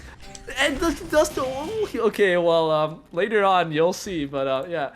Ghost Electricity, Piemaster, both not looking too hot outside the zone right now. 9 cash up top. Piemaster does have his peep seeker right now. 9 cash missing his snare. Piemaster gonna choose to go the other zone, but oh, what's that in the other zone? Is that 5 smart bombs? Not maybe gonna replace some smart bombs soon. Oh, the triple smart bombs! Oh, the peacemaker comes out. But there is no more smart bombs left in the lobby. Piemaster gets rooted one more time with the assist from Anat, and Piemaster gets now killed by Ghost Electricity. Anat still saving his smart bombs. Actually, he actually has enough timer to survive outside the zone. It's gonna switch back, so he's keeping his smart bombs, but he is getting comboed by Ghost Electricity right now. But Ghost Electricity. This is. Oh, he gets root the assist again. Oh, this is the dumbest thing I've ever seen. Doesn't actually get the kill right there because Ghost Electricity had the E out while that was going on. But Ghost Electricity actually got slowed right there. Oh, gets hit by the charm as well, but the fear connects and lets him back. And once again, the smart bomb trifecta gets used. Oh, but the dog actually tanks one of the smart bombs. And Anat actually isn't powerful enough to clear this dog. So that dog is going to be there to actually sniff out these bombs, much like in real life. Oh, never mind. 9 cash tanks another one of them. It was a bomb sniffing dog. Uh-oh. Cash, just like that, loses his entire health bar to smart bombs in the final zone. So, yeah, pretty interesting. Ghost Electricity has a pretty commanding zone advantage, and now it's just gonna run his way in and force Ghost Electricity into another assist goes through. Ghost Electricity uses his ult outside the final zone, but 9 cash uses his ult. This is like. I feel like 9 cash should just give Anat the win now, considering how much he's assisted him. Like, I think Anat actually was able to enter the zone and mind control Ghost Electricity into attacking 9 cash, and unfortunately struggling with a dog at the moment, might die to it actually. He comes back in. Here comes the engage. Anat comes in with the ultimate. He's unstoppable at this moment. He's glowing. He's healing. Oh, this might be the game going to Anat. If 9 cash just finished it already, it's over. Just win, man. No, you're not gonna kill him on timer. He's a holy man. You can't do this to him. I guess 9 cash wins. I think that might be the greatest ending I've ever seen in a tournament. I think, like, Anat might not have gotten any kills, but I think he killed almost everyone in that final zone right there. I think he was actually the cause of every single death, including his own. Well, he got second place. I'm telling you, he's gonna qualify. Yeah, true. Imagine though he plays it a second game and just like qualifies. That'd be insane. He's gonna get second 3 games in a row and qualify. I'm actually okay with abolishing the anti-OTP rule just for him to play Johan 3 games. Yeah, true. I'm down as well, honestly. This would be an interesting experiment. Anyways, well done to 9 cash taking it with first place with 7 kills. Very clean play, like the entire game, snowballing off of that first meteorite with the meteor claymore into the Adriana kill into the rest of the lobby killed, I guess. But yeah, no. I guess our true second place would be like Ghost Electricity, like no sweat to him. He did pretty well as well. Got kind of third partied by Anat like a couple times at the end. 1v2. But yeah, well done all around. There wasn't actually too many kills at the top other than 9 cash, so sorry, similar to our first 2 lobbies. A lot of the points are coalescing to one person for the first game, so not too bad for the rest of the lobby if you're trying to qualify. Yeah. I'm sorry, I'm just so distracted right now. Okay, so yeah, but yeah, 9 cash, that was a huge result. But also, Ghost Electricity, Piemaster, and Jenny, all 3 of them did look really good going into that final zone. It was unfortunate that Jenny ended up being sort of in the wrong place at the wrong time after the fight with Piemaster and then getting chased throughout the whole zone. It was unfortunate, but I want to give a shout out to all 5 of those players in the final 5. We do have the scores ready. By the way, well, I think we do. Yeah, let's go to them. In first place, we have 9 cash, no surprises, with 48 points. In second place, we have Ghost Electricity with 22. In third place, we have Piemaster 7 with 16 points. In fourth, we have Anat displaying the exact value of the placement points you get for second place and 0 kills of 12 points, fourth place. And in fifth, we have Spy with 11. And in sixth, we have Jenny with 8. Galazar, Lockney, and Shaco, and Meek, and Minhai all on the bubble, just not quite in there with 5 points, all tied for that 7th place position. It's anybody's game, especially a Johan players, so I'm looking forward to the rest of this group. I'm still, like, really surprised that I feel like Spy was in a position to literally take the entire lobby, other than maybe the 1v1 versus Chair, but even then I think he might be able to like tank Chair ult at that point with his items. It's really crazy that he went down at Omega and then just like wasn't really able to convert with his items. I mean, he literally had, I think, best in slot almost everything before Wick, so we'll see how he does in the next couple games. I definitely keep my eye out for him because I think he has that AR performance on lock. Yeah, for real. Those 2 kills are quite relevant. I mean, they were enough to keep him in the top 6 despite dropping in 9th place. Like that's a good sign. He's in good shape. As we are getting ready for game number 2, do you think, jokes aside, do you think we are going to see Johan again out of A0, or was that his pocket pick? Hope not. God, I hope for his sake, I hope not. Okay. Got in 4th place, man. What are you talking about? My God, it clearly was good. Sure. Yeah, sure. Sure. No, I have a feeling we're gonna see Eva. Yeah. If I'm being honest. Eva or Cecil. I'm actually not sure which one he plays. Wait, let me check the fact board. He plays a good amount of both. Yeah. Where's the reference board? Hold on. Oh wait, yeah, he's actually Johan played like. Lose my mind.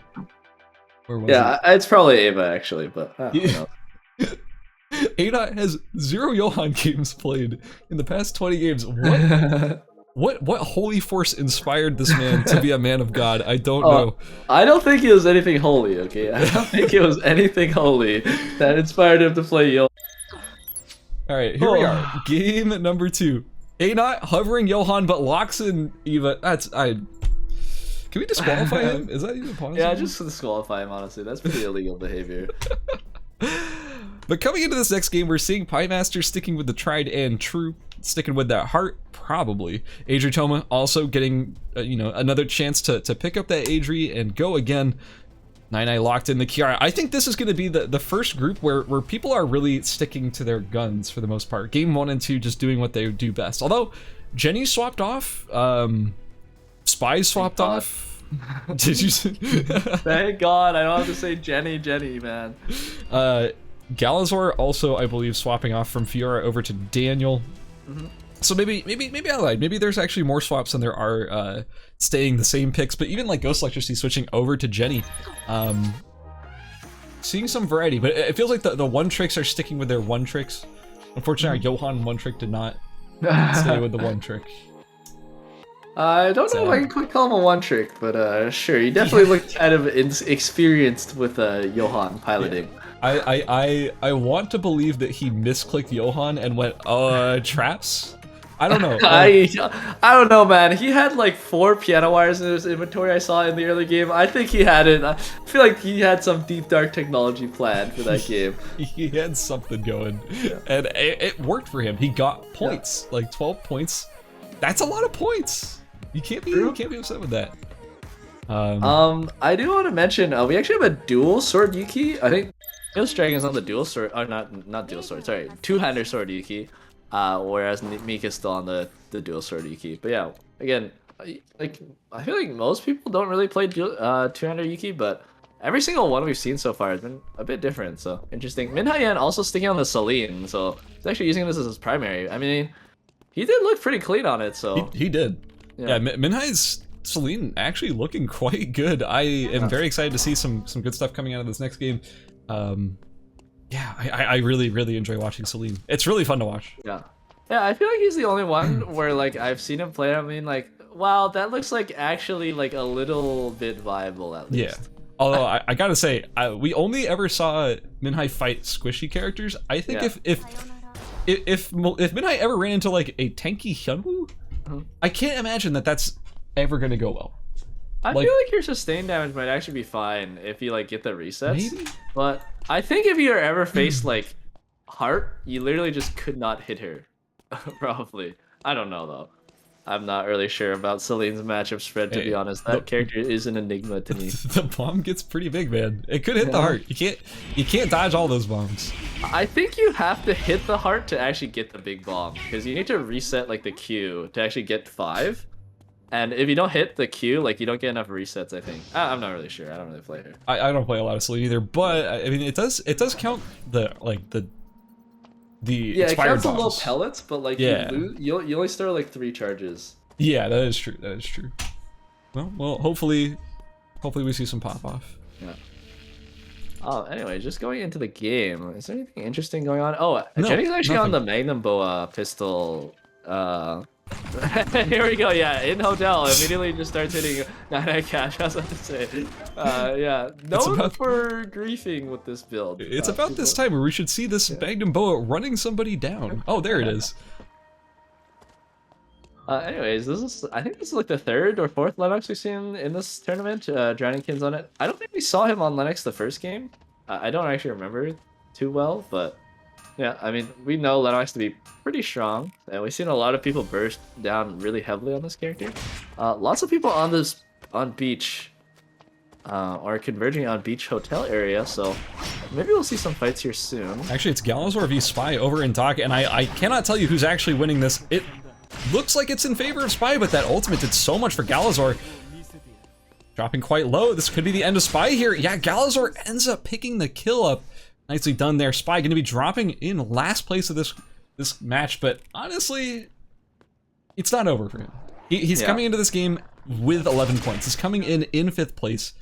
That's a good position to potentially have a good game and make it in game number 3, so it's not quite over yet. Yeah, I want to say Drowningkins might be actually fighting lock for this hotel tree. Yeah, here we go. Fight starts. Keep in mind, there's no whip skill for this fight, but okay, this one might take a while, actually. Oh, never mind, Locke just backed off. I want to say Callistus might be able to get the Sem tree for free if he goes for it, but he doesn't actually have his weapon done yet, so maybe just gonna try to play it safe and finish his weapon. He needs a lighter for that. Currently, the tree is uncontested. Yeah. Never mind. I won't talk about what I just saw. It's fine. It'll be between me and Callistus.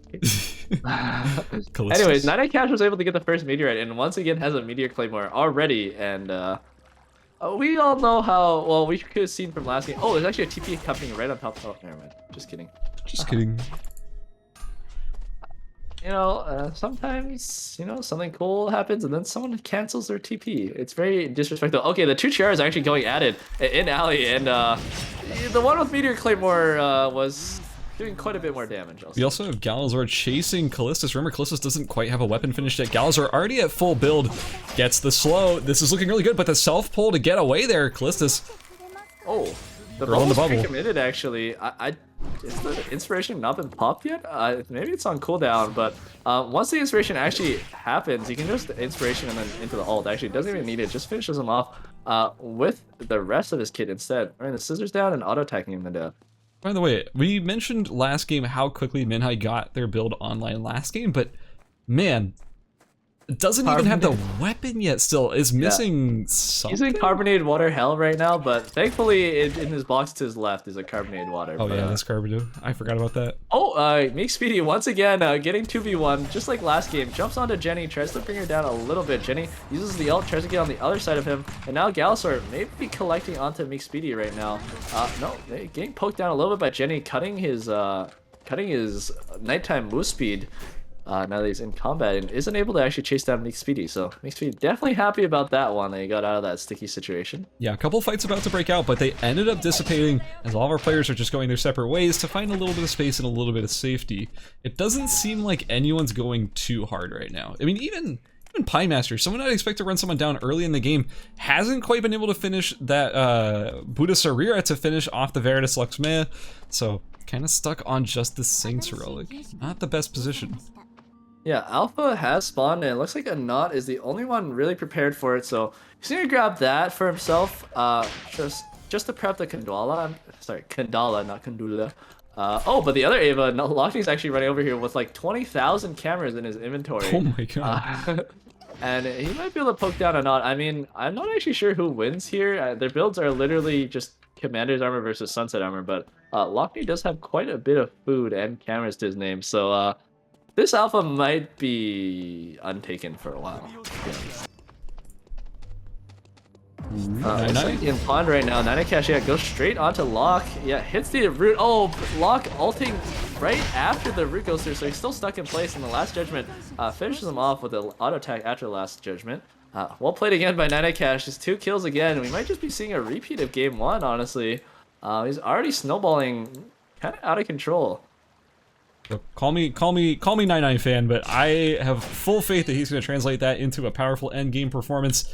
We've seen him do it in game number 1, and it seems like we're going to see him do it again game number... Wait, is this game number 2? This is game number 2, right? 2, yeah. Okay, gosh, had to make sure. I don't know why, I just had a lapse of brain. Yeah. Oh, Drowning Kittens picking up the kill on a Neos Dragon over an alley. It's not like he was underbuilt, but man, that Glacial Shoes is a pretty powerful item to have this early in the game. Ghost Electricity v Piemaster over here in Temple. Looks like Ghost will be able to get away, but might be getting chased right into one of our EVA players and right into Lockney. Uh-oh. I actually can't believe that we're seeing so many Stampede Jennies. Like, this is the second one we've seen in this lobby. I thought this wasn't a very popular solos build. Anyways, Ghost Electricity is losing a lot of health to Lockney right now, even getting chased out into the red. Ghost Electricity gonna be forced to TP out, lose a bit of his timer. While that all happened, Anat did finally get alpha with that Mithril. Actually chose to make a Mithril armor instead of saving it for Kandala. In Forest, actually in Temple, Drowning Kittens went out to Piemaster, but maybe bit off more than he could chew. He goes down really low and then dies to Piemaster's last auto attack right there. And I want to say on beach, Jenny is actually getting chased a bit by Minhai, or sorry, Minhai is getting chased a bit by Jenny.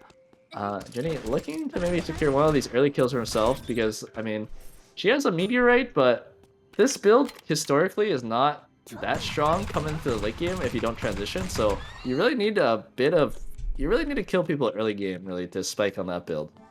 Yeah, for sure. And this is like, oh my god. What's sorry? There's 2 Avas just kind of sharking Piemaster right now, who's taking the tree. Yeah, Piemaster just loses like half his health bar in that one Ava combo. Lockney also on the side now. Gonna be an Ava v Ava battle. Lockney, yeah, just playing it really, really safe. It looks like he doesn't actually really want to take this 1v1. Just backs off, dashes away, chooses to farm instead. Yeah, this is I mean, good on Piemaster for identifying the situation and going, oh, I cannot be doing that. Also, that feels so dirty. Being able to harvest this tree from outside the zone. Yes. Yeah, Ava is no mere mortal. It does not have to take any timer to grab that tree. Over at the Meteorite in school, there's like a bit of a standoff for it. With like 3 people looking around for it. Oh, Nanacash hits the root on the Banabagel, but Banabagel uses the Unstoppable to shrug it off. But now, we have the Alex kind of poking Nanacash a little bit, but Nanacash does not care. Okay, maybe he cares a little bit. Backs off after eating all of those auto attacks. Maybe having second thoughts about taking all of that damage. Nanacash really wants this tree for his Moonlight Pendant transition, but there's so many people right here. There's like 5 people in school right now, but he's still tanking it. And now Alex says, hey, I'm here to harass you again, but this time Nanacash, nope, not gonna stay strong again. It's the root, but immediately gets broken. Now it looks like it may be Shaco to actually take it. He actually has, he hot swapped to his that was interesting right there. In the animation that he was picking up the meteor, you can't see his weapon, so he actually hot swapped to Clampa to actually Topha skill something to try to bait Nanacash in to Rapier skill, but he didn't do it. He didn't fall for it. Nanacash once again actually gets the meteorite. Nice. That's my boy. Well, that's going to be a Force Core constructed. That's going to be an auto arms completed, and that's going to be a close to full transitioned Kiara. Well, you can call it half transition. I call it a full transition. Having 3 of your end game items, your 3 most important ones, you couldn't be happier in 99 Cash's shoes right now. Yeah, he actually used it for an auto arms instead of a Moonlight Pendant, which makes a lot of sense. Pretty good item. Yeah, turns out it's pretty good. Who would have expected? Yeah. Now, looks like Omega spawning in alley, so not the easiest take. You'd have to do it from either Avenue or Temple if you did want it. I think a lot of people are setting up maybe a bit early for Wake, or maybe they're actually going for Omega. You see Banabagel. I don't actually think Banabagel could do Omega in red. Actually, with Plasma, or not Plasma Tonfa, with Amp Tonfa. So Or is he? Oh, never mind. No, he's just trying to temple. Yeah, he's just trying to cut zones here. I was about to say that would be pretty crazy. Especially with just the hiking boots too. I mean, hiking boots, they're not that bad, but man, they're not really shoes. Oh, Lockie actually is pushing Ghost Electricity out of Avenue and into Temple. Yeah, there's one more orb. Doesn't quite connect though. Looks like it's pretty quiet so far. Ninekash got another meteorite for himself. He's gonna use it to make the Moonlight Pen he needs last. So I think he's literally transitioned every single item except for boots and helmet. Oh, an engagement over here in school. Meek versus Galazor. Galazor getting the initial HP disadvantage, but here comes the ultimate. We've seen this story before. Comes out with the damage, but Meek is able to trade so much, but Galazor gets it with a, I'd assume that was a crit. Meek goes down. Yeah, probably just a crit off the auto attacks. I was actually really scared for Galazor right there because he canceled his first auto attack on accident, I think. But he still just had barely enough. Oh, yeah, Nine going out to Battle Bagel in Temple. Yeah, gets another kill for himself, gets 3 guillotines, but Ghost Electricity on the side. Saw that Ninekash did get a kill, so he knows his ult is most likely down, but Ninekash pretty fast with the Jolly Roger EOD boots. Should be fine to escape as long as he doesn't run into a third person. And now, a lot of people are setting up for Wickline in Avenue. We see around 4 people. Once again, Avenue is open, so people are going to be able to do it off of spawn. Actually, we might have 5 people here. Lockie and Jenny meeting up a little bit, but yeah. Our contestants should know that they're... Even if you don't have console, you know that people are setting up for Wick. I mean, there's like 7 people potentially that could go for this Wick. So, nobody really wants to start a fight on each other without like just poking them down first. Got it. It is it is about to become a complete fiesta once Wick spawns. We do have do some quick math. 6 players over here, all trying to contest it. Of course, the Adriana of all of them wants it the most and is just right there, ready to start things up. Because all the players are actually kind of congregating in the top side. It might be a safe pull for Adriatoma here. If everyone else is fighting each other, then no one can fight Adriatoma as they go for Wick. Ninekash hit the root onto Jenny and just took him down like instantly, just like that. And now, Adriana pulled Wick, but Wick decided to run back. But because the other contestants are fighting, yeah, like you said, she gets to pull it further into Pond, and then maybe on the 3rd pull, he'll be able to get it. Oh, I think Adriatoma takes it no problem. Yeah, I think it should be fine now. Oh, that flamethrower wasn't quite connecting properly. Oh, if not, there was a blind cube. Okay, now he does get it for free. Should be good. Not is on the chase though, but not quite the easiest character to chase. Back in Avenue, Shaco tried to combo Lockney right there, but Lockney actually dashed during the decoy, so he didn't actually get caught by it. But if he did, it was pretty bad situation. Yeah, I think the best thing right there for Adriatoma was the fact that nobody was in Pond. If even a single person was in Pond ready to third party, it would have been lights out. But you know what? Hey, a free Wick is a free Wick, and we take those every day. Oh, I mean, Galazor, yeah, fighting 1v1 with Piemaster, the Peacemaker was already committed, but so was Galazor's ultimate, and Galazor now has the Hermes plus nighttime move speed from Daniel. He's gonna choose to go back in, but maybe a bit too hasty on that judgment. Yeah, getting a ton of damage from Piemaster and also gets slowed. Thankfully for him, he is gonna get his nighttime move speed soon and is able to get out of there, but yeah. Bit of a sticky situation for him. Oh, in Pond actually, there's a huge burst goes down onto Ghost Electricity from Shaco, his Caltrops combo. But Shaco gonna try to go off on the side, maybe catch Ghost Electricity with his melee form. If he hits the EMP Barrage ultimate, he could potentially take him down, but now Ghost Electricity does have the passive. EMP Barrage gets used, just raw actually right there.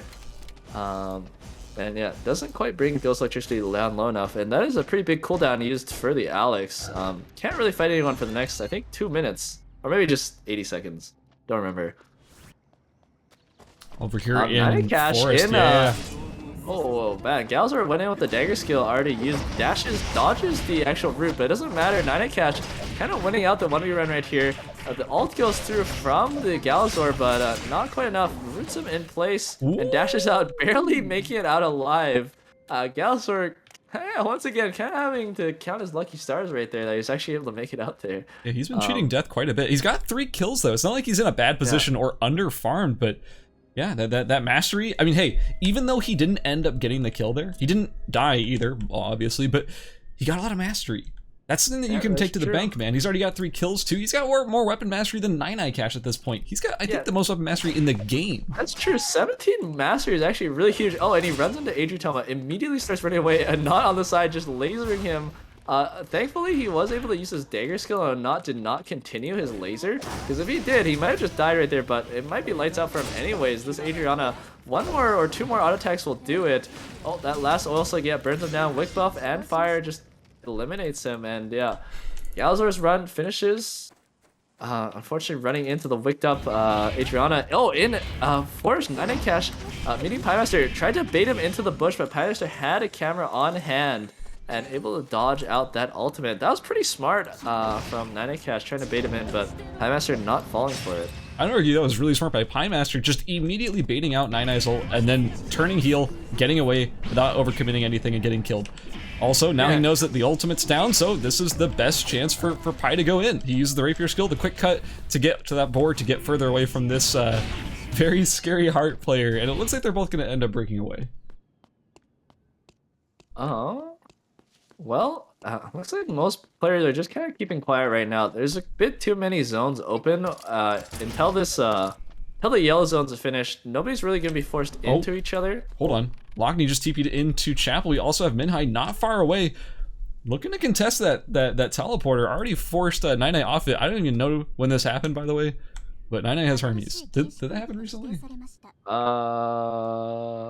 Either way, that's a terrifying build to see on any key art. Oh my god, there's actually a prominence in this legendary box with Minhai.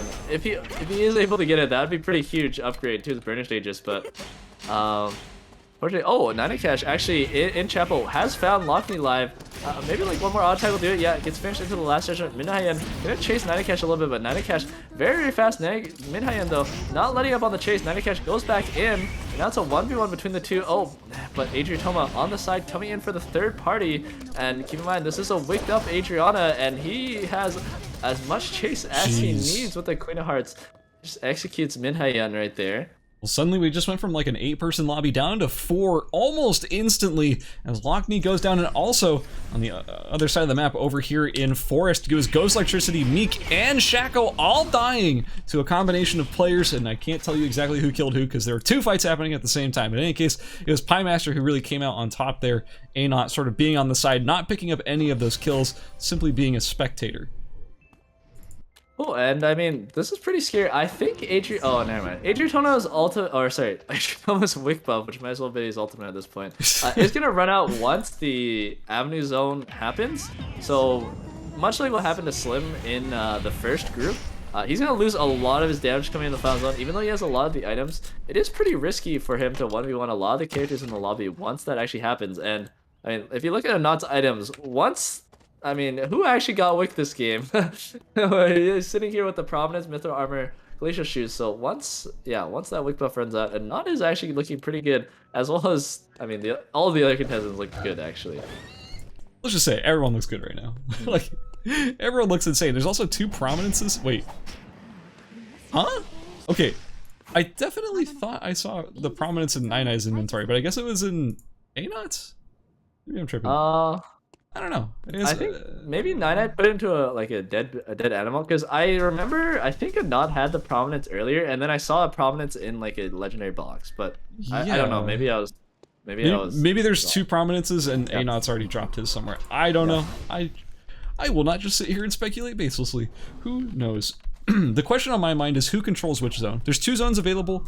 There's no more Wickline available for Adriana, which is a huge, significant disadvantage to how she used to be. What that means is that Anot probably is going to end up controlling this zone versus... Oh? Yeah, I honestly don't think that Ava versus Adriana is what Adriana wants to take, because at this point, once you've hit no wick, a lot of your matchups you have to win through poke. And I mean, generally Ava's poke is better than Adriana's unless you play like a god, because... Oh, never mind, I have a fight. I mean, okay. I think Piemaster just ate a Q and lost like half his health. But yeah, Ava's poke is, I feel like, much better than Adriana's unless you're able to dodge everything, which is generally quite hard because Ava's abilities are pretty hard to dodge. Her W is point and click. Her Q is massive. Her laser is also point and click. So quite hard. I mean, Adriana and Piemaster are both losing almost all of their timer. Adriana kind of not sure where he wants to go right now. Piemaster now made his way into 9 Cash's zone. Now Adriana knows there's a fight going on here. Oh, 9 Cash actually did land the charm onto Oh my god! Oh, the execute didn't kill. The last gets used through the Peacemaker, and now Ninakash, hits another root. If he gets in the melee range, he actually does a significant amount of damage. Oh, but he walks back a little bit. Pymaster on the chase. He only has 10 seconds. Ninakash knows he can just time him out. Hits another root onto him. Oh my god, he's so low, but the next shield comes up, and Pymaster's gonna fall to timer. Very well played by Ninakash right there, and he has enough timer to just stay outside the zone. So it's actually gonna be a 3-man final zone. And Ninakash has 3 remote mines, 2 guillotines, although he is looking down 2 poke characters, which is pretty dangerous. Even with those items. I mean, if he eats a single Ava Q, he loses like a third of his health pretty much. Well, I'm expecting his ult to be back up in time, so there's could be, I don't know, the Plague does so much. Like, it gives you so many options in terms of defensive and offensive options, and as soon as that's available, I think Ninakash will be in good shape. I mean, even if he dies here, he's on 6 kills. He's in great shape. The question on my mind is, how is Adritoma going to find the impact in this last zone that they need to find in order to get those results for the final, the final point total? Looks like Anot's got a corner. Nineye's got a corner with his remote mines and double guillotines. It's gonna be hard for Adritoma to get in. Any poke towards Ninakash right there. Yeah, he's just going towards Adritoma. He's just gonna push him out. I think. Oh, Adritoma missed his dash over the wall right there. That is super bad. Oh, but Not also misses his laser. But thankfully for Not, he has enough damage where he can just kind of, face tank. Face tank Adritoma, but now he's staring down a Ninakash with the full zone, a bunch of remote mines, a bunch of traps over. Anot's gonna just have to play his timer. Ninakash gonna walk in, all Drapier skill. There we go. Ooh, connects the mania. Eats a guillotine. Oh, yeah, it's over. And then Ninakash takes another 7-kill game, just like game 1, on that Chiara. Just super clean play all around. I don't think I really saw any mistakes from him. Just very well done, especially at the end there versus Pymaster. It was looking super tight. It almost looked like he was gonna die for a second. He was literally maybe even like a third of an auto away from death, but just barely able to take it over Pymaster, take the lobby over and Not as well with his traps. He's just too good, man. Nineye picking up a 7-kill first place. I mean, I'm not saying it's a water fudge situation, but will he go for 3 in a row? I don't know. As soon as he gets taken off his main, maybe things are going to change, but Nineye's looking incredibly good right now. Incredibly good. I think that coming out of game number 2, I think we're going to see the potential for... Do you think someone might come back and pop off? Yeah, I'm actually surprised. Like, Anot, even though he got second, he only had 1 kill. I mean, the kills at the top were not that crazy. It's like 1 kill, 2 kill, 2 kill, and then 0 kill, 1 kill. Like, even Galzer, right? He went down at 9th. He has 3 kills, though. He might even have more points than, like... I won't say he has more points than Pymaster, but he definitely, like, is pretty solid at the top. And, yeah, like, I feel like, if I were to guess... The points total, once again, I feel like if you just have like a small pop-off game in game 3, even if you're at the bottom, like we've repeated it like 20,000 times at this point, but I think it's again one of those lobbies where you're probably fine, although it might be a bit more difficult than the first 2, because there has been a bit of a spread of kills. It's only 7 kills for the first place. Yeah, I think we do have the scores ready, so if you want to shoot on over to that. Gun, you want to Alright, it? Yeah, sure. Well, first place, I think everyone expected this. We have Ninakash at 92 points in first place. Second place, we have Pymaster at 32 points. And Not in third place with 28 points. Ghost Electricity still in fourth with 27 points. We have Galazor in fifth with 20 points. Adritoma in sixth place with 19 points. And then close behind, we have Sheikah with 14 points in 7th, Minhyeon with 13, Spy with 11, Jenny with 11, Lockney with 10, Meek with 8, Drowning Kittens with 8, Bandit Bagel with 6.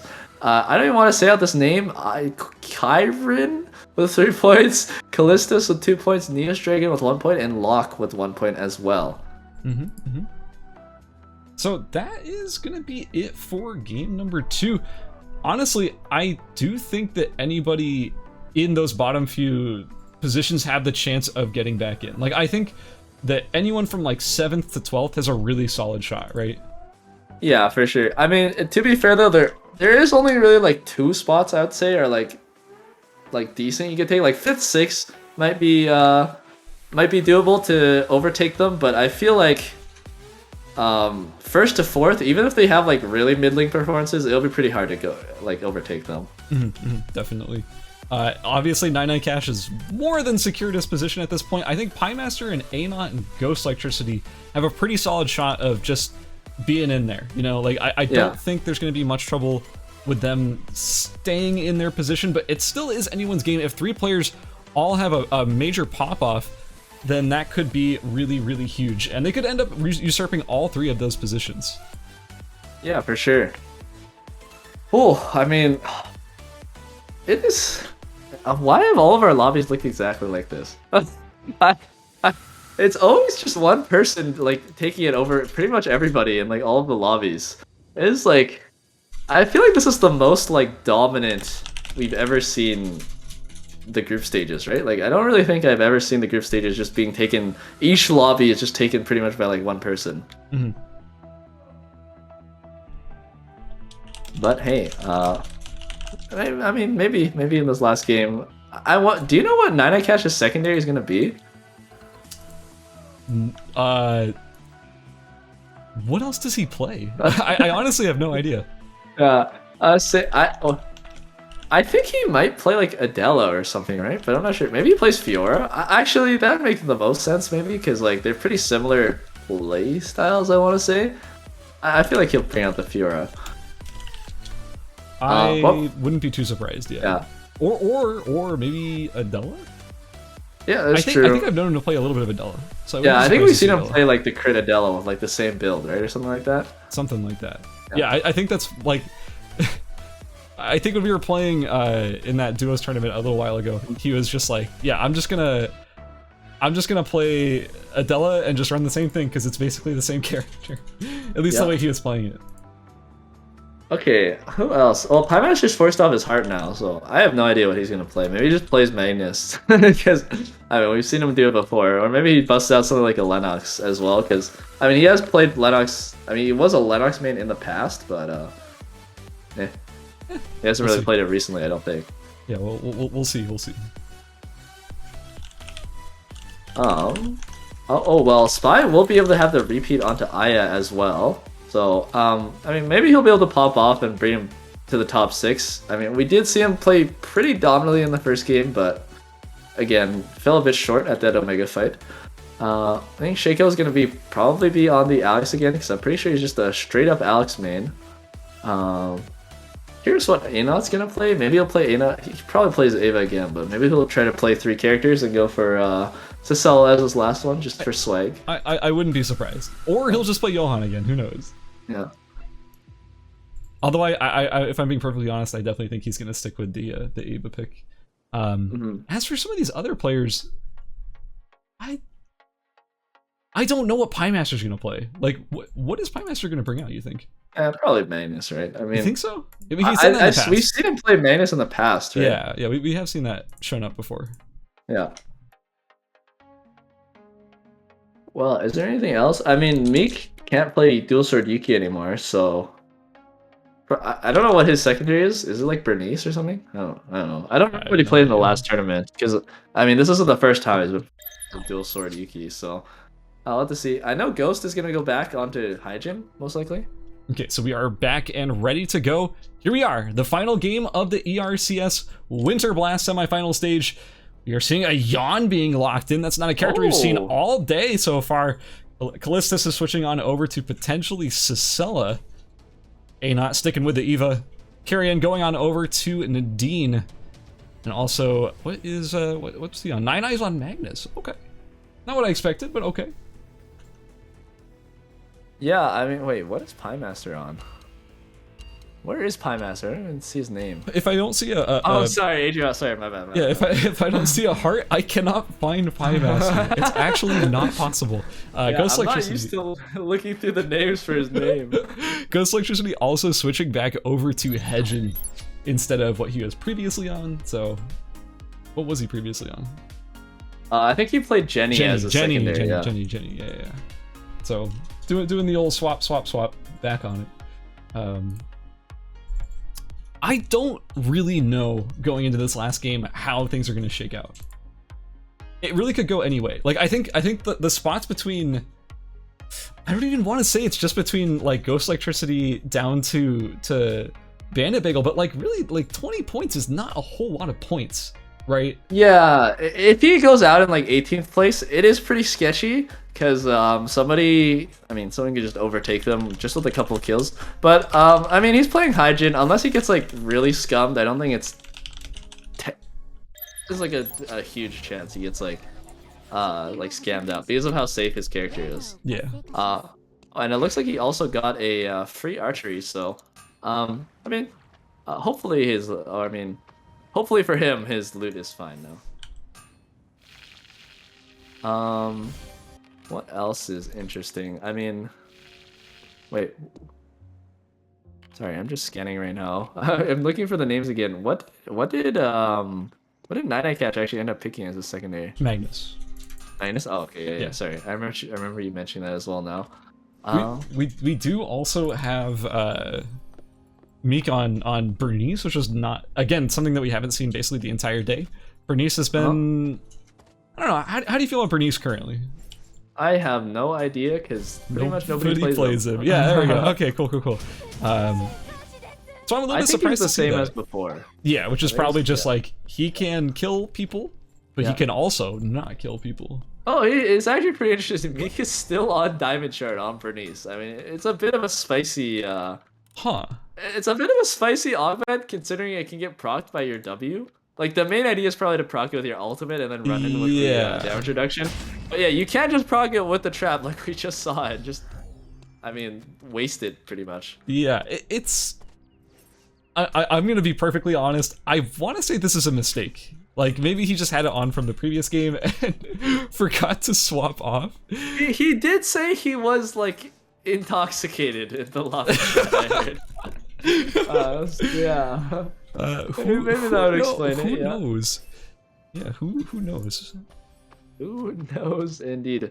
Yeah, I wanted to mention as well, I think the lobby was pretty spread out at the start, I remember, so I think most people should be getting their loot because I don't think there was like too much contest going on loot, just because everyone was spread out. Mm-hmm.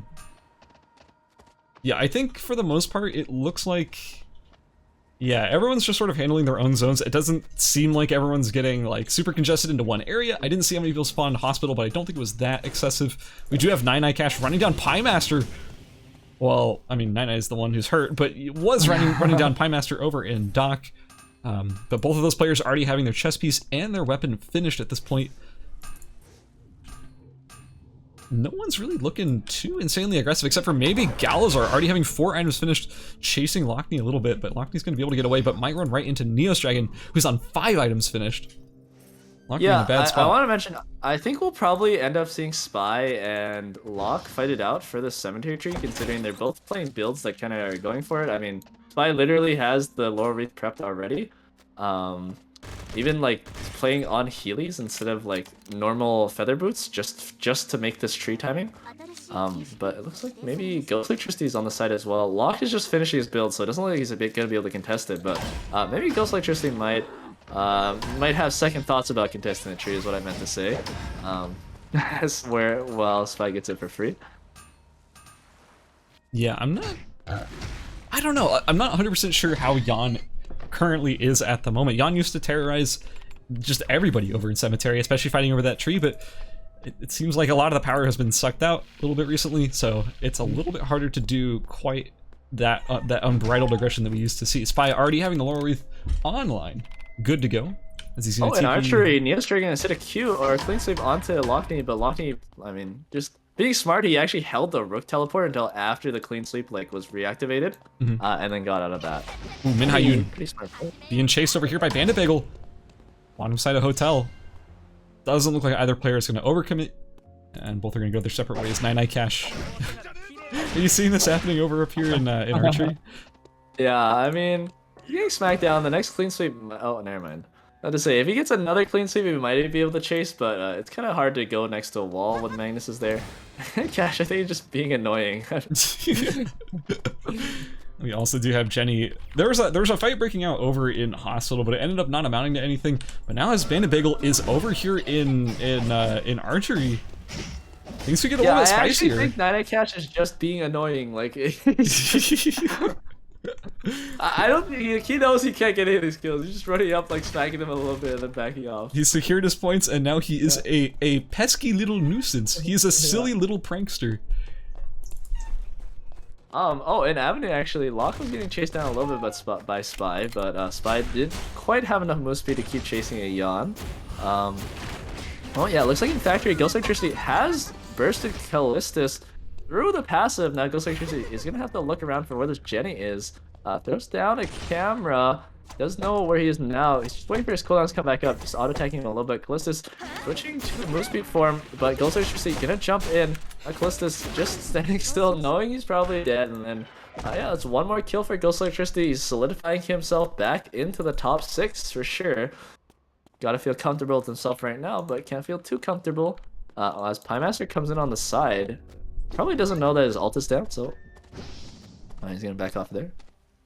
Yeah, we were seeing a pretty non-aggressive lobby. In the first lobby, it was non-stop. Oh. In Hospital, actually, Locky getting kind of 2v1 right now by Piemaster and Spy, but then turns around and jumps onto Piemaster. Locky live teleports in with the Queen. Uses the Queen though, and now it gets called by Locky with the Knight.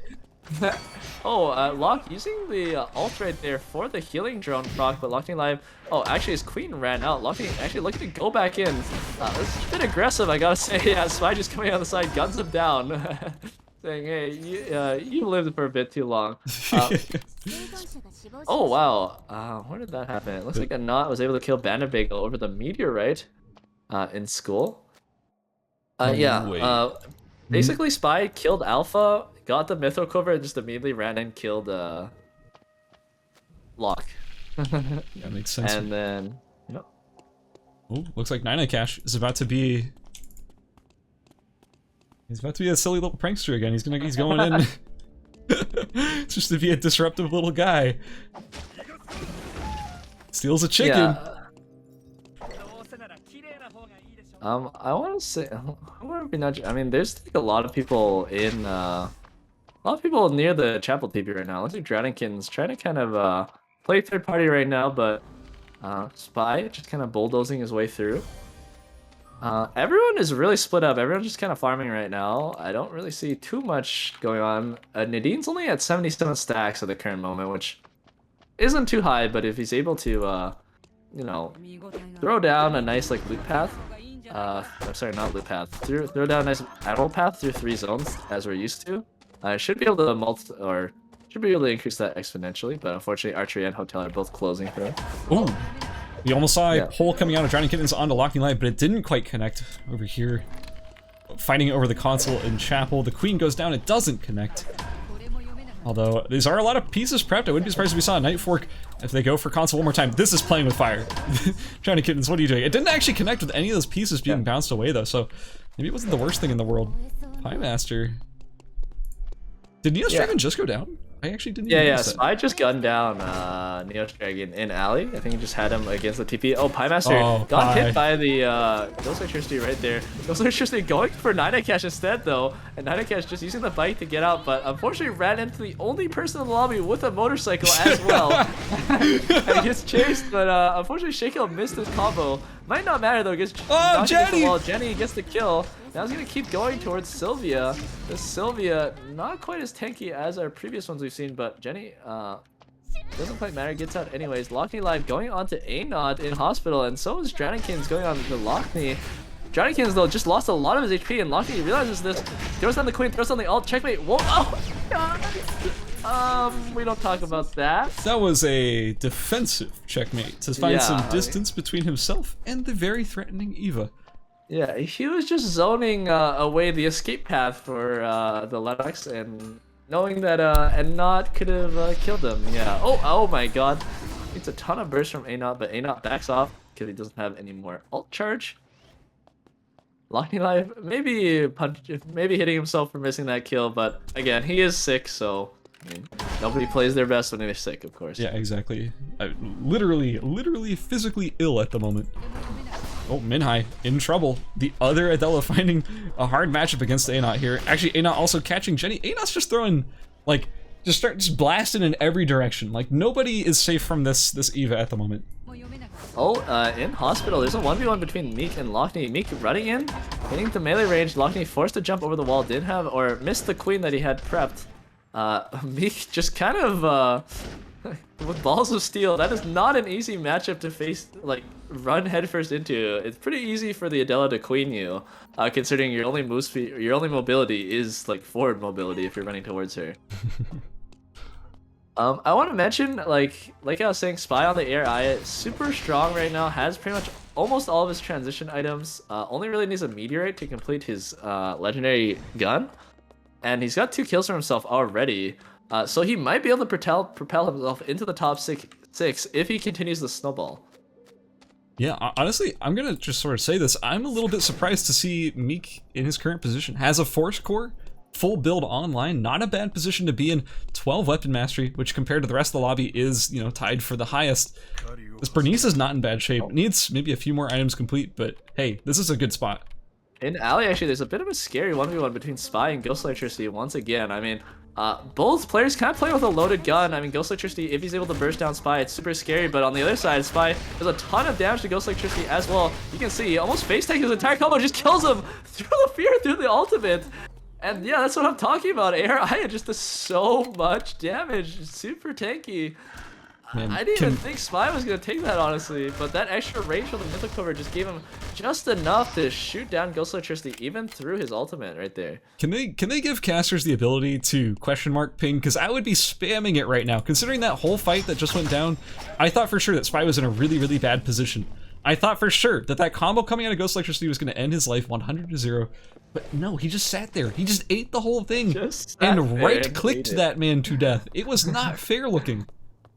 Yeah. Oh, there's Pymaster's caught a bit in a bad spot. There's not a lot of room to maneuver, but also not a lot of room to maneuver for Lockney right here.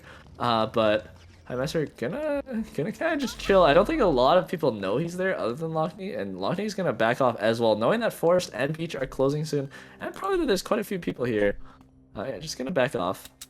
Yeah, it also looks like it was Spy who was able to pick up the meteor over in Alley. Shaka was considering contesting it, but realized that in order to actually prevent it from happening, he'd have to cause hard CC, which he can only do from getting close, and no one wants to get close to Spy right now, so ended up just conceding it altogether. Oh my god, Spy just TP'd straight into a knot and lost almost all of his health in pod as well. There's a fight going on between Galzor and Nadine. Yeah, Galzor takes it, but Spy on the run from a knot right now. In Avenue, he lost almost all of his health off the spawn. He's slowly regenerating it all off of the food though, but oh my god, he literally got taken down to like 10 HP off of a teleport. That was crazy. That was his tournament life almost gone right there. Well, he does. I think he has a pretty good point count coming into this one, but I think any extra points you get at this point would feel really good. A-Not taking a boar in the red. You know what? Why not? We appreciate those. Indeed. Now, Meek running towards Shaco right now. Sylvia just barreling on forward. He does have a lot of lifesteal. This is one of the matchups that might actually be kind of bad for Sylvia. Here we go. The ult combo goes through, gets root comboed. One more attack will do it. He actually does get it. Takes down the Sylvia Menace before she can bike away. Wasn't level 16. Did have that extra move speed. Spy cutting and striking on the side. Hold on. Pymaster in trouble. Galazor on the chase, but this is Adriana. This is one of those characters that can get away from pretty much anything if you use the right spacing, the right skills, and the right time. The Galazor is so fast, one of the fastest characters in the game. This Rapier Fiora can chase down just about anything. The Rapier quick cut, there it is, and the W burst. That's gonna be Pymaster falling before anyone can really say anything about it. Wickline going on over to A-Not over here in Pond, looking uncontested at the moment. Yeah, although oh, there you go. Never mind. He built up his laser again. I was about to say it will take him a little bit to kill it since he doesn't have laser. And Spy was kind of running towards him. He might actually see him. Yeah, I think he spotted him out. And A-Not, keep in mind, doesn't have his laser, but does have a lot of dashes. If Spy is able to catch up though, he will be able to kill him really fast. We saw how fast he was able to take out Ghost Electricity, but yeah, Spy losing too much health, knows that he would probably die if he kept running, going straight headfirst into a laser. And A-Not's items are looking pretty incredible right now. He has double glacial, he has the Cabana, he's gonna have VF blood sample as well for whatever he wants. He's gonna have the taproots as well. His items are looking pretty spicy, I gotta say. Yeah, and honestly, we have some peace. We have some peace and quiet. I would say there's only one zone that has more than one player in it, but as for the rest of the zones, only a single player apiece. Jenny and not Meek, they might be meeting each other over here in just a second. They're both aware of each other's presence. Oh, there's a TP going straight into factory. No. It's oh no, so unfortunate right there. He does still have the checkmate though, but he's going straight into Meek.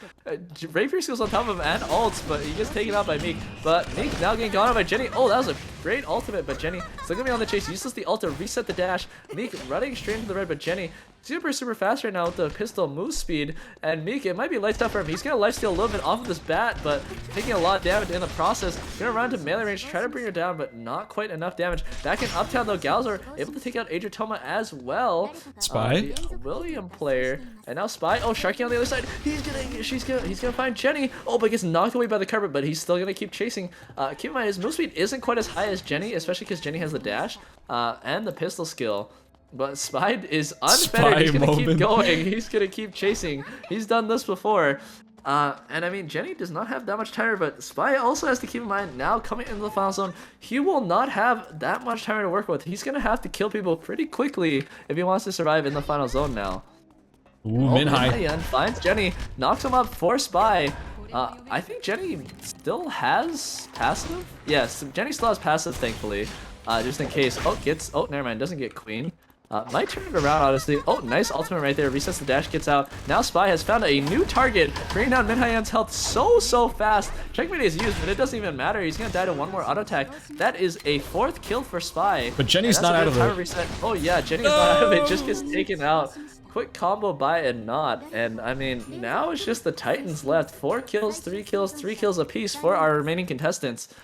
And Spy is coming in on the side. He's gonna spot him out. And not, let's see how quick his reactions are. Yeah, gonna instantly laser combo, but the laser was not quite well placed. Spy still on the chase, does have a lot of move speed. Gonna take the entire laser in the smoke bomb. He is very low now, and he's gonna choose against going in on that. Maybe waiting for his passive to come up. Maybe might try to turn around. No, he's just gonna keep dashing away, but so is Ava, and Ava does have, actually has no CDR, but the dash cooldowns I think are actually pretty even at this point, I want to say. Because I think ARI of Max's dash. Oh no, I think Not's actually a bit faster because this is the flat 12. I don't know, we'll see, I guess. Yeah, it looks like chase. I was just gonna say, it looks like it's actually, I feel, despite the fact that clearly Spy is the one being chased right now, I feel like Spy is the stronger one in this situation. Both itemization, mastery, all that, I feel like it just goes in his favor, but it's tough because he eats so much burst coming into the Ava. It's hard for him to like chase the Ava because the laser is like guaranteed to be chases, but like it's all about the approach. Yeah. I feel like since he has the positioning here, it might be fine. I think he just goes into like the top bush, hopefully, for him, and then like the Galzer tries to 1v1 the Ava. Because I do think like if Ava is able to keep the distance and just keep poking with Q and like uses the R for pressure, I don't think like Spy can really approach him, and he might just get poked out at the end. Oh, well, okay. Spy actually chooses to just sit in the top right bush of pawn just to stay safe. So I just want to check that replay again. Oh my god, that TP in between two players to walk into the trap that had just been put down. Why? That is actually the reward, or sorry, the award for the absolute worst timing of all time. Just like. Oh, so unfortunate. But it is Jenny who eventually wins the 1v1 again against Meek. Yeah, truly in every sense of the word unlucky right there. It's like I can't even come up with a metaphor for something that's more unlucky, because that is the unluckiest thing I have ever seen in my life. Jesus. But it is going to be a pond final zone as we're down to our final 3 players, Galazor, Ana, and Spy, all with 3 kills or more between them. Well, or amongst them. Yeah, it was actually really big that Galazor just stole a console from Ana, because now Ana doesn't really know where the other 2 people are, and Pawn is a pretty scary final zone to like search for against these 2 people. Additionally, Galazor. Oh wait, what is Spy doing? He's just farming a bit of mastery right now, but he's gonna lose the positioning for this, and it's kind of hard to face check both an Ava and a Fiora, I gotta say. So I don't know. Oh, he's gonna go bottom pawn, but the Raider scan's gonna come in soon. It's actually pretty close to 20 mastery though. I was gonna say maybe it was worth it, honestly. Additionally, it's very important for Eva to have this console vision. Vision is essentially her most important stat. Being able to snipe people from a distance, that's part of what makes her kit so strong. If she doesn't have that vision advantage, that's not gonna mean, or that's gonna mean that she doesn't have a lot of sort of sticking power or poking power in these fights. And only 1 camera, and it's already been used. Yeah, he's gonna just try to poke out Galzor a little bit. Galzor's trying to find an angle to go in, but doesn't quite get it. Gonna run all the way around. Lifesteal off of that that boar a little bit, but now Anat has the bush. Oh, but Spy's coming in on the other side. This is a really huge opportunity. Yeah, Spy goes straight into Anat, and now Galzor finally able to leave the zone and not forced into the top. I don't even know if Galzor wants to take this 1v1, to be honest. Now, yeah, Spy actually chasing out Anat out of the final zone. Is Spy gonna actually chase down Galzor? Oh, he's actually gonna take the top zone instead. This is quite a bit safer for an ARI because you have the bush to work with, and yeah, you just force Anat and Galzor into the 1v1. And Galzor, like we said earlier, he does have the burst actually to take out Anat if he gets on top of him. It's just quite hard to get on top of him. But here we go. Yeah, Rapier skills in. Auto W. Follows with the E. Gets the reset as well. Should have another dash. Oh, he dashes into the wall though. But has the extra attack range. Doesn't quite land the Q though. Laser on the crackback. Both of our contestants are pretty low. Rapier skill won't be up for another maybe 15 seconds. Galzor maybe gonna run back into the final zone. Heal up a little bit. Nope, he's just keeping Anat out. But now Anat has enough for another laser. Galzor doesn't care. Runs with the Rapier skill. Resets. Hits another W. Gets smoke bomb. Anat will he have enough damage to actually take out Galzor? We'll see. Oh, one more dash should do it. He's gonna try to jump over the wall, but he dies during the jump to Galzor's W. Now Spy's on the chase. He doesn't know where Galzor is actually. He has no idea. Galzor trying to make it into the final zone. He will actually explode soon. He's gonna have to run for the other final zone or kill Spy in like 5 seconds, which he might actually be able to. Yeah, he auto attacks him. Oh, it's not quite enough. 1 second. And it's not enough. Spy takes the last lobby with 5 kills, first place. I think solidifying himself in the top 6 for sure now. Oh, for sure. Spy coming up there with the first place placement.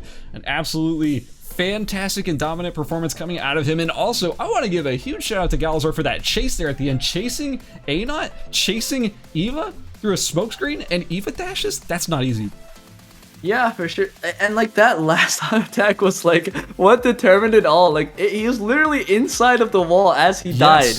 It was pretty crazy. That last W, I mean, he didn't even have, oh yeah, he didn't even have the attack range, I don't think. It was literally just like he made it. I think the start of that fight was really clean, like going out the Rapier skill, and then after the Ava dash, hitting his Oni for the E reset as well. Yeah, super well played by Galzor right there. Definitely knows how to finagle, or sorry, maneuver Fiora. Yeah, for sure. Well, that is going to be the end of Game 3. Group C, the end of Group C altogether, and the end of the semifinals for today. We've made it through all 3 groups, all 9 games. We have the scores being tabulated right now so we can know the final results of Group C, but after we've got that together, we're going to be all done with this group, and it is ready. So let's head on over to see our final results. Gunner, who qualified for the ERCS Winter Blast Finals? Alright, well, in first place, you probably should have expected this. It's 9night in first place with 93 points. Very well done by him. In second place, it's Anat with 50 points off of his super consistent placement in all 3 games. And then in third place is Galzor with 48 points, really close behind. And then Spy propelling himself into fourth place with 47 points off of the last game pop-off, bringing him into the top 6. We have Pie Master in 5th place with 35 points. And then really close behind, we have Ghost Electricity as well, 34 points in 6th place, and those will be our players going into the finals tomorrow. In 7th place, barely not making it, was Jenny with 27 points. We have Adriutoma in 8th with 24 points. Meek with 21 points in 9th. Minhaiyan with 21 points in 10th as well. Shakel with 17 points. Lockney with 15. Drowning Kittens with 9. Banabigel 7. Kyron with 6. Callistus with 2. Neostrain with 2. And Locke with 1. And that is the final result for Group C, and that's the final semifinal group. We now know absolutely every player who has qualified from the semifinals onto the finals. The finals are so insanely stacked. Like, I cannot wait to see what kind of action we're going to get tomorrow. Although I will say, we had quite a few upsets coming out of our earlier groups. I think Group C had probably the least upsets out of everybody. Yeah. I think Group B was the biggest one, right? Like Group B had insane upsets, man. It was absolutely wild. But yeah, well, actually, yeah. It was mainly Group B. Group B had like half of it was upsets. Like it was crazy. But yeah, that's gonna be sort of it for us here for the semifinals. Do you have any closing thoughts? Well, I can't wait for AR Aya to fight the Sylvia in the finals. That's all I'm saying. I think that'll be a funny fight. But yeah, it was a great tournament all around. I really enjoyed watching it. I'm excited for the finals for sure. So, by the way, just real quick before we close things out, I do want to sort of reiterate all the players who did end up qualifying out of Group A, B, and C. Out of Group A, we had Waterfudge, Homecoming, Superior One, Hibiki, Slim, and Chill Scorpion 22. Out of Group B, we had Deus XM, Frankie Doodle, Diluke, Desdit Kiddo, Lily Petal, and Miazroy. And of course, out of Group C, we had Nine Eye Cash, Anot, Galazor, Spy, Pie Master, and Ghost Electricity. So those are our 18 players you're going to be seeing tomorrow in the ERCS Winter Blast Finals, which will be taking place tomorrow, 4 p.m. PST on this exact same channel, so you're not going to want to miss it. The exciting conclusion to all of these groups that we played out today. But that's going to be it for me. I want to give a couple quick shout outs before we close things out. First of all, I want to give a shout out to everybody at home for coming out and watching. Of course, there would be no esports scene without people coming and watching the esports, so we appreciate you being here. We love you very much. Also, I want to give a huge shout out to all of our players for coming out and playing in the tournament, because similarly, if we had no players, there'd be no tournament. Of course, I want to give a huge, massive shout out to our tournament volunteers for making sure everything runs smoothly in the background. Could not do it without you. If you ever see any of them in Twitch chats, in games, whatever, give them a shout out. Say thank you for the things that you do, because we could not do it without them. Seriously, they do so much awesome work to make sure that this event runs smoothly. And finally, I want to give a quick shout out over to Gunnar. You want to do any plugs or anything before we head off? Yeah, sure. I mean, you can catch me at twitch.tv/Karen62. I usually stream ERBS, and I'll probably be streaming a lot more now that my finals and job interviews are over, thank God. But yeah, I mean, it's a pleasure to cast these scaz as always. I really enjoy it, and yeah, I'm excited for tomorrow. Yeah, me too. And that is going to be it for us over here at the ERCS. We'll see you tomorrow. Thank you so much for joining us. It really was a pleasure.